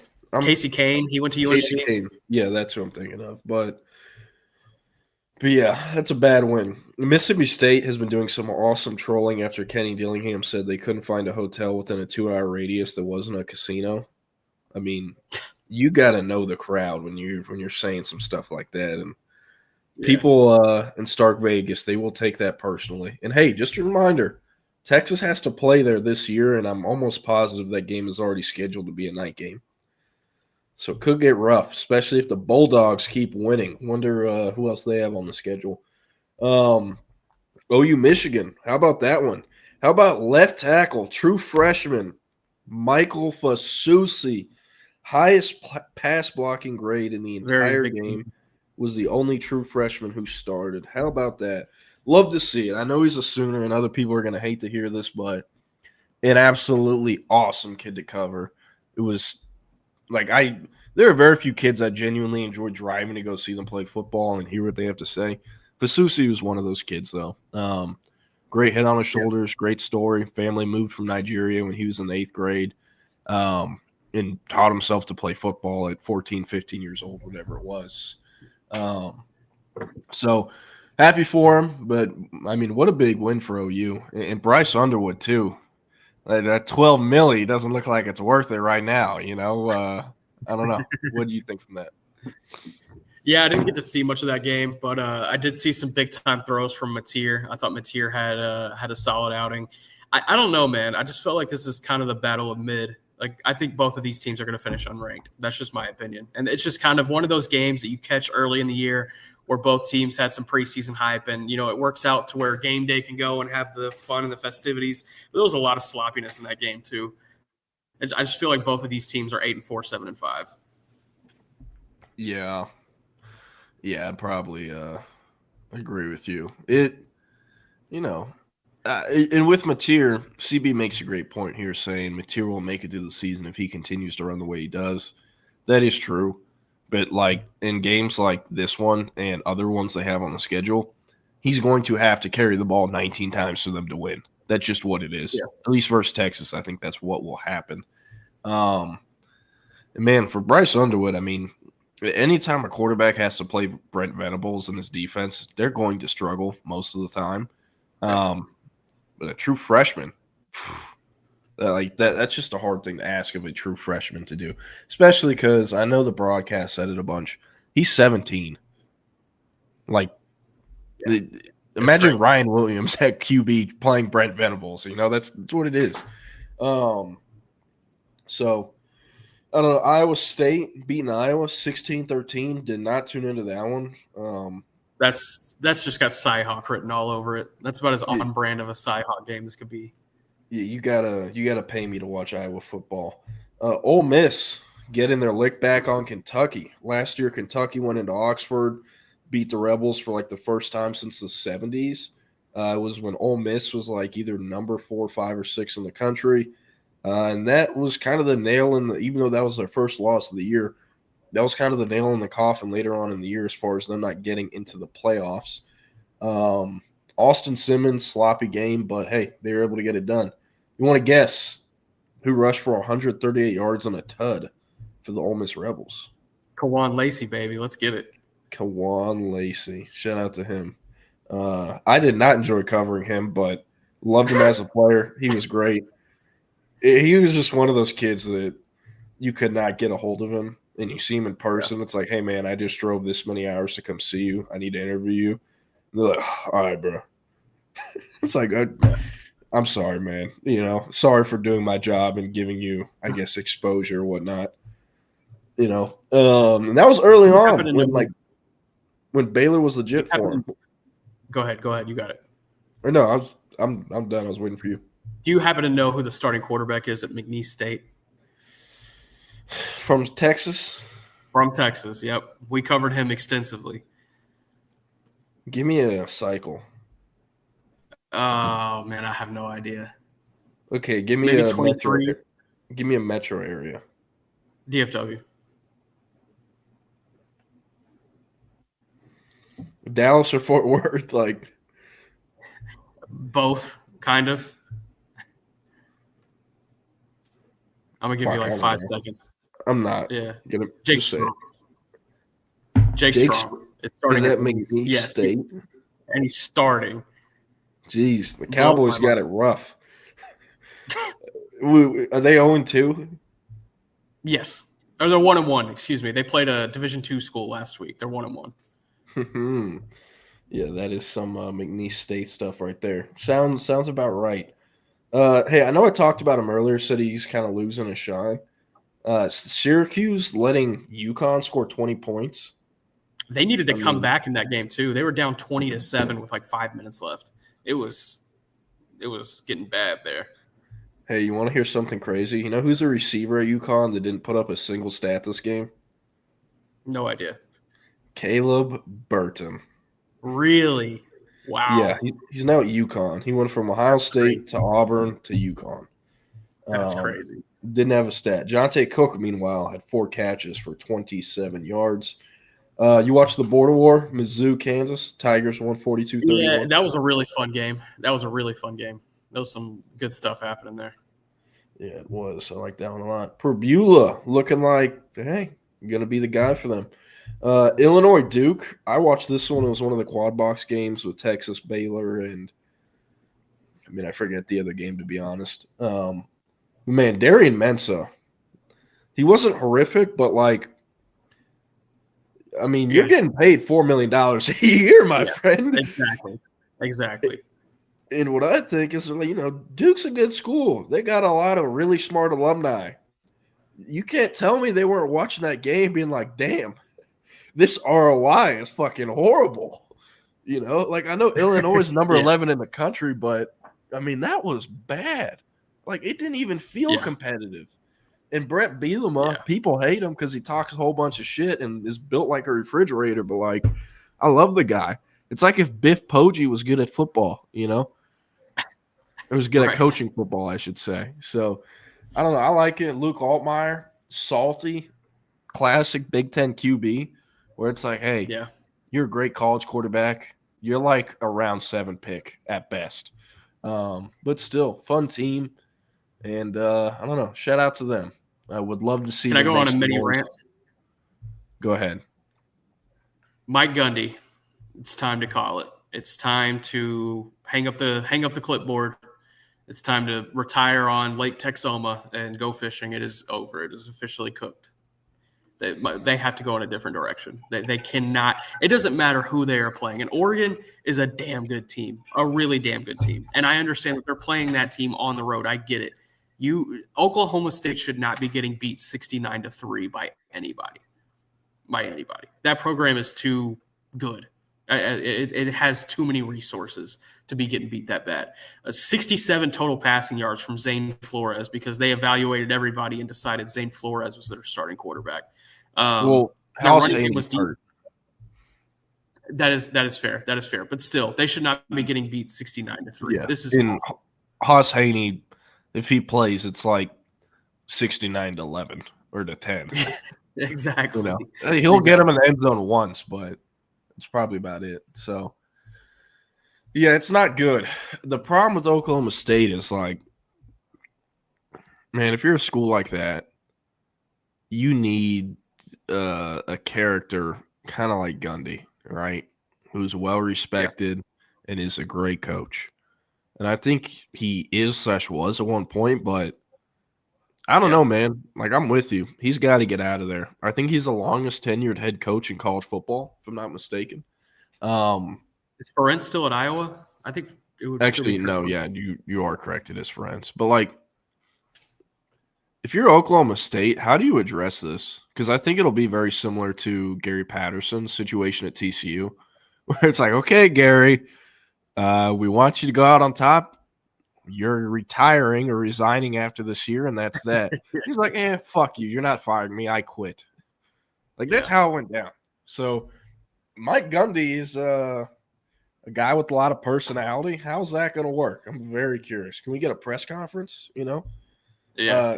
ESPN, whoever makes it, the best clips of Mike Gundy in press conferences where we get the I am a man and he only had a couple of beers and got in the car. I've done that 1,000 times. You know, exactly. He is which the college football coach has more he press is- conference bangers than Mike Gundy. There's very few, very few. He is tied for the second longest tenured coach in CFB. He's tied with Kyle Whittingham. All right. Some other stuff. Clemson, Troy. I didn't watch any of this game. I was paying attention to the score on my phone, but didn't watch it. Did you? I fell for the Clemson hype, man. I didn't watch any of it, but I tweeted it out. I fell for it this year. I really did. And they are just right back to being stinky. So that's bonk on me. Yeah, poor Klubnik, but you got to play better. All right, we're going to fly through some of these comments and then do a tiny bit of or actually we'll just get into NFL first. I know you got to run early, so I can hit on these comments after. But, man, Sunday Night Football, what a great game. I watched the first half and then didn't tune back in until like 10 minutes left in the fourth. I'm happy I did because, I mean, what an awesome game. And Jair Alexander, it's time to hang it up, my friend. You know, that was like what's a good one? That was like when Karl Malone is playing on the Lakers, when Shaq's on the Celtics. You know, the Jerry Rice on the Seahawks. That's Jair Alexander in 2025. Yeah, I get it. Not good. Didn't get to see much of Steelers Jets. I was watching Red Zone most of the time. But hey, Aaron Rodgers really got his lick back. Did he? Did he? I mean, he won. Yeah. So yeah, against a bad Jets team. Yeah, man, the Packers game, weird watching that one with number 1 on their team. It was strange. And when he got that sack, it was just odd. It was just weird. And so I think he finished with 4 pressures and the 1 sack. Didn't play a whole lot of snaps, but it's going to be interesting to see how he ramps up the next few weeks because he wants to be 100% for week 4. And I personally cannot wait for week 4. It's going to be fun to watch. Yeah. If I'm Tyler Guyton on Monday of week 4, I'm like, my ankle. My ankle, I can't do it, you know, because he's played some All-Pro, some Pro Bowlers, but I don't think he's ever played an All-Pro that pissed off. So we'll see. 49ers. I cranked up Red Zone yesterday, and it was the very first touchdown on Red Zone, 50-yard screen from Bijan Robinson. He makes multiple guys miss, flies into the end zone and scores. He is special. I think this is his year to like really break out and have a hell of a year. They were playing the Bucks, right? They were, yes. And the Bucks ended up winning 23-20, but I good day for Bijan. I watched the end of that one. People in Atlanta are some hilarious memes on Younghoe Koo that I've seen. Emeka Egbuka was great. Baker Mayfield, man. They count him out every time. The kid from Lake Travis, he gets it done. No one has thrown more passing touchdowns than the Lake Travis alum since 2023. How about that? That? Yeah, he was once dead in this league. He was once dead in this league. Yeah, hey, can't ever count out the Cavs, baby. You know what they say. Yeah, did you see this? They only played a minute of commercials in Yahoo. It's you know how On3 started that trend with these graphics where it says one word and it's like a close-up photo of them? It's a photo of Scott Hansen, and it just says lasted 1 minute. And the caption is like, the commercials on NFL Red Zone only lasted 1 minute. Pretty good. Here's a good one. Why was Blue a healthy scratch? Give us some updates on the health of the Dallas Cowboys. I think it spoke a lot to what they liked out of Miles Sanders over the offseason. And they decided to roll with Williams and Sanders. Now, Williams is going to be your starter. It's more so about who's going to be that backup moving forward. But I think with Blue, I was told right before roster cutdown day that they wanted to see more from Blue. And I don't think I took enough count. I don't think I took that into account enough. because he was a healthy scratch. He was on the inactive list last week. I don't think that's a permanent thing at all. I think he will get an opportunity. I wonder if that opportunity comes as soon as this week because because of the fumble from Miles Sanders in the red zone. But it was a little bit of a surprise to me that he was inactive, but I understood why based on those conversations that I had a couple of weeks ago. Yeah. Apparently he was at the game on Saturday. Did not know that or see that. You know who I did see at their college game where I'm like, why would the college let him come back right now? Rasheed Rice was at the SMU game. It's like, hey, buddy, why weren't you in Brazil, huh? Because you're repping the Mustangs, making us look so good, doing the dash.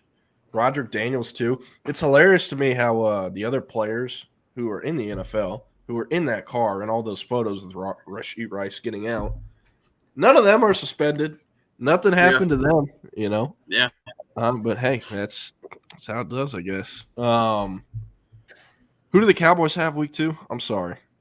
They have the Giants at home, noon game on Sunday. So hoping to be in and out of there, pretty quickly. I think I have a pretty good expectation of what it will be. I think the only thing the Cowboys are really going to have to battle with is that defensive front for the Giants. It's really good, and they showed up yesterday. If they don't have that front, Washington probably drops 35 on them. Instead, it was 21.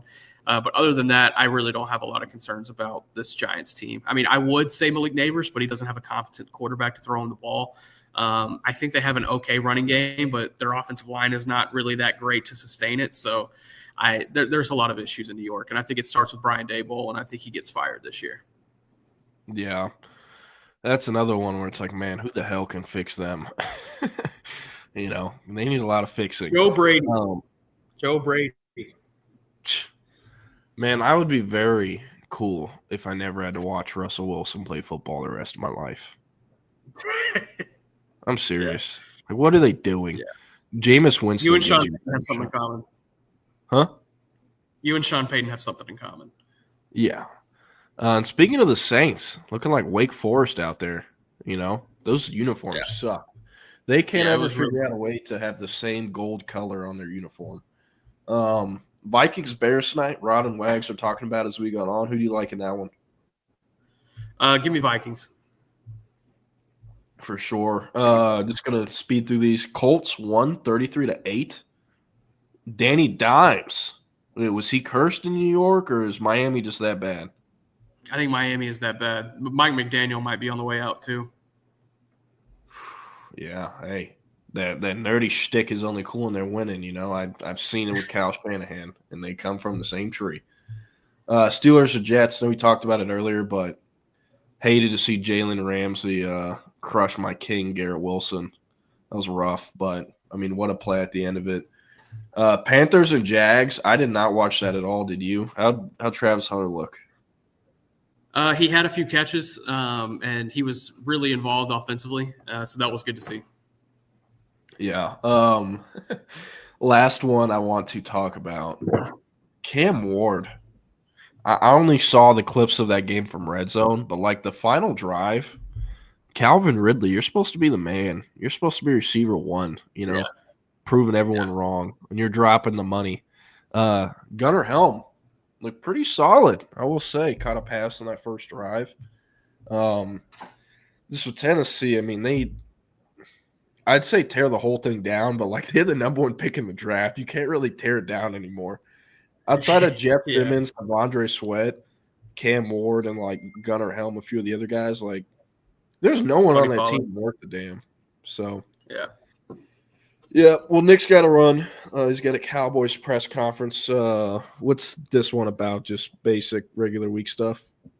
Regular week stuff. 11:45. So I got to get to Frisco. Brian Schottenheimer, is Russell Wilson in 2025 the worst starting NFL quarterback you've ever had to scheme against? Hey, Russell Wilson is the reason he got fired in Seattle, so he might say yes. Man, fuck his ass, Jameis Winston, Jackson Dart. Come on now. All right, fellas. I'm seeing you. All right, we'll see you. I'm going to run through some of these comments because we did not hit on them earlier. What do we have here?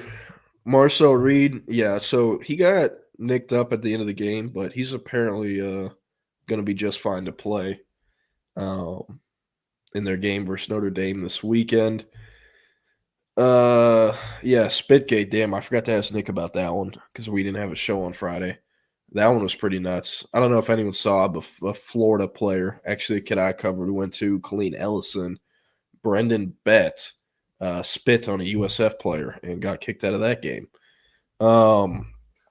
Patrick said, "Hey, Jordan, I didn't know the younger Nussmeier plays for Marcus." Yep.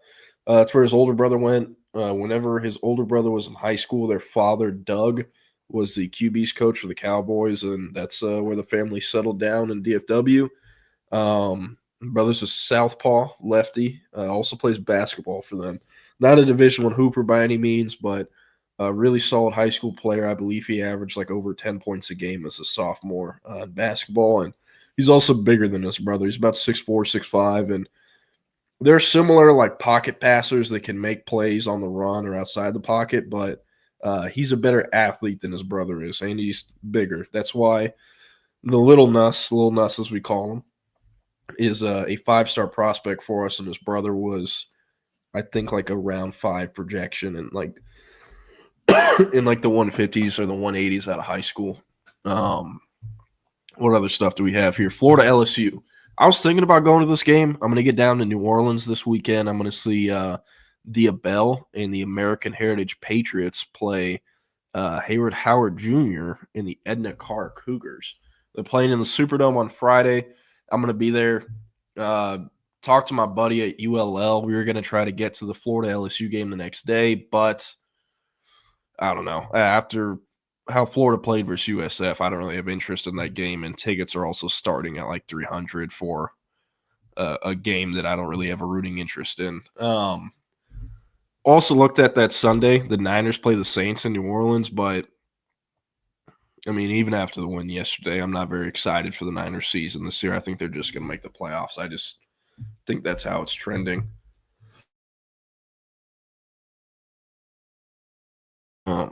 Sorry about that. Antoine with a good one. Is DeCorin the one guy still in college that UT misses the most? To be honest with you, I mean, I think DeCorin more would play as a true freshman at Texas. But Sark's stubborn, man. He's stubborn. He doesn't want to play freshman unless he has to. Xavier Worthy had to play as a freshman. He was the best receiver in 2021 that Texas had. Would DeCorin Moore be the best receiver Texas has right now? I don't think so. I mean, I don't even think so at Oregon if Evan Stewart's healthy, but he's really good and he can help the team. So I'd say yes. I also think Michael Fasusi could be an option because with how Brandon Baker's playing right now, like Michael Fasusi is good enough to compete with him at right tackle for that job to start as a true freshman. I mean, he's starting for OU at left tackle as a true freshman and did great versus Michigan.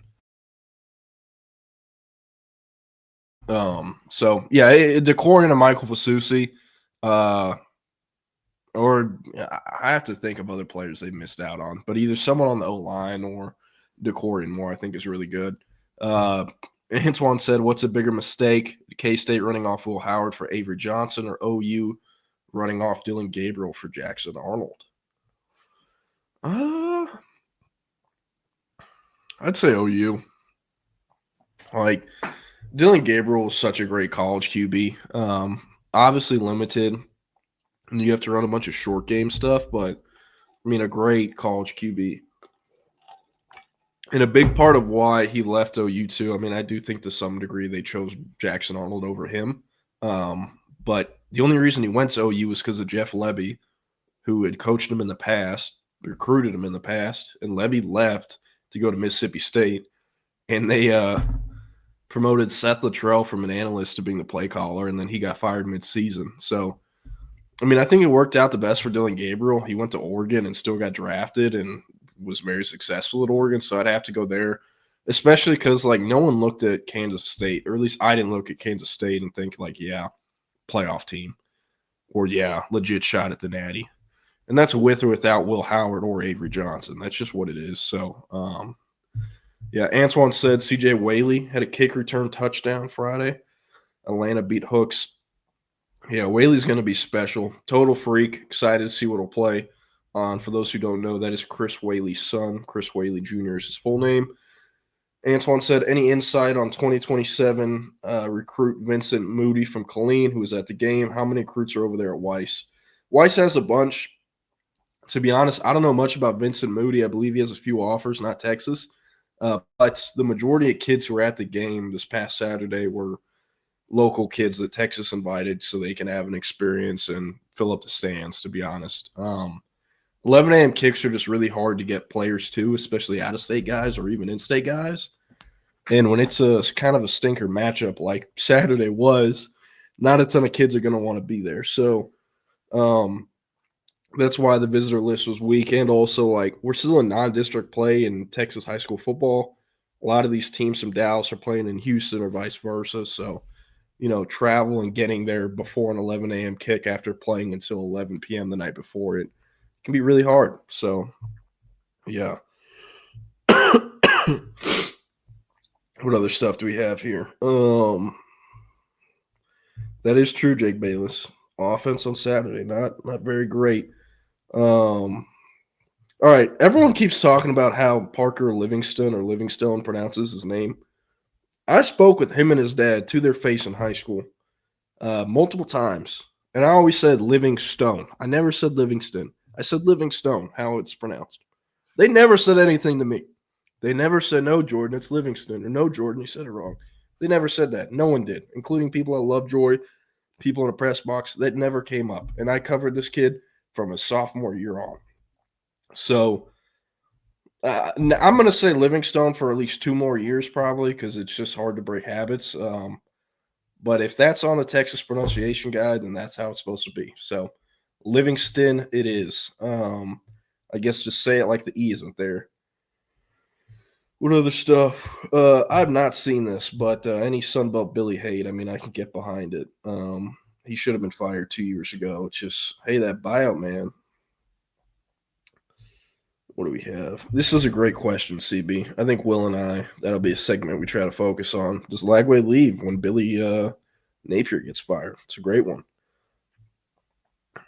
What else do we have here?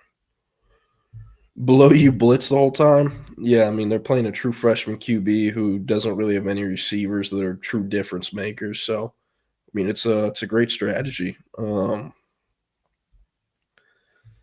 do we have? Even Boone T. Pickens clashed with Gundy and wanted him gone. Yeah, well, I mean, his family or his state has the funds to buy out Gundy, whatever that buyout is. So yeah. All right, that's Patrick said Permian first 3 games, 2 in DFW and 1 in Austin. A lot of travel, man. That's rough. So yeah. And hey, Jake Bayless said, wish Sark would be okay with blowing teams out too. He has too much respect for opponents. Style points is cooler than respect. That is true. But I don't know. I expect them to put up more than 38 points these next 2 games. We'll see though. So yeah. But anyways, I'm going to get out of here. Up next, Fanatic Perspective breaks down the Longhorns win over San Jose State and talks about what they need to clean up moving forward. Chip and Zay, they'll be back on the live stream at 2 p.m. talking all things Texas football.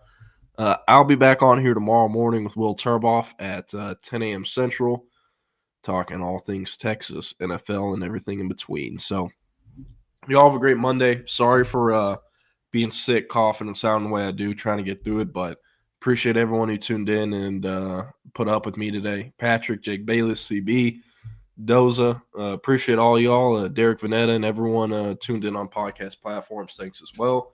Y'all have a great one. Happy Monday, and hey, another game week, man. Never better than this. So peace. Y'all have a great one.